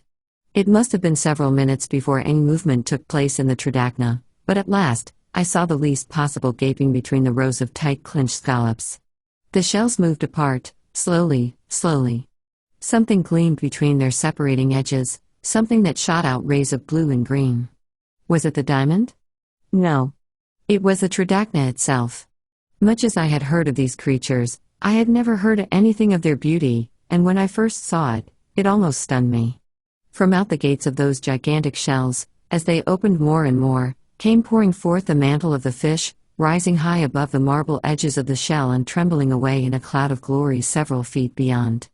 All the colors of a peacock flaunting in the sun were there, purples, violets, gold and green and blue, and, over all, the iridescent haze of the water, breaking into crumbled rainbows upon this miracle of unknown, unseen beauty. I fairly gasped, it was so wonderful. Then, remembering myself, I bent as near the shell as I dared and looked for the ghastly relic it had seized. There was nothing to be seen but the gorgeous mantle itself. The murderous hand and its booty had alike disappeared. I waited for a moment to collect myself, felt the blade of the axe to see that it was keen, poised it, and swung. Now or never, I thought. And, as the blade went home, I leapt back and stiffened myself for the shock of the great valve slamming down on the handle. It did not come. I tried to draw the axe out and could not. The tridacna, in its dying agony, had gripped its muscles round the blade. But the closing muscle was severed, the valves could not shut. Or at least I thought so. I drew my diver's knife and took the risk of putting my hand inside the shells, slashing away at the huge mass of meat inside. By degrees the mechanical grip on the axe blade lessened and I pulled it out. Now, it was possible to empty the clam, and I began tearing the meat away in lumps as big as butcher's joints and flinging it down on the coral. The whiteness of the inner shell, pure as polished marble, began to shine through. I had thrown away the greater part of the contents when I came at last on what I sought. There it was, the little brown parcel, lying loose beside the greedy hand that had clutched at it and at death together. It seemed to me, as I took the sorcerer's stone and put it in the bag around my neck, that a wave of cold had passed through me that had nothing to do with the benumbing water in which I stood. The evil thing, the thing that had caused death before, that would assuredly cause it again. There, at the bottom of the sea, it would have been safe. The trail of blood that marks the path of every great diamond would have been washed away in the safe, the secret waves, to begin nevermore again. And I was taking it back. I declare I stood with the stone in my hand and thought, I do not know what I thought. Something mad, if madness it is to think as other men do not. Whether I should have gone beyond thinking or not, I cannot say. I did not get the chance. Just as I had taken the diamond out of my bag, something happened that made me drop it back again in frantic haste and tug at my signal cord as hard as I could. Not hurriedly, but quietly, softly, and almost gracefully, a large, long, deep blue form came gliding through the water and, with a sweep of its side-shaped tail, made straight for me. I believe now that it was going simply for the remains of the Tridacna and was not troubling about me at all. I could not have smelt so attractive, cased up in metal and rubber, as did the raw scattered flesh. But nobody waits to try conclusions with a shark in its own element. I went up through the water as fast as the captain of the Dawn could drag me, alarmed, as he was, at my long stay, and I felt that shark at my toes every inch of the 70 feet. Nothing touched me, however. The hull of the Dawn appeared above my head, a welcome sight, indeed. The ladder flashed before my eyes, and then 2 pairs of hands were pulling me over the bulwarks and screwing away at the glasses on my helmet. I am not of the fainting kind, but I will admit I had to sit down while they were doing it and was not very clear as to my whereabouts for a moment or two after. Then, when they had got the helmet off, and my lungs were full of the good, fresh air, the glorious air of free heaven itself, I saw that the Marquis was kneeling on the deck beside me to get his head on a level with mine, and gazing so anxiously into my face that I could not help bursting out into laughter. "Grace to God, you are well," said the Marquis, his face lighting up like sunshine after rain. "You signaled all right when we pulled, but, my friend, we were near bringing you up at force. Did we not see that the 2 divers of the Gertrude had come up sick?" "Sick," I yelled. "Dead." "Dead," cried the Marquis and the captain together. "Why?" The captain declared that Gertrude, she up-sailed and off with her before they was well on board. So she had. There was no vestige of her to be seen. It appeared afterward that good Joe Gilbert had completely lost his head at the sight of his 2 divers, one obviously murdered, the other dead and mutilated, and had started off as hard as he could for the magistrate and the police on Samaria. This job was too much for him to handle, he said, and he didn't want to get his head into no murdering rows and have the government jumping on a harmless man who only wanted to do well by everyone. It was to his panic haste that I owed my freedom to carry out my own plans there at the bottom of the sea. Had the Marquis or the captain realized that Gilbert's divers were dead, they would have pulled me up at once. But divers' paralysis had been common in the fleet, and they took the disturbance on the Gertrude to mean nothing worse, as her flag, in confusion, had not been half-masted. The Marquis and I discussed afterward whether the Greeks could have known or not that Mo's brother had a diamond on his ugly little person. I am inclined to think that he did not. In a pearling fleet, the minds of men run exclusively on pearls, and nobody, so far as I knew, had said anything about diamonds at any time. The acute little Greek had somehow sensed the existence of a small and precious valuable in which we were interested. He had shadowed the Papuan to try and find out what he could and, being baffled, had taken service on the Gertrude for the sole purpose, or so I judged, of following Mo's brother beneath the water and robbing him, there where no man was likely to see or interfere. I do not think it ever entered his head that a stranger, not a diver by profession, would risk the descent in 12 fathoms of dangerous water merely on the chance of seeing what he was up to. But then, he did not know the stake. Or so I thought. The Marquis had his own opinion. He had his own opinion about the diamond, too. That night, we ventured, very cautiously, to take it out and examine it in a quiet corner. He handled its beauty, our own at last, with a touch that was almost reluctant. "Flint, now that it is to us, I do not feel as I have felt about it before," he said. "I hope these misfortunes are at an end." "Well, you wanted it badly enough. You should be glad now we have it," I said. "Distant fields are always green," quoted the Marquis gravely, and I was so amazed to hear him quote a proverb right side up for once that I almost dropped the diamond on the floor. Chapter 5. The Secret of the Stone Oven Country.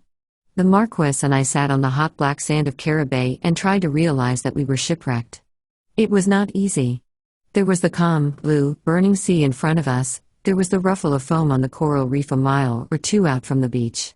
There were the Seahawks hovering and veering just as they had been doing an hour or 2 ago when we had left the little coastal steamer for a stroll on shore while some small trouble in the engine room was repaired.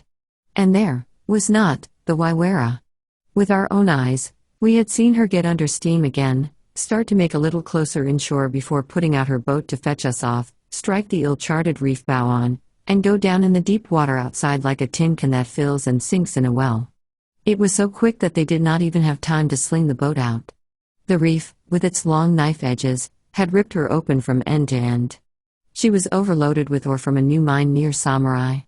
She was a crank little boat at best, and as for watertight compartments, you might as soon have expected electric light, or cold storage, or a satinwood grand piano made to turn into a high altar for Sunday services, such as they have on the Western Ocean liners. There were no frills of any kind about the Waiwara. When she hit, she went down and made no fuss about it. The Marquis and I saw the whole thing there on the beach 2 miles away. We heard the rattle of the engines as they broke loose and plunged when she upended. We heard the piteous cry, thin and faint with distance, that rose to an unpitying heaven as the decks went underwater. After that, there was nothing anymore, just the blue sea, and the burning sky, and the circling and hovering bronze sea hawks, busy with their fishing again. "Is it real?" asked the Marquis, his hands flat on the sand, supporting his huge body, his eyes staring, like the fixed eyes of a doll, out to the empty sea. "Flint, what shall a man say when he sees a thing like that? This is a devil of a country, where one may see 20 men encounter death out there at one's eyes and sit and look as calm as this. My Flint, if I am mad, then you are it also because you have no emotion no more than me." "We're neither of us mad, or bad either," I said. "We'll be sorry enough when we've had time to realize that poor old Tommy Gregg is gone and Jensen and the rest, but we're shipwrecked ourselves, and in a bit of a fix, Marquis, and that's going to take all our thinking for some time." "Where are we?" asked the Marquis, looking round. It was not a pretty bit of scenery. Caribay is the sort of place a man might go to die in if he felt like it, but it is not the sort of place anyone would ever want to live in. As a matter of fact, no one ever has. The bay is like a black-lipped shell, in curve and in color. The sand is like powdered cinder to look at and as hot as the innocent-looking iron door of a furnace to feel. Behind comes a belt of poisonous painty green low bush, behind that again, forest, so dark and tangled that it looks black even at midday. The whole place has a deadly, fungoid sort of look as if it had sprung up in a night out of the heat and rain and general decay and never had been or could have been natural and normal in its growth. I knew where we were well enough, and did not like the knowledge. The Waiwara, on her voyage to join a North German Lloyd boat at Wilhelmshaven, ran along a lonely and unfrequented coast, and the loneliest, most unfrequented, and most generally undesirable bit was the bit where the Marquis and I had been marooned, here, in Caribay, with a suit of clothes apiece, 2 revolvers, a few dozen cartridges, 2 tins of meat and a paper bag of biscuits. The Marquis, of course, did not quite understand how bad a fix we were in. I did, and I had no time to spare for anything but consideration of our case. Caribay is 100 miles or more from anywhere along the coast. The sea line is precipitous thereabouts, there is no easy beach to follow, as in the Western country. A boat is your only chance. But when you have no boat, the Kara River runs into the sea close at hand. It comes from the Kiliki Range, a rampart of rock and forest 11,000 feet high. It is a succession of rapids and falls. I knew all about the Kara River, but there was no help there. Behind the Kiliki Range, you strike down towards a country that is at least known, if not inhabited. There is a government station there. I calculated it to be something like 60 miles away from us in a direct line, a fortnight's journey over those mountains if we were lucky. It seemed to be the Kiliki Range or nothing. We wanted about 40 carriers with food and tents and trade goods, and we wanted maps and field glasses and compasses, as well as rifles and shotguns and ammunition, to take the journey as most people in Papua take such trips. But as we were not likely to get any of these things on the black sand beach of Caribay, it was up to us to try what we could do without them or else stop there and die. That was what I told the Marquis, not exaggerating the seriousness of our situation, but not making little of it. He listened patiently and sighed. I really do not think anyone, even a man who knew him as I did, could have anticipated what he would reply. "Flint, my very good friend," he said, twisting both ends of his mustache at once, "that which I chiefly regret in the affair is that it shall now be so many weeks that we shall see no white woman. And look, on the Norddeutscher Lloyd, we should in 3 or 4 days have been sitting on the feet of many beautiful ladies, and they should have said politenesses, what do you say? Smooched us greatly because of the horrors we have encountered. I regret to lose that. Also, I begin to feel that this sacred pig of a diamond has made us enough adventure already." "You don't suppose it was the Sorcerer's Stone that sunk the Waiwara?" I said. "I don't know, but I think it's confoundedly likely," said the Marquis, putting up his hand to the string that ran round his fat neck. She brought us adventure, yes, adventure, that diamond, and she brings us more. And Flint, my friend, there comes the time, after all, when the rolling stone maketh the heart sick. Don't you think it? I reckon this isn't just the time to think it if I do, I said. We may get through this, and we can't, Marquis. Is it so bad as that? Just so bad, I said. The Marquis looked out at the sea, lying blue and calm above our late companion's grave. He then produced a large, white silk handkerchief embroidered with a coronet at the corner, spread it between his two hands, and deliberately began to shed tears. I was long past being astonished at anything that he might do. I watched him, reasonably certain that my statement of our difficulties had nothing to do with his emotion. He cried quite simply and unaffectedly for a minute or two. Then he stopped, wiped his eyes and face with the handkerchief, and said, I have wept them who died. I am finished. Lead on. Adding as an afterthought, it is a magnificent embroidery on that handkerchief. It was made for me by a little beautiful who loved me. Shall I tell you of her? I'd be delighted another time, I answered. Just now, we have to think of how we're ever going to get back again to the beautiful who loves us both. Marquis, you and I have got to get up and travel right now. Do you see those mountains up there? That range of enchanting beauty? Yes. I hope you'll go on thinking it beautiful. We've got to cross it before we die of starvation or fever. The lunch that we brought from the steamer is going to last us a good while. We will depart at once, said the Marquis, lifting his huge bulk lightly enough from the ground and drawing himself up like a soldier on parade. March. It was the wild pig, I think, that saved our lives, and at the same time, nearly caused their loss. We were 3 days from the beach, well up into the Killikee Range, but almost broken down with hardship and short commons, when we chanced upon the brood in a gully and shot it with our revolvers. We cut it up and set a leg to roast. The savory smell spread far into the forest, and, as we soon had reason to know, ours were not the only nostrils that perceived it. When the leg was done, we stuffed. No food could be carried far in that climate, and the more we ate, the less we lost. We were both greasy with the richness of the meat, our hands were slippery, our faces shining, and, I think, our hearts felt stouter than they had done for the last 48 hours. Another one, my Flint. Make hay while the iron is hot, counseled the Marquis, filling his own mouth to speechlessness. He was sitting opposite me as he spoke, and I saw his face grow suddenly swelled, the eyes started out, the cheeks became puffy. At first I thought he was choking, then I guessed he was trying to say something, then I knew that he had seen something and I turned round like a shot.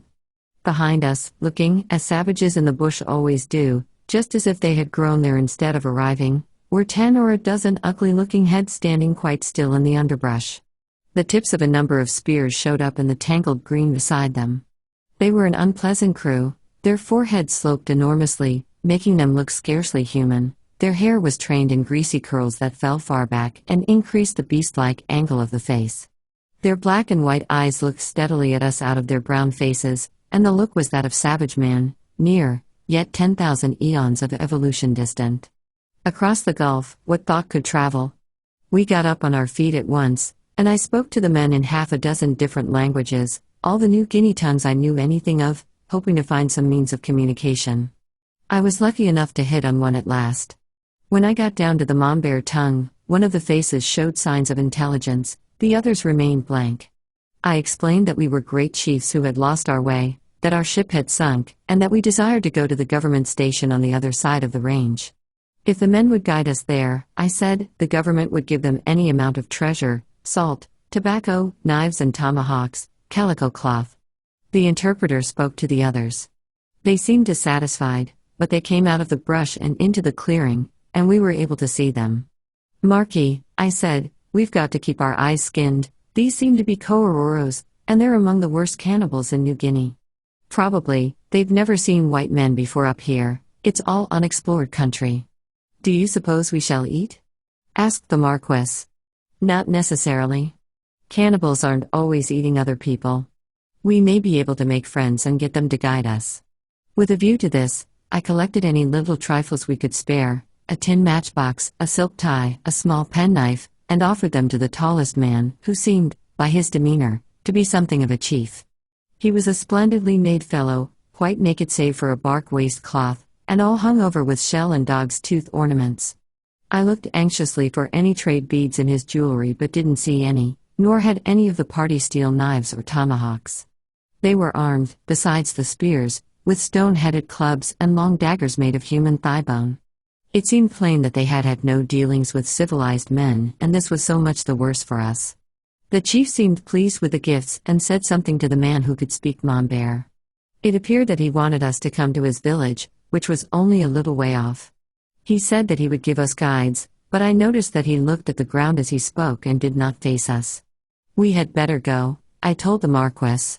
I don't like making friends with natives as a rule. 9 times out of 10, it's a mistake, but one of Tucker gives us no choice. We'll try and get carriers there and some yams to take us on.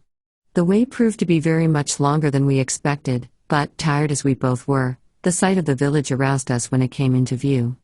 It was certainly one of the strangest things I had seen, even in strange New Guinea. We were now in the midst of the high ranges, and there was no level anywhere, not so much as one could use to lay out a tennis ground. Every hill clasped hands with the next. Torrents, foaming white and furious among the ferny green, cut up the ranges into a gigantic pattern of ridge and furrow. The mountains nudged and crowded one another. Their shoulders, their hips, and their elbows were massed like the shoulders, hips, and elbows of a human crowd. The peaks ran up into needle points like incredible pictures in geography books. They stuck out battlements, roofs, and buttresses into empty air. They sloped at every angle, into every shape. It was the world run through a chopping machine and thrown out at random. And in this place, without a spot where you could set down the sole of your foot in comfort, men lived who had no wings. The village crowned the impossibility of the scene. It was exactly like a clump of enormous brown toadstools, and it was bracketed, one could not say set, onto the sides of a needlepoint peak more like a church spire than anything else. The houses were mere semicircular roofs of thatch, placed upon bamboo floors that were stuck to the mountain by piles in some incomprehensible fashion. Up the peak of this amazing place, we were guided by the Coaroros, who kept unpleasantly close to us and seemed resolved that we should not get away from them. As nothing unprovided with wings could have gotten away from the mountain men in their own country, we did not think of trying, even though it began to be unpleasantly clear that we were, in reality, not employers of these people but prisoners. The Coaroros began to sing as they approached their homes, chanting loudly and triumphantly, with an indescribable undertone of something that, as we understand the word, was not human, something that harked back the ages very near to them and very far from us. The Marquis heard it, too. Tired as he was, he managed to gasp out as we toiled up the frightful slope. "Flint, if you desire a proof that this Darwin of yours had reason, listen then, listen to the wild beast howling over its praise." "We aren't going to be any prey," I snapped, being a little cross with fatigue. "And anyhow, the less you talk, the better. They can guess a lot from one's tone." But I must say, when we got into the village itself, onto the slope that seemed to take the place of its plaza, Place Royale or Unter den Linden, I began to feel that we were in a tighter place than I had thought, for I saw something that I had not quite expected to see. Dug out in the side of the hill and lined with neatly fitted stones, were certain long, coffin-like holes that I knew at once for the stone ovens of the main range people. They seemed to be nearly 6 feet in length. Now there is only one kind of game that needs a stone oven 6 feet long to bake it in, man. Of course, the greater number of Papuan inland tribes are cannibals now and then. I was accustomed to that sort of thing and had even seen human joints made ready for cooking, not, of course, the killing of the game, which I shouldn't have allowed for a moment. But cannibalism, among most of the tribes, is not at all an everyday affair. It is the sequel of a big, victorious raid or the end of some unusually bitter private quarrel. There are tribes, however, who eat man whenever and wherever they get the chance, and it is those tribes who go to the trouble of building big stone ovens specially designed for cooking human beings. That is why I was not too well pleased to find that we had got into the stone oven country without expecting it. I wondered if we should ever get out again. I trusted a good deal to our revolvers. Firearms will go far among men who have never seen them, but the mountain tribes are good fighters for Papuans, and I did not anticipate that it would be easy to get away if we had occasion to try it. They led us into the largest house of the village, a ramshackle shanty of a place with spears and shields hung up on the walls and bamboo shelves to sleep on. It smelled of unwashed black, old hay, damp and rain, and you could see the mountain clouds curling and wreathing through the splits in the crazy floor, very much of the house projecting right out over nothing at all. Down the hill, Like ants coming out of the top of a tall ant's nest, ran the people of the place, yelling with excitement at our arrival. They had not a stitch of clothes among the lot, even the women were dressed merely in a few small land shells strung around the neck and a handful of dog's teeth fastened like tassels into the hair. "When we shall leave this place," remarked the Marquis, "I will take with me a complete costume of one of these women to carry in my purse all the time so that I may show it to the delightful English misses when I go to London, and hear them say, 'Ooh, shocking.' That is what they love to say, my Flint." He looked about the ugly crowd again. "They are not natural, these people, I do not love them," he commented. "See, then, how they are everyone bent back from the waist like a man who has a tetanus fit because of the climbing they always do." He looked about again. "If we go away from here," he amended coolly, "you shall see that I will give a lecture to the scientific in Paris, a most blooming learned lecture." "I hope you will, Marquis," I said. We were sitting on the bamboo bed place now, smoking a little of our cherished tobacco and wondering when or if the Coaruros would give us something to eat. One of the children, rather a pretty little chap of toddling age, who had been half walking, half crawling, on the verge of an appalling precipice as we came up to the village, made its way over to us and began touching our clothes with childish curiosity. The older people watched it but did not go near, they seemed shy of putting their hands on us. The Marquis, who was fond of children, caressed the little thing and tried to make friends with him, rather foolishly, I thought, by taking the diamond out of the case in which we carried it and making it flash. The child looked at it and then retreated at a call from his mother, striking at the stone as he went. It dropped, and we both went after it with a hasty exclamation, as the floor was full of holes. I recovered it and fastened it up again in its case with a bit of string. "I'll take my turn now, Marquis," I said, hanging it around my neck, for we had been carrying it day and day about, under our clothes. "Look," said the Marquis, making a small motion with his hand. I looked and saw a Coaruro, whom I had not previously noticed, literally glaring at me as I put the stone away. He was by a good deal the tallest man in the village, and he had a very fine crown of bird-of-paradise feathers on his head, among them the plumes of the rare blue species that is worth almost what you like to ask for it in civilization. It was evident that he was a man of some standing. I suspected him to be the village sorcerer, as he had an ugly necklace about his neck, made of locks of human hair, strung alternately with some of the small bones out of the ear and supporting a kind of trophy made of double teeth. "More trouble about the diamond," I said. "That city brute has a mind to get it if he can. A sorcerer, I reckon." There was some murmuring among the men, and they drew off into a corner of the house by themselves, talking and looking at us, especially at me. The inevitable evening rain of the mountains was coming down now in a waterfall rush. The purple gorge beneath us that we could see through the open door was filling up with a stormy sea of white clouds. Without precipices, treetops, clouds, and plunging steps, all drenched in roaring rain. Within, a gloomy, damp-smelling house of rotten thatch, white skulls gleaming through the dusk from the place where they hung a-swing upon the rafters, shadowy men-things, more than half brute, glowering at us from their corner. And out upon the hillside, just a few yards away, the long stone ovens, waiting. No, it was not a pleasant prospect, take it all in all. For the moment, however, I thought there was no actual danger.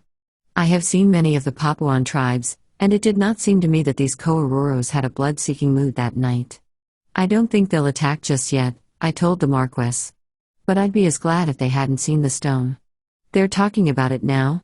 "What do they say?" asked the Marquis eagerly. "I can't tell you that, but I can guess they're telling each other all about it. I'd be willing to make a bet if it's known to them. It must be one of the celebrated sorcerer's charms that go knocking about all over the country, passed from one to the other. And they will try to get it?" "Yes, it and us." It grew darker in the chief house, there as we sat on the bamboo sleeping shelf, listening to the unvarying roar of the rain and watching the excited waving of the head plumes in the corner where the cannibals held their conference. The plumes were all we could see now, for a naked Papuan becomes rapidly and completely invisible once it begins to grow dark. The Marquis was very much quieter than usual, but I do not think he was at all afraid. I think he reckoned on having a fight by and liked the idea. As for myself, well, a man with any sense isn't afraid in a tight place. It would be idiotic because you want all the nerve you have to get out of it. And usually, you are much too busy thinking about what to do to worry about what may happen if you don't do it. A woman brought a torch in by and said something that caused great excitement. The men jumped about and clapped their hands and made noises exactly like the noise a dog makes when it sees its food in front of it.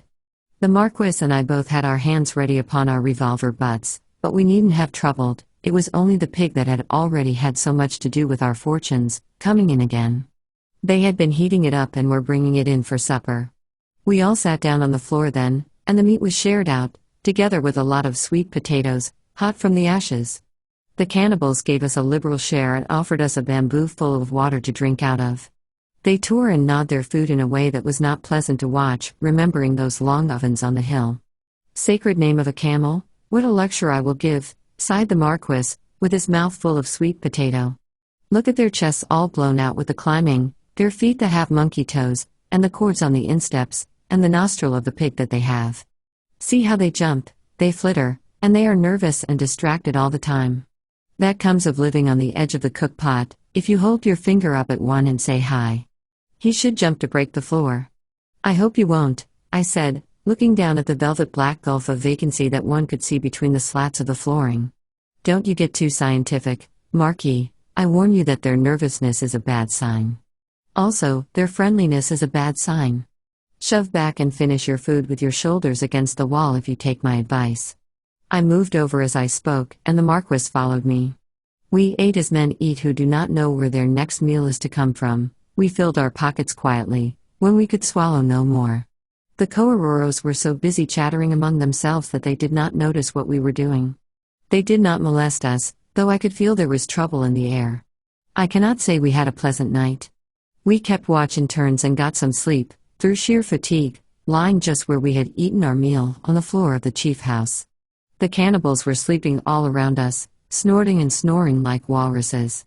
One of them lay across the door, I noticed, and as it was hardly large enough to crawl through, he guarded it efficiently. Towards 4 o'clock in the morning, I found the time by feeling the hands of my watch. The presentiment of coming trouble got hold of me so completely that I resolved to make an attempt at getting away, cost what it might. The more I thought about that liberal supper, the less I liked it. The more I considered those long stone ovens on the hill, the more likely I thought it that they would be filled on the morrow, if we did not get away. I felt for the Marquis in the dark. It was his turn to sleep, but he was not sleeping. I put my mouth to his ear and whispered a little. Then, I got out my knife and began cutting away the flimsy bamboo flooring. It was the time of the waning moon. I knew that we should have light enough to see by once we got outside, and that it would last till dawn came up. By dawn, we might hope to be out of the way. It was easy enough to cut the floor without waking the Coaroros, since all natives are heavy sleepers, and these men had fed full before they slept. Getting through was more difficult. I gritted my teeth at the creaking noise made by the Marquis's weight as he lowered himself after me. Where I had cut through, there was sloping soil underneath. We got hold of the supporting piles that were thrust into it and, holding on by them, made our way very cautiously down the precipice to the place where the trees and lianas began once more.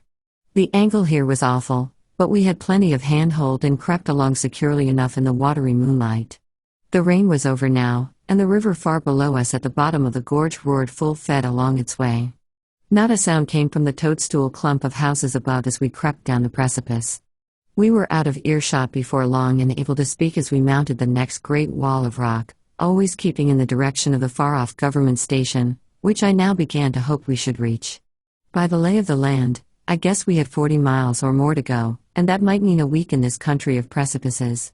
Still, if we could find anything to eat on the way, and if the Coaroros did not recapture us, it was, just, possible to get through.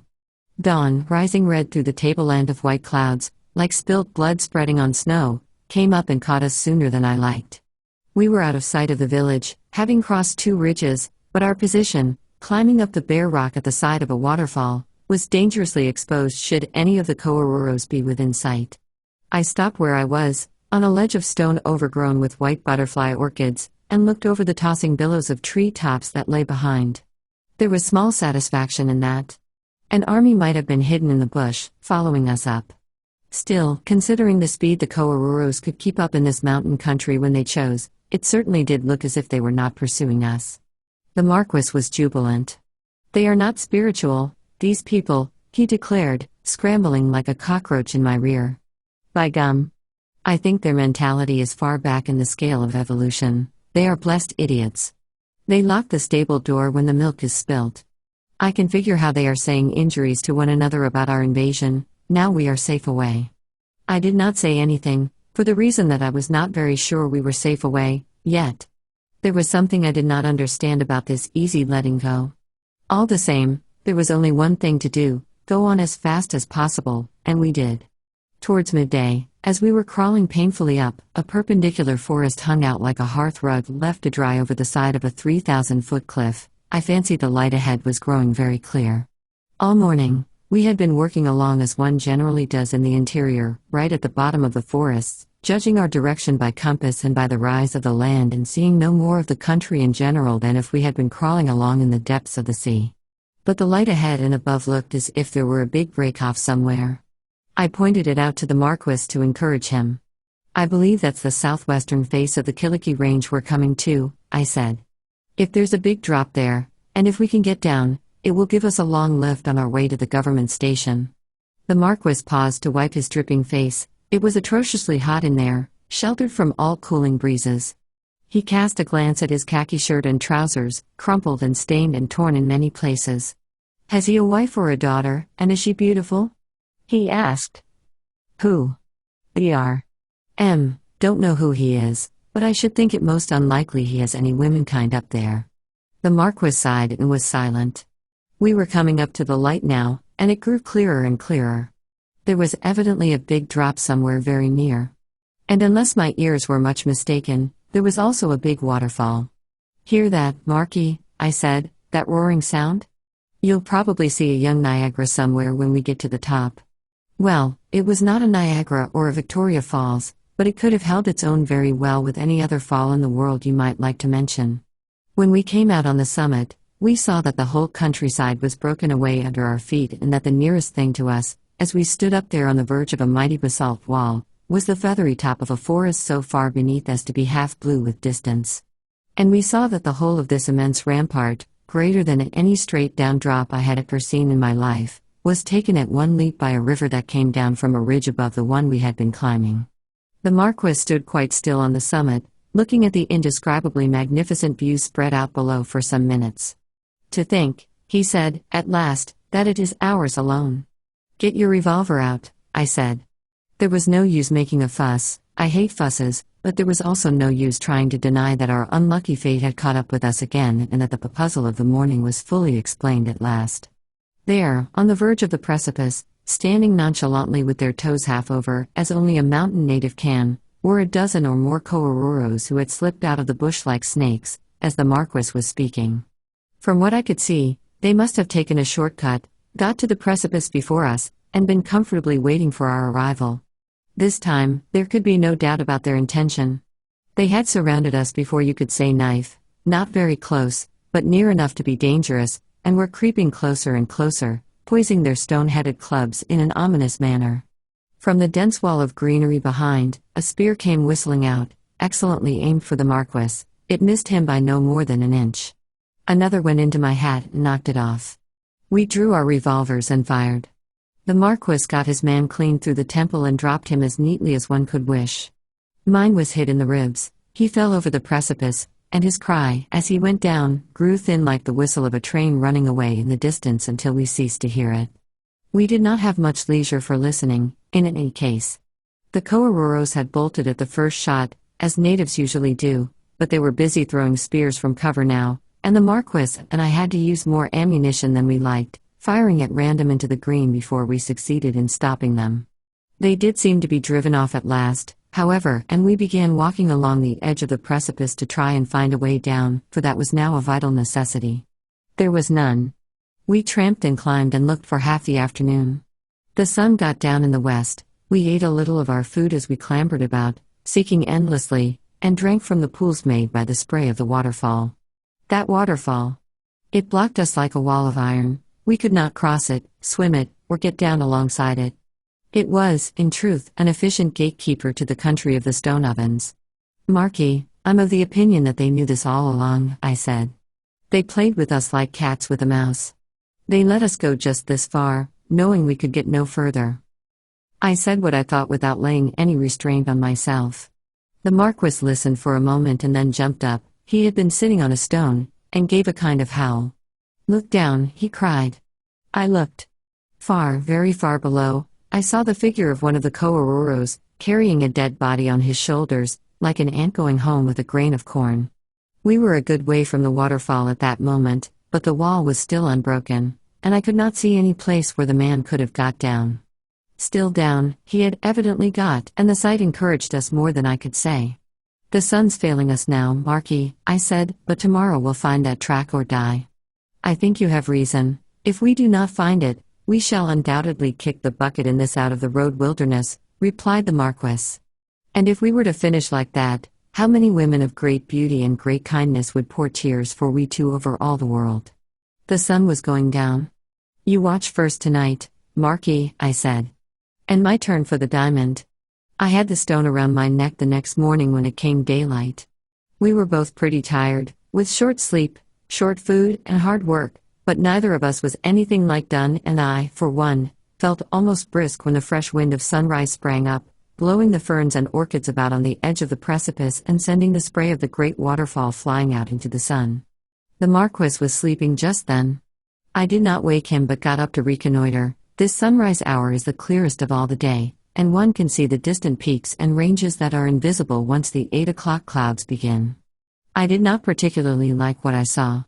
In all the wide expanse of close-furred green before me, there was not a break, not a suggestion of a clearing or a station, only the wave-on-wave of primeval sea of treetops that buries all New Guinea beneath its overwhelming flood. Far in front, the green lapped into a fold that suggested a river. That was my only hope. As to these mountain torrents, was that a cough?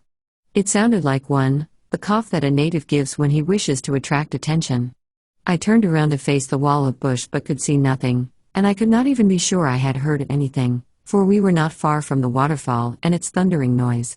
Well, if there had not been anything to hear, there was certainly something to see, a green bough waving frantically, all by itself, as if shaken by an unseen hand. The hand itself appeared by and by, and now the bough was waved more violently than ever while a voice cried out in the Mamber dialect, "Let us speak." "Speak," I answered, waking the Marquis with a push and telling him to keep ready with his revolver. "Is it peace?" continued the unseen native, whom I guessed to be the Koororo who had interpreted before. "What do you want?" I yelled. "We want the sorcerer's great charm," came the reply. "Come out," I said. "I will do no harm to you." Out they came, two of them, the interpreter and, as I had rather expected, the big sorcerer man who had worn the crown of paradise plumes. They motioned that we should lay down our arms, while they laid down their clubs and spears, and this being done, the interpreter and the sorcerer came forward. "You have guns that bite badly in your belts," said the interpreter. "We thought you had none because there were no long sticks such as the white men's guns usually have. But you have good guns. We shall not fight you any more." "Very kind of you," I said. "All the same," continued the interpreter, "we will not let you go unless we like. There is a way down, but you will never find it if we do not tell you about it. If we do not tell, you will stay here till you die, and the wild pigs and dogs will come and tear your tongues out and eat your throats." "What do you want?" I asked, guessing the answer before it came. "This sorcerer, who is a very great chief, wants your charm. If you give it, you can go, and we will give you sweet potatoes to take with you." "Get the sweet potatoes, and we will talk more," I answered, being willing to gain time. The men disappeared. "What do you think of that, Marquis?" I said, translating. "I think it is damn presumptuous cheek," replied that nobleman, trying to smooth his hair with his pocket handkerchief and ruefully feeling his bristly beard. "What a species of an object I shall be if we get to that station." "Well, it does seem as if the diamond landed us in a fix everywhere we go," I remarked. "What on the living earth are we going to do?" I took the stone out of its case and looked at it. All in the rough as it was, it had some splendid rays when you got it into the sun. Just now it shot out crimson, blue and green like a display of fireworks. "Mark, it's a beauty," I said. "I don't see myself giving it up to a man-eating savage to make spells with, not much." "The Aryan races," began the Marquis. "Oh, don't get scientific," I begged. "I don't feel as if I could stand it this morning, somehow. Besides, I was discussing what we were going to do. Also, I would like to know if you would permit it. The Aryan races, or, if you will be impatient and make a grimace at me, I will jump some 1,000 years." You say you cannot think what we shall do, it is solely because you are of the Teutonic descent. It has courage, this branch, but nimbleness in the mind it has not. Oh, cut it, Marquis, I begged. I believe they're coming back, we've got to be serious. I am everything that there is of serious, man with a head of a cabbage. I myself will show you what it is to belong to the Latin. Do you leave the negotiation to me? Oh, you can do the talking, I said. You can do no harm if you can't do good. I'll pass on anything you say and, at the same time, keep a lookout for an ambush, which is just as likely as not.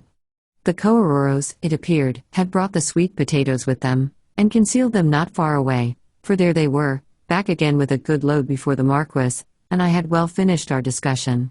Now, said my companion, drawing himself up to his full height, it is for you to see what it shall mean to be of the Latin and not of the Teutonic race. Behold. Tell them they shall not have the diamond. Tell them that I am a greater sorcerer than this man is, and that I know many wonderful sorceries. Tell them I will sell this man's sorcery that will make him king of his tribe, you bet if he will give us the secret of the path. Tell him to behold me and see. The two Coeruros, already much impressed with the lordly tones and gestures of the Marquis, watched narrowly as he took a packet of cigarette papers out of his pocket, looked solemnly towards the rising sun, held up one paper to its rays, and then bent his head over it, muttering to himself. I asked him afterward what he had been saying that sounded so impressive, and he confessed that it was merely the French for twice one is two, twice two is four, etc. I cannot describe the extraordinary appearance he made there on the mountain top in the scarlet dawn, with the cannibals looking on while he performed his incantations. When he had finished his muttering, the Coeruros now drawing back a little in obvious fear, he lit a match and burned the paper, waving his hands over it as it burned.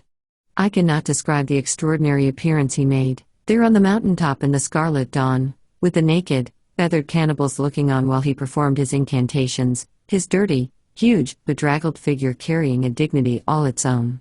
At the end of these mummeries, he cast the ashes of the paper to the winds, raised a terrifying shout, and, taking hold of his false front teeth, pulled them down to the level of the lower lip, and let them go again with a snap. The two Coeruros turned tail and fled into the bush, actually leaving their spears and clubs behind them in their panic. A long way off, we could hear them howling with fright. The Marquis and I had to call for quite a long time to get them to return. When they did come back, the sorcerer seemed to have recovered his nerve to some degree, but he still looked uneasily towards the Marquis, whom he now appeared to recognize as a superior in his own line. Tell them, said the Marquis, to show us the way, and I will give them the papers. He says he wants one now to do the trick, I reported. Solemnly, the Marquis pointed to the rising sun. It is above the horizon, did he not see that it was not yet cleared of the earth when I enchanted? He said. Say that he shall make the spell at tomorrow's sunrise but never before again. The sorcerer, his eyes starting out of his head, half walked, half crawled to the Marquis' feet, and accepted the cigarette papers, trembling. He stowed them away in his charm bag and then made signs for us to follow. We went after him along the rim of the precipice to the very edge of the waterfall. Well, after all, only a six-sided column of the black basalt, the sort of thing you see in photographs of the Irish Giant's Causeway, that lifted out of its place as neatly as a finger out of a glove and left a hole through which a man might squeeze himself. And once squeezed through, a man came out, behind the waterfall. There it hung in front of us, as we passed, like a gigantic crystal curtain, magnificent beyond all telling. And in the hollow at the back, where the water had worn the hard basalt away, foot by foot through countless eons of years, was the roughest of rough staircases, cut by native hands and leading down the cliff. Slippery wet with spray, perilous to the last degree and scarce passable for a white man's foot, yet, after all, it was not quite impassable, or so we found. In an hour or less, we were down at the bottom of the wall, the secret of the stone-oven country was told. More than that, the sorcerer had informed us as we went down that the government station was a bare 2 days away, down the valley of the river that we had dimly discerned from the height. And we had potatoes enough to last us all the way. And the diamond was still ours. Heaven tempers the wind to the lame dog, we are well out, said the Marquis, looking up at the top of the ridge as we paused in the riverbed below. The sorcerer, far away against the skyline, was faintly visible, feeling his jaw. I wager, on sunrise tomorrow morning, there shall be some sore teeth in the chief house, said the Marquis with a chuckle. Chapter 6. How they buried Bobby the Clock, Name of a name of a name of a dog, said the Marquis through his teeth. What's this that we have arrived at?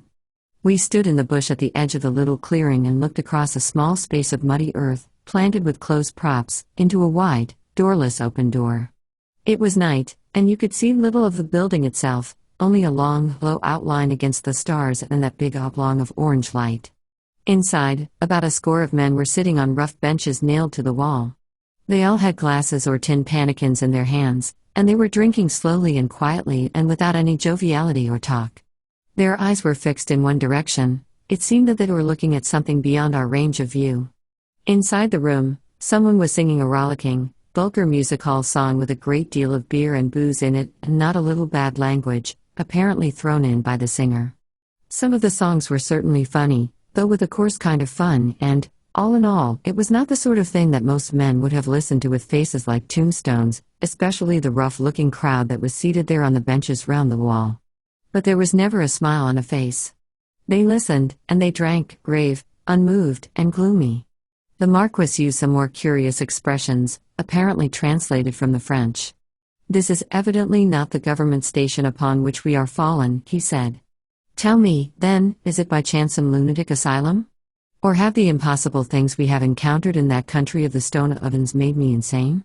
"I reckon we've hit on the Calsowarry gold field," I said. "That comes of having no compass and being chased all over the shop without a chance to see where you are going. We must be 20 miles further down towards the coast than I thought, and a good bit to the westward. It's as good as the government station, Marquis. There's a store here, and we're in a known country now all the way.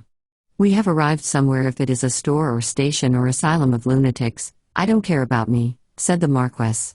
His face was neither fat nor pink in these strenuous days. It was yellow with starvation and hardship, and there were lines from his ears to his neck. His clothes were a mass of rags and exceedingly dirty. His boots were nearly worn out. You would never have known him for the spruce, smart gentleman of France who had lounged about the coral walks of Samarai only a week or two ago. But in that week or two, we had been through adventures before, and all the troubles previously brought upon us by the Sorcerer's Stone seemed like nothing at all. We had been shipwrecked and marooned on a foodless, uninhabited shore 100 miles from anywhere, along an inaccessible coast. We had wandered, starving, houseless, and guideless, about an unexplored tract of country only fit for birds or monkeys to travel. We had been captured by cannibals and nearly eaten by them, had been imprisoned on the edge of an apparently trackless gulf and asked for the great diamond, no less, as the price of the secret that would show us the way down, had got away and struggled through the trackless wilds below, racing desperately to find the government station before we should succumb to hunger or exposure, and at last had found, apparently, not the government station, but the Calsowarry gold field. I would rather have found the station in spite of the fact that the field was nearer to the coast and had more supplies for us to draw upon. In an ordinary way, I would sooner have trusted myself in a New Guinea goldfield with a priceless diamond on my person than in a civilized city. The old hands among the miners of Papua are, I suppose, about the most honest people in the world. You can leave your chamois of gold knocking about the store for a week if you choose to be so careless, and know that not a grain of its contents will be missing when you wake up to its existence again. You can leave your claim in charge of a mate to work for you and go off to Australia for 6 months, confident that when you return, every weight that has been mined out of your property will be fairly handed over to you. The men who have stood the brunt of the fearful hardships, and taken the atrocious risks that were, and are the price of finding gold in New Guinea are not the kind to play a fellow miner dishonest tricks. But the Calsowarry was another affair. It was a field that had never been produced very much until a rich find was made a few months before our arrival. The find, of course, attracted the usual rush from Australia, a crowd made up of every mixed element, as is the goldfields crowd all the world over. In Papua, rich discoveries are very soon worked out, as a rule, and the riffraff attracted by the gold, larrikins and sharps, parasites and wasters of every kind, sorts itself out from the men who are of any use and drifts back to the continent of Australia, where there is more room for its kind. But the process took some time, and I knew that the backward stream from the Calsowarry field was hardly yet in flood. It seemed to me, therefore, that we could hardly have struck upon a worse place to stay. But stay we must, till we were fed, clothed, and sufficiently recruited in strength to go on again. I said something of this to the Marquis, and he said that there was no use crying over a bridge till you came to it, and, for his part, What he wanted was some many tins of meat and a jeremiad of champagne. "Well, the sooner we get into the store, the sooner you're likely to be gratified," I said. I broke through the last of the bush. There was no doubt a track somewhere in the neighborhood, but in the growing dark we had somehow or other missed it, and led the way across the clearing. Meantime, inside the store the rippled song went on and the miners, seated round with solemn faces, listened as if at church. "I'm intrigued to find out the meaning of this, my Flint," breathed the Marquis down the back of my neck. "It is so blessed, queer." He had not long to wait. We were inside the store in a few seconds, and there before us appeared what was surely the oddest scene that even Papua, the country of oddities, had produced for many a year. There was a table at the far end of the room. On the table was a gramophone, muffled up in black and surrounded with white flowers from the bush. All the miners were looking at the instrument and listening to it as they slowly and seriously drank their whiskey and beer. And the gramophone was bellowing out the song that we had heard, not in the voice of a trained singer, such as one associated with mechanical records, but in the raucous, howling tones of a man who could sing very little and had handicapped that little ability by getting drunk before he began to sing. It was a dead still night here in the clearing on the river flat, with the trees shutting off every breath of wind all around the CASSOWARY, inky black and quiet, and us, running smoothly as a canal behind the store. The lantern in the rafters did not waver, the white flowers thrown about the gramophone lay still as flowers about the body of someone dead. You could hear the men suck in their drinks and swallow in the pauses of the song, and the grinding of the worn-out needles sounded sharp. Many of the men I knew, though some were strangers, and I was anxious to greet my mates, doubly so after all the troubles that the Marquis and I had been through. So I stepped right in, walked up to Hubbard, who had shared a claim with me on the yacht years before, and held out my hand, saying something in the way of a greeting. It was received with an instantaneous and universal hist. Hubbard himself said, "Wait, we must finish," and pulled me down on the bench beside him. The Marquis, his innate courtesy rising above his natural impatience and weariness, also took a seat. The song went on to its dreary end. Then the storekeeper, an elderly man with a wooden face, who looked as if he had seen so many surprising things that nothing on earth could by any possibility surprise him again, took the black cloth off the gramophone, removed the flowers and lifted the instrument to put it away on a shelf. "Hold on," said one of the miners, stretching out his glass of beer. "We'll give the poor beggar a last drink." He poured his beer into the gramophone, the others looking on quite seriously. "Are you all mad?" I inquired.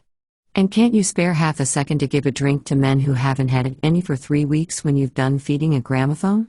Where have you been?" asked the storekeeper. I told him briefly. We had no cause to complain after that. Old Burchell, the storekeeper, Hubbard, and all the men I knew bestirred themselves to find us food, drink, tobacco, clothing, beds, and to make us warmly welcome to the CASSOWARY. Our adventures didn't astonish anyone very much. Most of the men had had experiences quite as startling in their time. Yarns and reminiscences, mostly colored with gore, ran like a flood in the little slab-built bar of the storekeeper's house, and I saw the Marquis' eyes grow rounder and rounder as he listened. I had really forgotten the gramophone incident, being pretty well used to the eccentricities of men who live for the most part alone in the bush, when the Marquis touched me with his elbow and asked me to demand the signifying of that astounded event. "Oh, by the way," I said, "what on earth were you playing at when we came up?" Most of the men fell silent again. Hubbard took up the word. "Why," he said, "we just buried poor old Bobby the clock, and when we came back from planting him, we thought we'd hear him sing again for the last time. He did love singing, poor old Bobby, though he never could do it, and Burchell here had a record he'd made one day when Bobby was having an unusually good time. So when we came back, we put it on. And we gave poor old Bobby the clock a last drink, and we put him away on the shelf. You needn't look shocked, you, whoever you are," addressing the Marquis. The Marquis rose, bowed and introduced himself. I said I never could remember his name, so I won't try to write it down. "Well, Mr. Marquis," went on Hubbard, totally unmoved, "as I say, you needn't look shocked, for we did the whole thing as reverent as if we'd been in church and nobody could say we didn't. Now he's planted, and we've done all we could for him, and we're going to forget about him and cheer up, so here's luck, Mr. Marquis." He finished his beer. We got away as soon as we could from Bobby the clock's memorial service, for we were both suffering from the effects of the parish we had been through, and the Marquis declared he could not exist another hour without a new set of clothes. The store, rough as it was, provided sufficient for our needs. We took the plain shirts and trousers over to the men's sleeping place, washed, dressed, and made ourselves decent again. "Marquis, you look like a miner now," I said. "A cat may look like a king," said the Marquis, "but a king in gloves catches no mice. I fear I should not make myself much wealth, even in these uniforms of the field, with the pick and plate of Mr. Bobby the Clock. And, by the road, Flint, what is the signifying of that singular name?"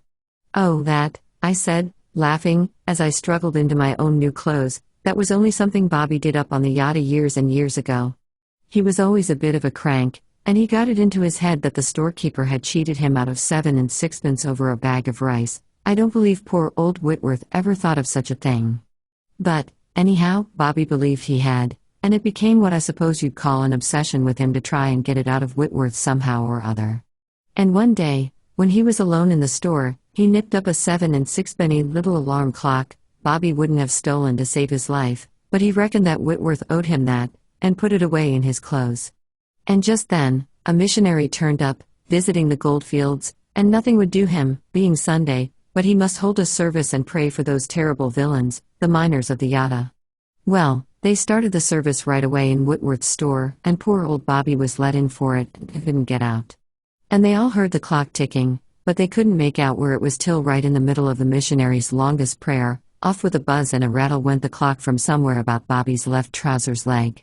The missionary reckoned they'd done it on purpose, and he just shut up his book with a bang and walked out, and Bobby, who was terribly distressed, ran after him, shouting, Mr. Parson, I beg your pardon. I beg your pardon." And all the time, the clock yelling away down his leg. The miners were yelling too, some of them were almost rolling on the floor. None of us meant to be rude to the missionary, but it broke him up altogether. He went right off that night, and we never finished the meeting. Bobby the Clock kept the clock and used it to waken himself in the mornings. He was always a sleepy beggar. And now he's gone where he won't want clocks to waken him anymore. I fastened my last button and buckled my belt. It was not supper time yet, and we had already fed, so we were not impatient. We sat down on the canvas beds that had been allotted to us and looked about. The dormitory was a rudely built shed used for storing goods and open on one side. Among the bags and boxes were scattered bush-made stretchers covered with sacks. All around the little clearing on the flat, the great, menacing, unknown forest stretched its hands. It made me think of people crowding and shouldering round about an accident. To complete the parallel, the atmosphere was so still and confined that one longed to cry out, "Back, stand back and give us air." The stars that had been above our heads so many nights were before us now, all down the open side of the shed, the unforgettable stars of Papua glowing like tiny moons in the velvet violet dark. I sat and looked and smoked and thought the long, long thoughts of the man who lives in lonely places. Many and many a year, they had been my roof, those haunting stars. They had me fast, they would not let me go. They were more faithful to me than wife or child could be. They had been my friends when friends had failed. They had told me things beyond the tongue of men and angels. Tonight, they looked down upon the grave of poor, harmless, mind-bewildered Bobby the Clock. How soon, I wondered, and where, would they look down upon mine? Diamond or no diamond, it came to me then that the stars and the bush and cruel, beautiful Papua had got me for good. A man may make a fortune 10 times over, but if he is not made of the clay that sticks to gold when it touches it, he will come back where he belongs in the end. We slept that night as sound as Bobby the Clock himself and his forest bed a dozen yards away. With the morning came a reaction from our excitement of arriving. We were both dead tired and could do nothing but saunter and lie about. It was a hard week's tramp to the coast over ugly country. I foresaw that we should have to put in some days of resting before we could face it. Carriers, too, would have to be found somehow or other, if necessary, borrowed from among the boys employed by the various miners. The delay was unpleasant to me, knowing what risks we ran, but I did not see what else we could do. There were many more men about the store today, a much rougher-looking lot than the friends of the late Bobby the Clock. A dozen or so of them, bad lots from odd corners of the Commonwealth, who had failed in finding payable gold, seemed to be merely loafing about, living on the storekeeper and waiting until the long-suffering government of Papua should be driven into conveying them back to Australia at its own cost. They and another score or two who had found a little gold were drunk together as long and as often as Birchall would let them. They hung about other men's camps after dark. They had been accused of shooting natives who were friendly to us and thereby laying up trouble for the whole camp. They were, in fine, a danger and a nuisance to the field, and every one of the decent, quiet old hands would have been exceedingly glad to see them cleared out. Neither the Marquis nor myself liked this company, so we kept away from the neighborhood of the store and spent the greater part of the morning bathing with my old mate Hubbard in a safe, shallow part of the Killikee River. At least, the place was safe if you didn't go into it one by one and if you kept a good lookout for alligators while you were in. That was as much as we wanted. You would not have thought that such a simple matter as a bath in the Killikee River could seriously affect anyone's fortunes. But, as events afterward turned out, the Sorcerer's Stone was never put into quite so much danger as it was by our lazy hour or two in the water that morning. What brought us out, at last, was an incident not at all uncommon in the interior of Papua but nonetheless unpleasant, the sudden plunging of a long blackwood spear, liberally barbed, into the sand right among us. We had none of us seen it coming, but there it was, quivering with the impetus of its flight and showing plainly, by the depth to which it had buried itself, that it had been thrown with force sufficient to drive it right through anyone it might have hit. As the opposite bank was not at all far away, and as none of us had brought a gun, we thought it best to clear out for the store as rapidly as we could. There was a regular scramble after our clothes, which had all fallen in a heap, but we were dressed before you could say 1, 2, 3, go. And away after our arms in about 2 seconds more. Of course, nothing showed up when we fired into the bush, but we sent a few bullets smashing into the close-knit lianas and orchids, just as an expression of opinion. Hubbard wanted to go back and finish our bath then, and I would not have cared. The Marquis, however, told us we were ostentatious brigands and that, for his faith, he had had enough. So we returned to the store. I don't think I shall ever forget that afternoon. It was one of the awful black days that one experiences at times about the steaming river flats of Papua. The sky was a dark lead pencil sort of color and seemed to sit down on our heads like the lid of a hot saucepan. The enormous trees that had escaped the clearing and stood about at its edges lifted their endless run of naked trunks and their weird, sky-pointing branches up into the heights of the sky with never a motion or a tremor. Their leaves, far up beneath the iron lid of the clouds, were as still as photographs. Indeed, the whole clearing had the unnaturally dead appearance that one notices in a stereoscope, a thing that always seems to me like the ghosts of dead scenes and places. As for the heat, it was just the next thing to unendurable and would have been quite unendurable if one did not recollect that scores of men had stood it, off and on, for years. So that one reckoned, after all, one could stand it too. And it was on an afternoon such as this that Burchell gave out his intention of holding an auction of Bobby the Clock's effects, according to the custom of the field. The money, of course, would be sent to any surviving relatives Bobby might be found to possess. The Marquis wanted to go and see it, and I went with him, though I was not particularly anxious to do so. Burchell had arranged to lend me 3 or 4 of the carriers belonging to the store, and I wanted to get my packs ready and prepare to start tomorrow or the next day, as our condition might permit. I didn't fancy sleeping any longer than I could help in an open shed with the riffraff of Australia while the Sorcerer's Stone was on my person, or, worse, on the Marquis. There were several days of utter wilderness between us and the coast, along the worst of tracks, through pathless, unexplored forests full of natives who might at any time turn hostile. That sort of thing provided far too many ready-made occasions for accidents, in my opinion, should anyone want an accident to happen. I have said that Papua is not a lawless country on the whole, and it is not. But there are things that affect the value of laws and principles in their neighborhood, as a mountain of ironstone affects the working of the compasses on ships that pass beneath it. A big diamond is one of these. In the Sorcerer's Stone, we had, so to speak, a charge of moral dynamite that was ready at any moment to shatter friendship, honesty, regard for human life, and even regard for a man's own precious skin. There was not a bulwark built up through eons of evolution against the savage passions of mankind that this lump of crystal in our possession could not send flying in a second. This meant, in brief, that if the rabble at present polluting the Kalori goldfield got the faintest inkling of the royal fortune we carried, our lives on that long track through the lonely primeval forests down to the solitary, unsettled coast might not be worth the smallest of the chips that the wheels of busy Amsterdam one day would send flying from the surface of the stone. I was thinking about this a good deal while the auction went on. The proceedings themselves did not interest me very much, though I dare say the Marquis found them amusing. Bobby the Clock's old clothes, his cooking pots, his tin box, and his blankets were put up and bid for, and most of them brought very little. No gold had been found in his camp. He had died of fever and was quite alone when he passed out, so the place had been left unguarded for a day or more before anyone found him. There were those of us who thought that some among the new chums might have told where Bobby's gold had gone, but nothing could be proved. It seemed as if the auction, all in all, would scarce produce the worth of a couple of pounds to send to Bobby the clock's relations. Then, the celebrated clock itself was put up, and the bidding brightened at once. Most of the old miners wanted it as a souvenir, and some of the new ones seemed determined to get it out of spite, for there was much bad blood between the two different parties. The bidding went up and up till, at last, the clock was knocked down to my old mate, Hubbard, for no less than 2 ounces, which, at the price of the Calori gold, was worth about £7.8. "I'll take it and pay for it now," said Hubbard, reaching out for his property.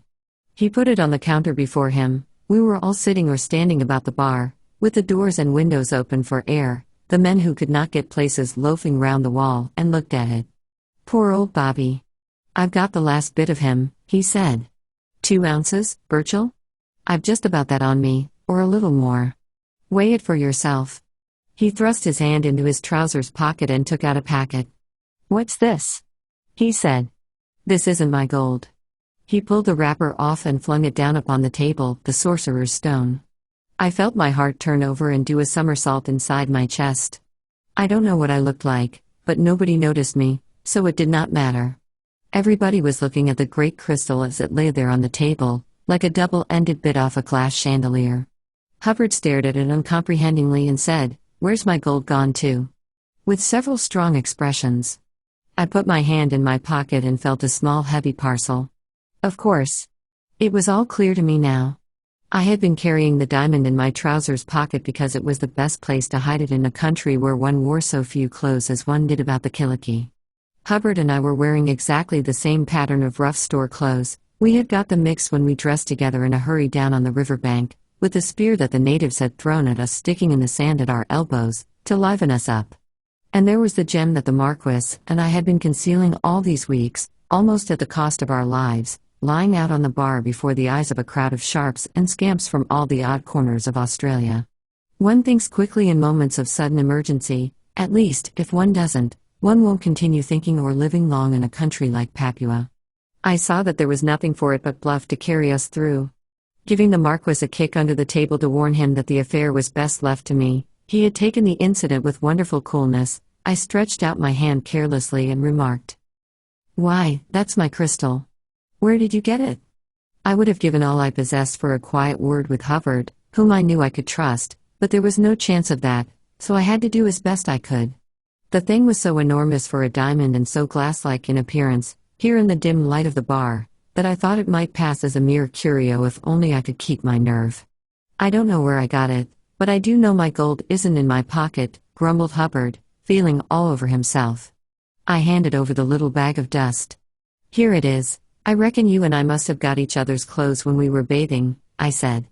Hubbard took the gold and opened it. "Weigh out 2 ounces, there's nearly 3 there," he said. The storekeeper took the bag and poured part of its contents into the scales. "That's a fine crystal," he said, looking curiously at the great diamond as it lay on the rough, hacked counter of the bar. "Where did you get it?" I did not altogether like the way in which the bloated, evil faces of the new chum crowd turned towards me as I answered.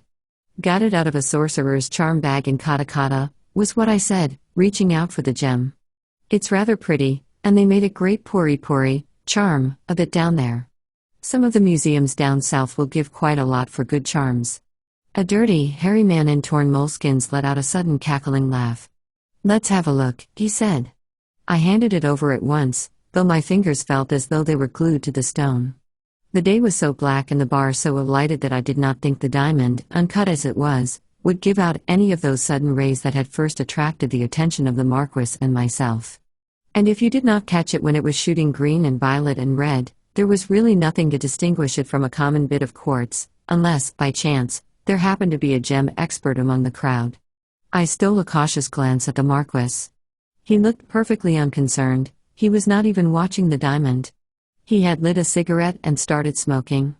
His face, a little pinker and a little plumper today than yesterday, showed no emotion beyond a slight shade of boredom with the whole proceedings.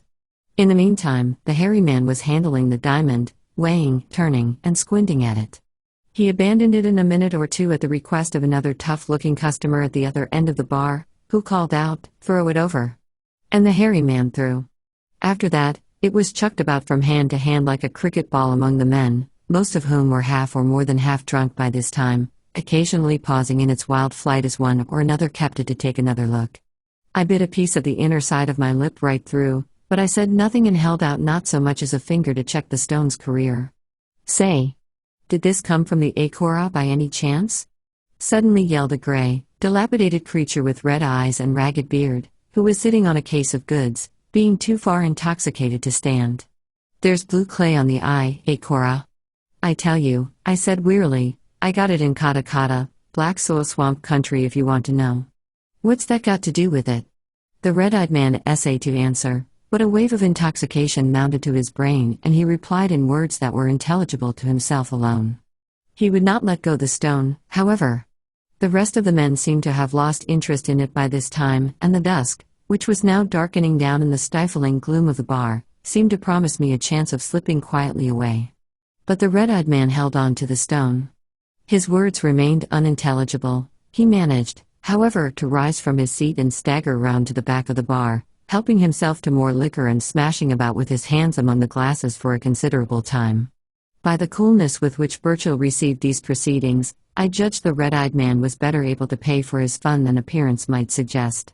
It was not long before the final stage arrived.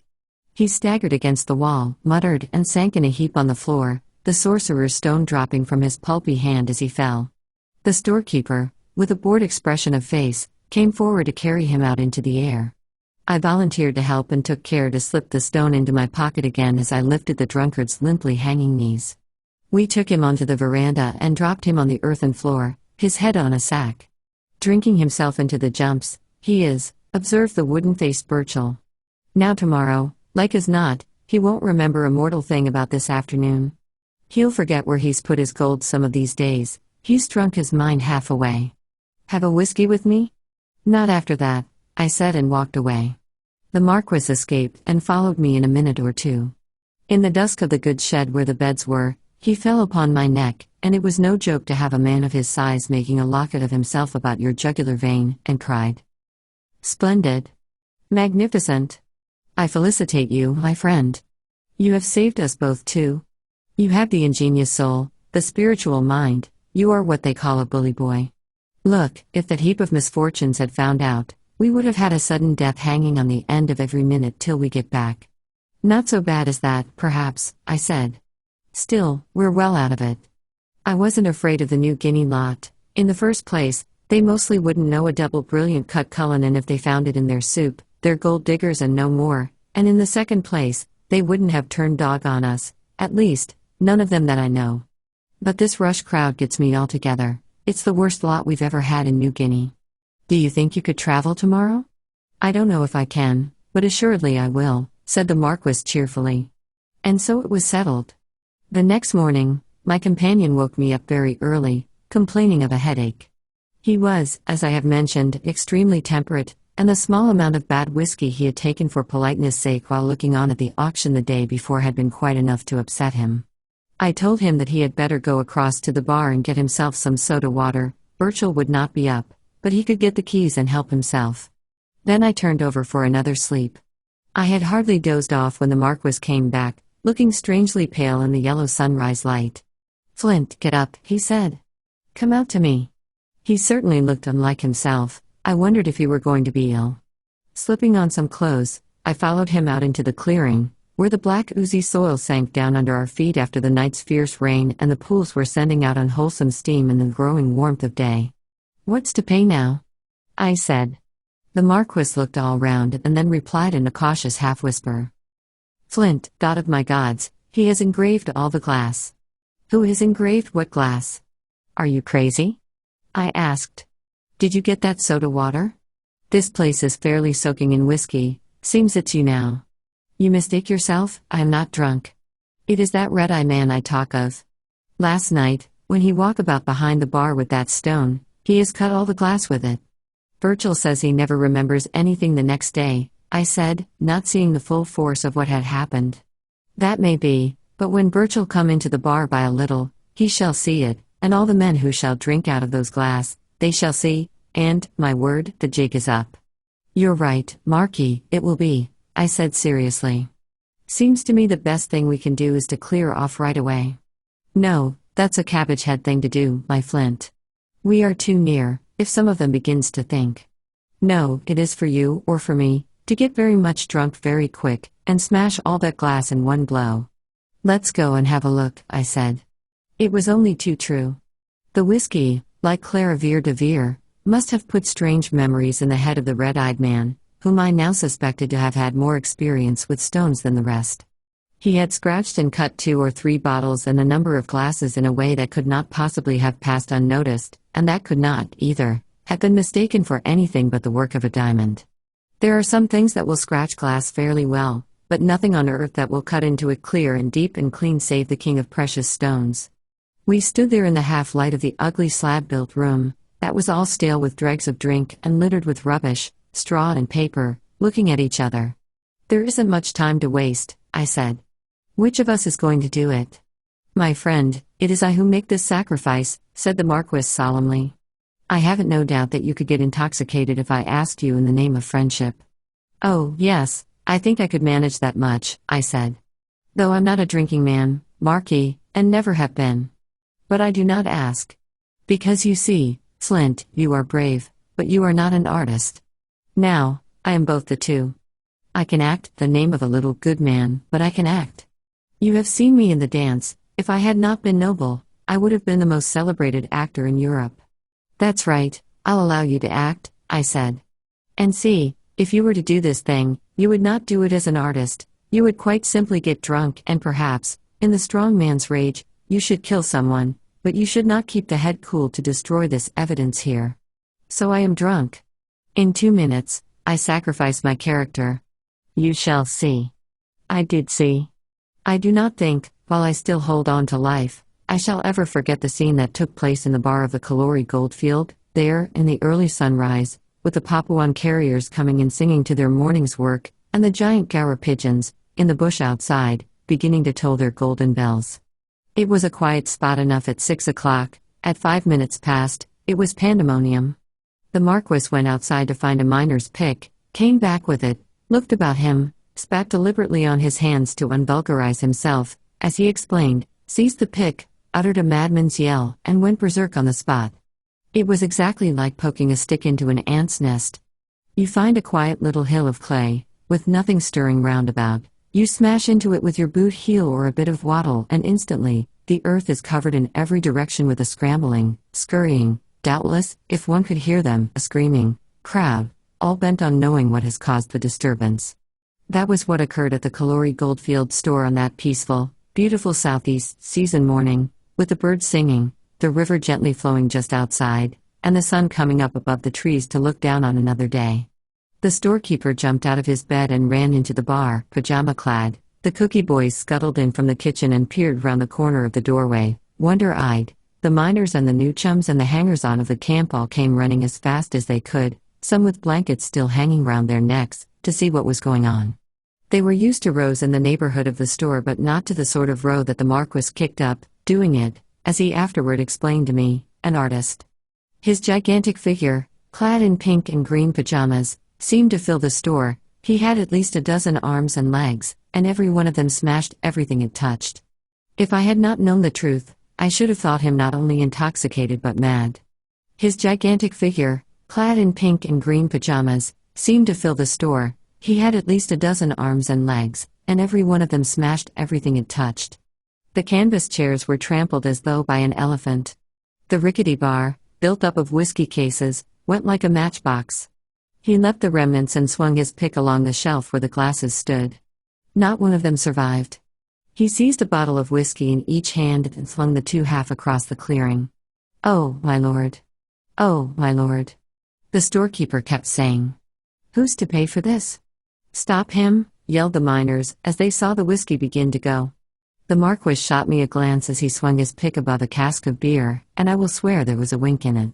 By this time all the incriminating glass was gone. The murder of a man, I think, would have been looked upon more calmly than the murder of a cask of beer up here on the Calori goldfield, a long week from the coast. But this last exploit was never carried through. With one accord, the miners flung themselves upon the handle of the pick and dragged it down. They dragged the Marquis down next by sheer force of numbers and sat upon him.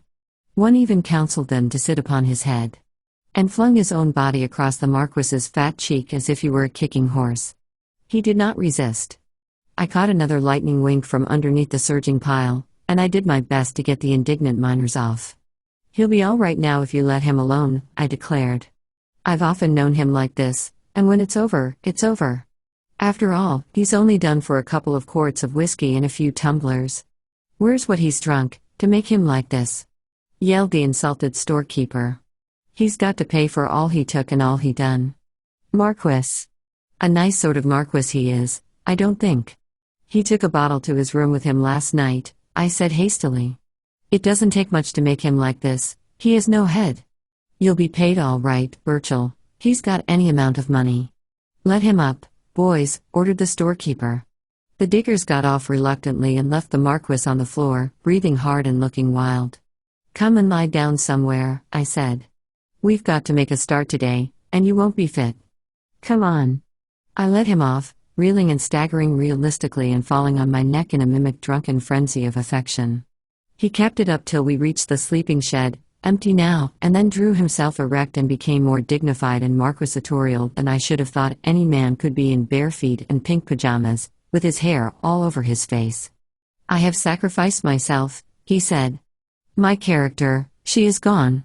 But procrastination is the steed that is stolen. I have acted at once, and we are saved. You stop there and don't get well too quick, in case anyone comes back," I said. "I'm off to get our packs ready and the carriers underway. The sooner we get out of this the better, Marquis. I want the society of a few nice restful cannibals to quiet down my nerves." Chapter 7. Concerning a cassowary and a hymn book. "It's a wise child that knows 'tis folly to be wise," said the Marquis. He was sitting in the supper room, enjoying trifle, floating island, tipsy cake, and the other items of a somewhat sticky and gassy supper. His partner, Mrs. Vandeleur, a fascinating little widow in a demure black dress and the most scarlet of scarlet silk stockings, had just been carried off by the fluffy and indignant young government officer to whom she rightly owed the supper dances. The Marquis, who had danced without intermission from the first striking up of the band, one piano, out of tune, one violin, much affected by the climate and given to emitting rat-like squeaks, until the 18th item in the program, was now resting and refreshing. I, who had given up dancing many years ago and who wasn't likely to begin again at a Port Moresby shivu, was watching, if the truth must be told, watching the Marquis. I was already getting uneasy about him, though we had only returned to the comparative civilization of Port Moresby the week before. We had a good 10 days to wait for the next steamer to Sydney, and Port Moresby has nearly 300 inhabitants, which is a good deal, the largest settlement in Papua. What were the chances of someone of the 300 finding out in the course of those 10 days that we possessed the second biggest diamond in the world if the Marquis went on as he was doing now? It was his turn to wear the stone, and nothing would induce him to give it up to me for the night, even though it was much harder for him, being fat, to hide it about his person than for me. There it was, perfectly visible to me at all events, sticking out like a small tumor under the front of his shirt, and unless I was much more stupid than I supposed myself to be, it had already attracted some attention from little Mrs. Vandeleur. Mrs. Vandeleur, Daisy Vandeleur, as most people called her, she signed herself Daisy in her numerous letters, was always referred to as little. She was, as a matter of fact, about the average height of a woman. But she had a small head and very small hands and feet and a way of looking little and forlorn. And she was fond of calling herself a poor little widow. I needn't go on describing Daisy, everyone who has reached the age of 30 has met her and knows her by heart.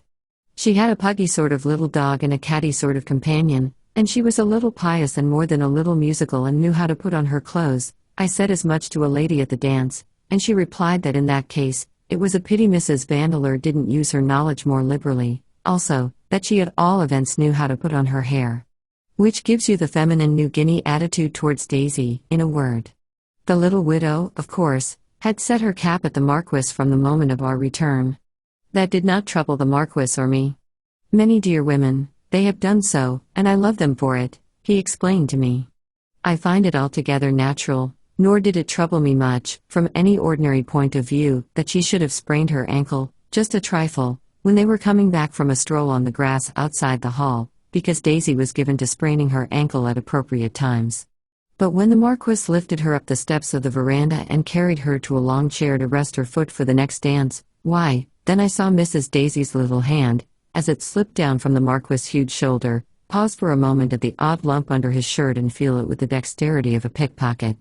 The Marquis did not notice. He was gazing into her blue eyes and went prettily with her Titian red hair. I began to wonder, however. When the supper dances came, I saw Mrs. Vandeleur walking in with the Marquis as lightly as he walked himself.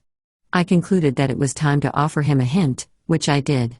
He answered with the mangled proverb I have already quoted, and filled himself another glass of ginger ale with the roistering air of a gallant in a Christmas number supplement. It really seemed to be going to his head. I had had several whiskies myself by this time, but my head is perhaps of a different quality. It was the southeast season at its worst. In Port Moresby, that means that you live in the midst of a roaring gale, day and night, for months. Up here on the hill where the dance room was built, the veranda trembled like the hurricane deck of an Atlantic liner. The flags in the ballroom tore at their moorings on the walls. Down the long tunnel of the supper room, the wind went yelling like a lost soul on its way to hell. The tablecloth flapped and slatted, the crackers flew about. Mrs. Daisy, dancing beyond the doorway with the fluffy boy, clutched at her woeful black skirts and twinkled the scarlet stockings that so piquantly contradicted them. I could see she was keeping an eye on me. For some reason or other, Mrs. Daisy did not like me much. "Look, Marquis," I said, the howling of the southeaster isolated us from the other guests in our corner, as much as if we had been in a room by ourselves. "I want you to think for a moment what it means if people get on to the fact that we have a diamond worth the whole island of New Guinea in our possession. From that moment, any peace we have, and Lord knows we haven't had much, ceases. In a small place like this, one is safe enough from robbery, but once on a liner or in Sydney, we'd want a corps of detectives to guard the stone, if we can't keep it dark. And, of course, it doesn't matter where or how the news gets out, it'll run over the world in a week, just the same." "All over the world," said the Marquis thoughtfully. "You have a reason. We shall be famous, me and you. Flint, I love to be famous. It is the glory of our adventures that has already made that little flower of the tropic, Daisy Vandeleur, love me as the poor little one loves. It is true, she also thinks of me as beautiful. But handsome as who tells no tales. Will you let me keep the stone till the steamer comes in?" I asked, dropping the vexed subject. "When a man of 40-odd begins to tell you about the women who admire his beauty, you had better get off that line of rails as quickly as you can." "On my conscience and my honor as a peer of the ancient regiment of France, I will not," said the Marquis. "I have the heart of a child, as the little Daisy tells me, but a child I am not. Tomorrow, you will guard our property, the day after, and so on to the end. To the end, my friend." He drank another bottle of ginger ale in 2 gulps and waved his empty tumbler in the air. "And even if the end shall be death, then, my friend, a dead man is out of the woods. I love your English axes." "Saws, I suppose you mean," I said. I knew it had to do with tools. It is altogether the same. "Now I will show this little beautiful some species of dancing that will make her ready to die of love, there on my feet." I really think the amount of ginger ale he had drunk must have gone to his head a little, or else it had so inflated him, mentally and physically, that he was a trifle above himself. At any rate, he volunteered to give the company an exhibition of solo dancing, and the offer being promptly accepted, started to do, of all things, Queen Elizabeth dancing before the Scots ambassador, Melville. It is to please your English sentiment, and at the same time to warm the heart of the little Daisy by laughter, he explained to me. This is comic, a frolic idea. What a scene it was! The dancers, in their odd mixture of day and evening dress, gathered around the walls under the slatting, tearing flags, the wild southeaster yelling along the veranda so that the music, despairingly pitted against it, sounded starved and thin. In the midst of the cleared space, the Marquis, beneath a row of guttering hurricane lamps, dancing Queen Elizabeth. He had a scarlet tablecloth about his waist and a fan in his hand. He had rouged his cheeks with a scrap of red cracker paper dipped in water. He had borrowed a pair of high-heeled shoes. Big man though he was, his foot was amazingly small and, in spite of his bulk and his pink, fat face and his twinkling trousers legs showing below the drapery, He was the ancient coquette of England to the life. You could even see Melville's sour face as the dancer stepped and pirouetted high and disposed, watching eagerly for the ambassador's approval. At the end, he laughed a high-pitched, cackling, old woman's laugh, struck the imaginary Melville coquettishly on the shoulder with his fan, dropped the tablecloth, and became instantly a dignified nobleman of the ancient peerage of France. Mrs. Vandeleur ran forward impulsively as he finished and begged for more. The room applauded. The Marquis danced again. "Let a Papuan with a drumbeat brought," he ordered. A boy was fetched from the grass slope outside the hall, where a number of natives had been looking on. He beat his iguana skin drum as if for a native dance, with the throbbing, intoxicating beat of the New Guinea drummer. The Marquis snatched a native feather crown off the wall, where it had been hung as an ornament, put it on his head, and danced the love dance of the sorcerer, looking at Mrs. Vandeleur all the time. I must say he had used his Papuan experience as well. The dance was New Guinea, yet something more. It had sorcery in it, mystery, magic, and sinister, wicked charm. You felt the sorcerer loved the lady and meant to win her, but you were not quite sure he did not mean to roast her on the fire and pick her pretty bones, by and by. The lookers-on applauded violently, and Mrs. Daisy, whether truthfully or not, declared herself faint when he had done and had to be supported to a chair. "Oh, you terrible man, you dangerous sorcerer!" I heard her murmur as he gave her his arm. "How many trusting little women's hearts have you charmed away? Do you know the power you have? I think you must be very cruel." "No, for I make my spelling gently, fair and softly as always to be blessed," he answered, through the yelling of the wind. Mrs. Daisy put up her hand anxiously among her curls to see, I think, if nothing was breaking away from its moorings and, being assured of this, fainted a little more in the corner to which the Marquis had conducted her. Her head grazed his shirt front as she sank back in her chair. "Ah! You have hurt my little face. Is it your heart that feels so hard and sharp?" she asked. The Marquis, instead of answering, lifted her onto her feet again as lightly as if she had been a baby and swung her back into the dancing room, where now the music was beginning again. "What happened to the wife of Bluebeard, little wicked?" he said as they dropped into the waltz. "I do not know that I have the best temper in the world. Some of my friends say I have the worst when you rouse it, but that is an exaggeration. Anyhow, I could not stay in the ballroom and see our fortune swinging over a gulf of disaster on the frail thread of the Marquis' amorous folly any longer. I went out to smoke and to swear. The next day, it was my turn to wear the sorcerer's stone, and I was ready enough to claim it. We had cased it in a piece of silk and sewn it up again in a piece of chamois leather, safely attached to a strong cord. No one wears waistcoats in Port Moresby, but I took care to select a shirt that was some sizes too wide for me when I wore the stone, and with a coat on, the loose folds concealed it effectively. I was feeling a little easier about the Marquis since I had succeeded in extracting from him a solemn promise that he would not, on any account or for any reason, betray to any person the secret of the diamond. At the same time, I managed to persuade him to alter his clothing a little so that the stone could not be noticed unless anyone went actually feeling about after it. More than this, I could not do. There is very little in the capital of Papua to occupy the mind of any reasonable person. When you have been out to see the native village, gone for a walk to Koki, where the native servants employed in the town hold nightly dances, and taken a boat across to one or two of the islands, you have about exhausted the interests of the place. It is barren and rather ugly. The white people are more civilized and, therefore, less interesting than those of Samaria. The natives speak English, wear trade clothing, and cheat the tourists over curios. To anyone recently returned, like the Marquis and me, from the mysteries, horrors, and adventures of the unknown interior, nothing could be more flat and tiresome than the silly little capital town. All the more, I was uncomfortable over my companion's evident fascination with Mrs. Vandeleur, whom I frankly took for an adventure. Her very name was against her, it savored too much of stage posters to be natural.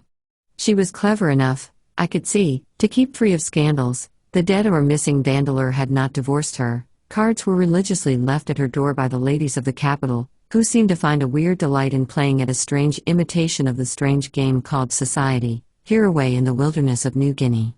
"Like your Israelites of the Bible," said the Marquis, who always spoke of the Old Testament as if it were the exclusive property of the English race, "these dear ladies make brick in the desert without no straw. It is for that reason, I observe, that their bricks do not hold together the one with the other." And, indeed, the inhabitants of Port Moresby love each other scarcely better than do those of Samarai. But, though Daisy Vandeleur was quite respectable, according to the canons of the card tray, and though, in any case, there was no risk of the Marquis' historic coronet descending upon her well-dressed head, I thought her none the less dangerous, perhaps rather the more. That dear little one, she desires quite simply to marry herself with me. I find that very touching, though I cannot accord her her desire, he said sentimentally. Flint, I can't tell you how much pity I have for all those beautiful women who so desire to marry me. Of course, the day shall come at last when one of those lovely ones shall, what do you call it? Yank me in. But the rest, my heart is bleeding for those. He took out his embroidered silk handkerchief and looked lovingly at the coronet. I knew he was thinking about telling me the history of the lady who had worked it for him, so I got away before he made a start. That was where I made my mistake. He went right off to Mrs. Vandeleur's and told her. They invited him to join the tennis club after this. I never had time or inclination myself to learn how to throw balls at a man who doesn't want them and work hard trying to get them back when I don't want them myself, so I didn't see very much of the Marquis at this period, although for want of room, we were sharing our quarters at the hotel. After all, I had not been brought up at the court of France, I did not know half the kings of Europe, and I did not possess even a shandy in New Guinea, let alone a castle on the Loire. These things had not seemed to matter when we were away in the wilds together, getting chased by cannibals or being shipwrecked or having snakes set on us by sorcerers, going ragged and hungry sometimes and at all times not being quite as sure as we could have wished that we were ever going to get safely back again. But here, in the little tin-pot capital, the kings and castles and things began to crop up again. And, as they say in sentimental novels, the Marquis and I drifted apart. The days passed very slowly before the steamer's call. In the afternoons, when the southeaster was howling harder than ever and almost laying flat the little eucalyptus trees that stand up all over the many hills on which Port Moresby stands, I used to climb the heights above the town and wander idly about, holding on my hat and thinking what I'd do with my share of the price of the diamond, if we ever got it safe away to civilization. And down below on the flat, the Marquis would be playing tennis with Mrs. Vandeleur or squiring her about on the beach. I never felt inclined to watch him on the days when it was my turn to guard the Sorcerer's Stone. But on his days, I don't mind admitting that I shadowed him like a detective. In a town that is all small hills, with every house overlooking all the others, there is not much difficulty about that. And I grew more and more uneasy, as the time went on, to see the increasing number of hours he spent with Daisy. Every second evening, when he handed over the chamois leather case in the privacy of our own room and said, "All right, my Flint," I felt as though another barrier between our fortune and its realization had been painfully passed over, another cast of the dice fallen in our favor. For I knew now that Mrs. Vandeleur had her suspicions, and I trusted her, well, not half so far as I could have thrown her supple, ill-like little body. Sometimes, from my eyrie among the rocks above, I saw amusing scenes on the tennis ground in the flat. The most amusing was on the day when Daisy persuaded the Marquis to dance on the tennis court with a cassowary, a pet of someone of the residents, which used to hang about the grounds, begging humbly for cake and, if refused, instantly turned vicious and jumped up into the air to kick with both feet at the person who had repulsed it. The players used to tease the creature a good deal in order to see it fly into a rage. It was a young bird and not half grown, but it was very active and went into the most amusing frenzies of stamping, whistling rage.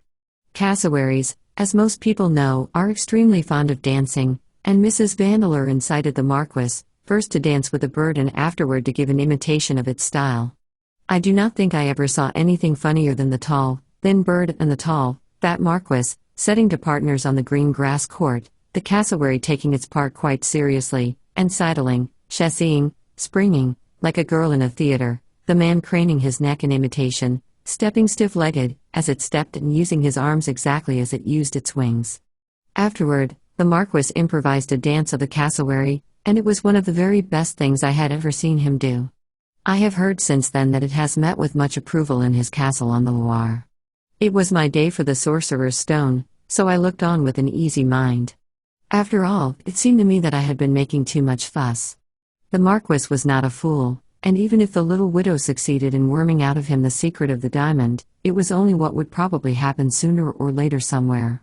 We had been through so many risks with the Sorcerer's Stone that I had nearly come to believe there was something supernatural about it, for it always seemed to work out right in the end. The next day I was suffering from a touch of fever, as most New Guinea residents do at times, and I did not go out at all but stayed in my room and took quinine till the walls spun around me. The attack passed off towards evening, and I was lying on my bed, feeling weak but better, when the Marquis came in. "Had a pleasant day?" I asked. He did not answer but went over to the washstand and began washing his hands with his back to me. I was feeling almost too tired to talk, so I lay silent for a while, watching the eastern skyline, through our little square window, turn pink with the reflected glow of the sunset in the unseen west and the green-gray eucalyptus trees streaming before the ceaseless thrash of the trade that blew up strong and stronger as the night came on. It occurred to me that the Marquis was a very long time washing his hands. The room was getting darker, the people of the hotel were clashing plates and clinking glasses down below. It was nearly dinner time. What could be the matter with my companion? "Say, Mark," I called out from my bed, "have you been murdering anyone, like Lady Macbeth, and are you trying to wash the damned spot away, or what?" The Marquis turned round so suddenly that he flung the tin basin rattling on the floor, and the water rushed in a deluge across the room. He did not take the slightest notice of it. He came up to the bed, and even in the twilight, I could see that his face was white. I knew what had happened before he spoke. "Flint," he said, beating his pink, soapy hands up and down in the air, "I cannot tell you.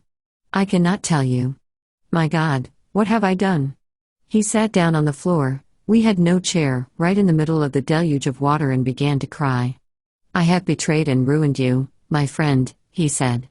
"I would like to die here where I am. What is the use that I should live? I say that I cannot tell you what I have done." He wept again. "Oh, get out of that water and sit on the bed," I said. "You don't need to tell me, all I want to know is how it happened and what Mrs. Vandeleur has to do with it." I was feeling pretty bad about the affair, for I saw in a moment that he had lost the diamond, but there is never any use, to my mind, in making a fuss. The Marquis jumped up and tore open his shirt with the air of a man who was opening his very heart for your inspection. Round his neck was hanging a string, and on the string was a small silk bag, empty. "Not one confoundable thing has that angel had to do with it," he said. "It is altogether me.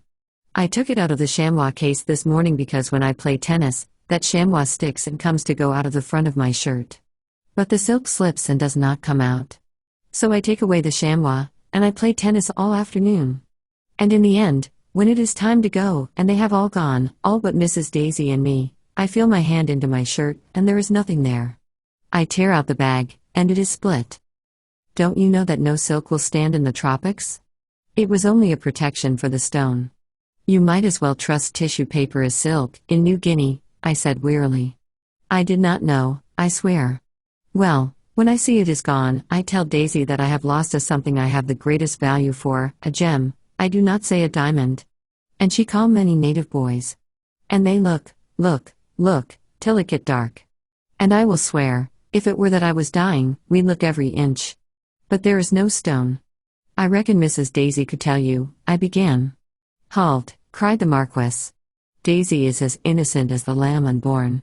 When we see the stone is lost, she will not look at herself. She sits on the seat and watches. She weeps for me, that little one, she is most blooming, sorry. But she will not be suspect, she won't touch that searching herself. She cannot understand, and I cannot understand. It was all raised clean, that ground, there were no gulfs anywhere, and the weeds were not. I should have been finding all right. But, my God, it is not." He seemed so exceedingly distressed that I could not find it in my heart to say what I thought of him and his carelessness, and of Mrs. Vandeleur, whom I could not believe altogether innocent, and of the whole wretched affair altogether. After all, Marquis or no Marquis, the man was my mate, and we had been through a lot together. He was a nicer fighter than he was when one got into a tight place I never wished to find. And neither he nor I was worse off than either had been a month or two ago. We had lost nothing except a dream. It was a splendid dream, no doubt, and one that I, at least, was never likely to have a chance of dreaming again. But I thought I could do without it, on the whole, and if I could, who hadn't done the mischief? So, I reckoned, could he.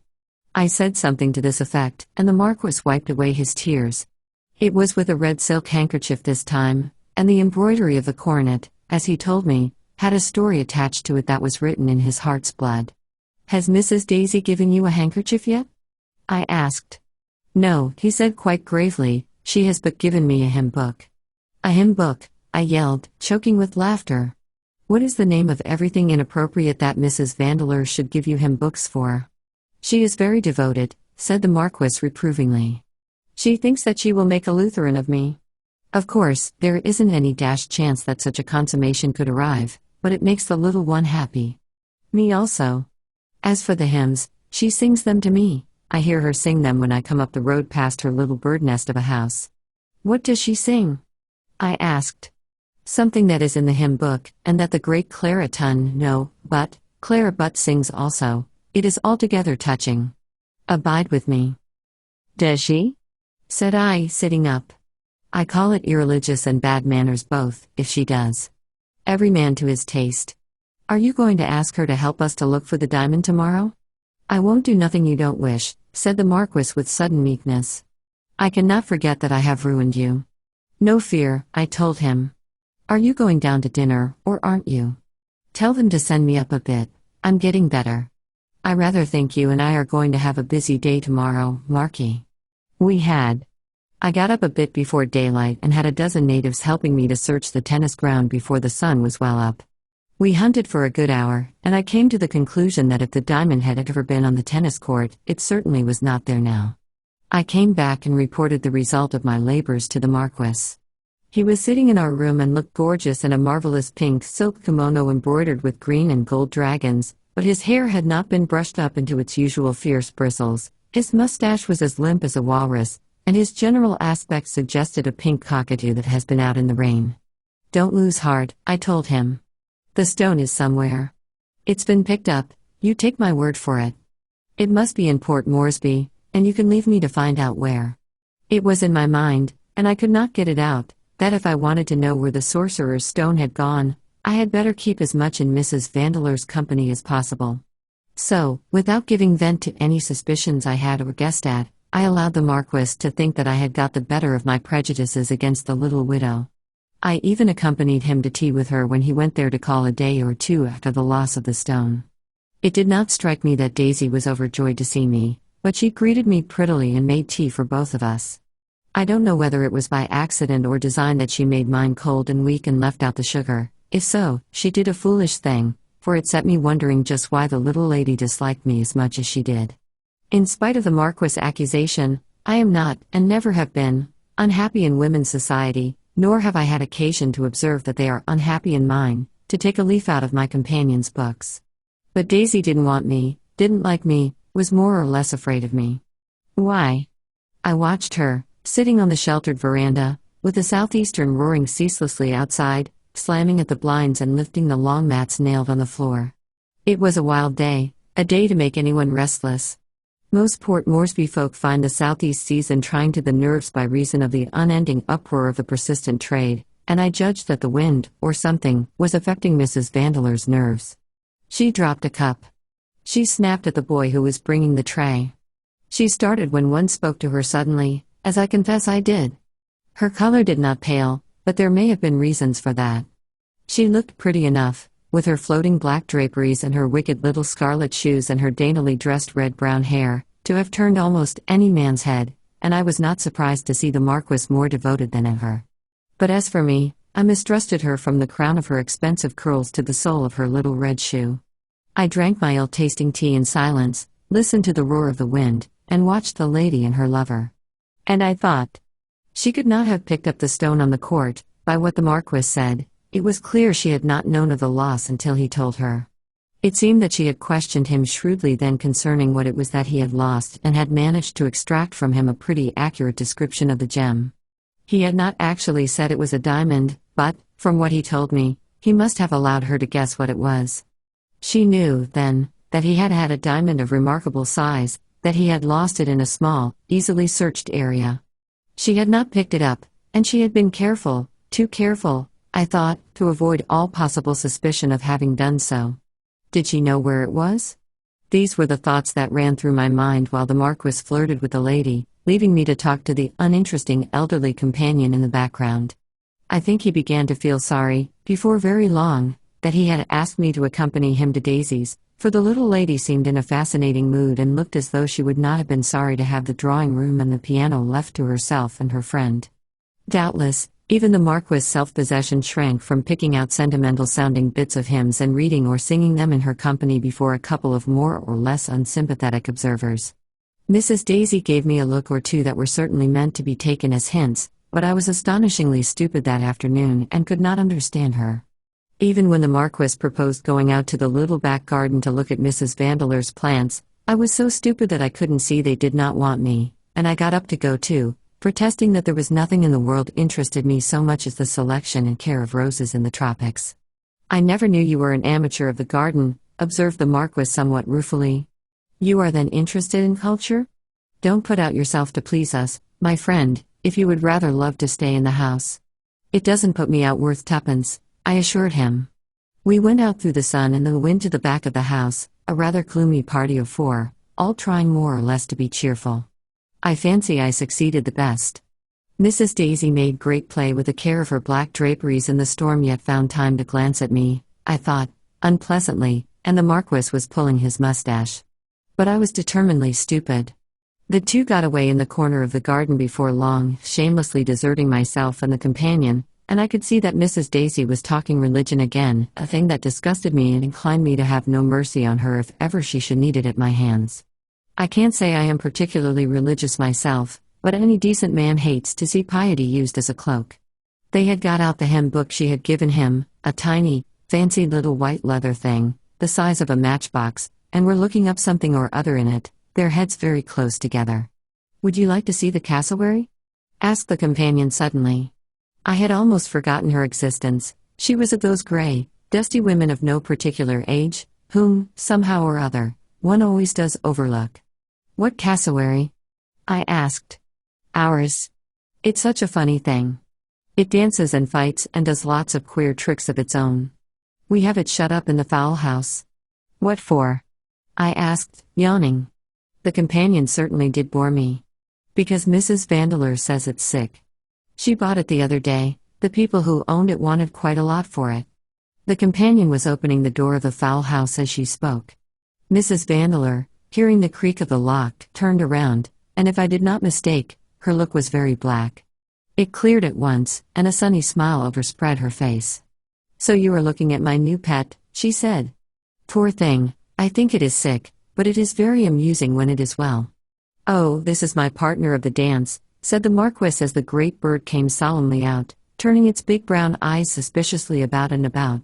He held out his hand to it, bowed, and began to dance towards it, flapping his coat-tails in imitation of wings and singing, to an absurd tune, the well-known nonsense rhyme. "I wish I was a cassowary on the plains of Timbuktu. For them, I'd eat a missionary.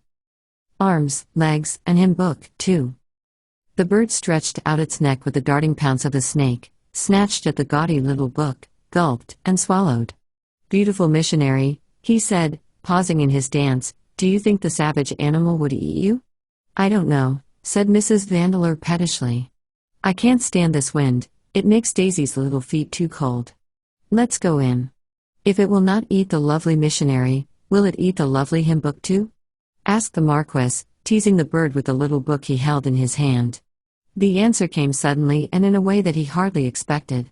I do not think the Marquis had ever heard that the cassowaries are much the same as ostriches in their appetite for strange and seemingly inappropriate food. If he had not, he was enlightened now. The bird stretched out its neck with the darting pounce of a snake, snatched at the gaudy little book, gulped, swallowed, and— "By gum," cried the Marquis, "she has eaten up the hymn book too." "Daisy's little feet are so cold," complained Mrs. Vandelor, shivering in the wind. "Daisy wants to go to her little own home again." It seemed to me that she was anxious to pass over the incident without remark, which struck me as odd, considering that it was her own gift to the Marquis that the mischievous bird had destroyed. We all went back to the house, and before very long our hostess began to yawn in an elegant but obvious manner that conveyed an unmistakable hint. The Marquis rose to leave and I followed him. He was looking worried and depressed, and I should have been glad enough to say something to comfort him a little if I had thought it safe. But in the light of past events, I certainly did not. Nevertheless, I was mentally skipping and dancing all the way back to the hotel. For now I thought I saw my way. When I had left the Marquis in his room, I waited for a little while and then went straight back to Mrs. Vandeleurs.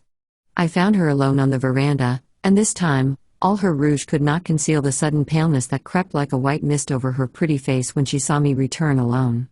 "I am flattered," she said. "To what do I owe the honor of this, very late, call?" I looked her straight in the eyes. "What will you take for your cassowary?" I said. "Your cassowary that is sick, though it doesn't look it, and that will probably die in a day or two, suddenly?" I always said the woman was an adventuress. She never turned a hair or hesitated a moment. £1,000, she said. "You mean 50, I told her. "1,000, she said, opening her eyes very wide and trying to stare me down. The wind was working up for the night. We had to shout at each other in order to be heard. 50, I said again. "It isn't worth 1,000 to you to be driven out of the country by that story." "Perhaps it is," said she insolently.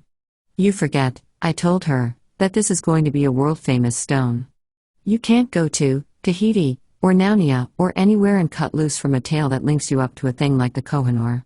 You'll go with that story chained to you like the ball on a convict's leg and £1,000 in your pocket, or we'll keep our own counsel, and you'll keep yours and £50. For a moment, there was silence in the veranda, silence but for the tearing of the wind. The reed curtain in the doorway slashed back and forth. The canvas awning rattled like a sail. "Give me the money," said Mrs. Vandeleur without the slightest change of countenance. But I could see that the gauzy, sable laces on the bosom of her dress were heaving like black seaweeds in a storm. I had brought a checkbook and a fountain pen. I wrote a check and gave it to her. "You might tell me how it happened," I said as I handed the paper. "You know," she said. "He told me what he had lost."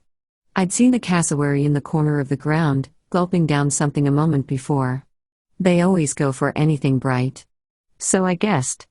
And when he told me, I brought the bird over to the seat while he was searching for the stone, and I saw the thing going down its neck inch by inch, as you can see if you watch them swallow anything.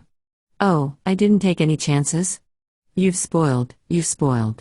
Did you ever think what it is to be a woman who is not so young as you were and has no prospects, none? You never thought or felt or cared about any woman in the world? Her eyes were very, very blue, and they were very soft to see through the tears that were gathering in them. She looked at me and then looked away. I am never likely to know what she meant by that. Nor do I very much care. For there is a girl down in Sydney. I never saw Mrs. Vandeleur again. The Marquis slept better that night than he had done for some nights past. I had a job to do before we slept. I did it. Any man who has been on sheep and cattle stations understands that sort of thing completely. I tidied up before I came into the Marquis' room with the recovered stone, but there was a stain that I had overlooked on one shirt sleeve. The Marquis saw it. "It began in dying and blood and it ends in dying and blood," he said. "Flint, in 1 week we shall be in Melbourne and we shall find a syndicate of Jews, and they will buy our stone for very many £1,000s, and by gum, my friend, I shall think we are blooming well rid of this so remarkable treasure trophy of the wilderness." "I'm with you there," I said, and I was.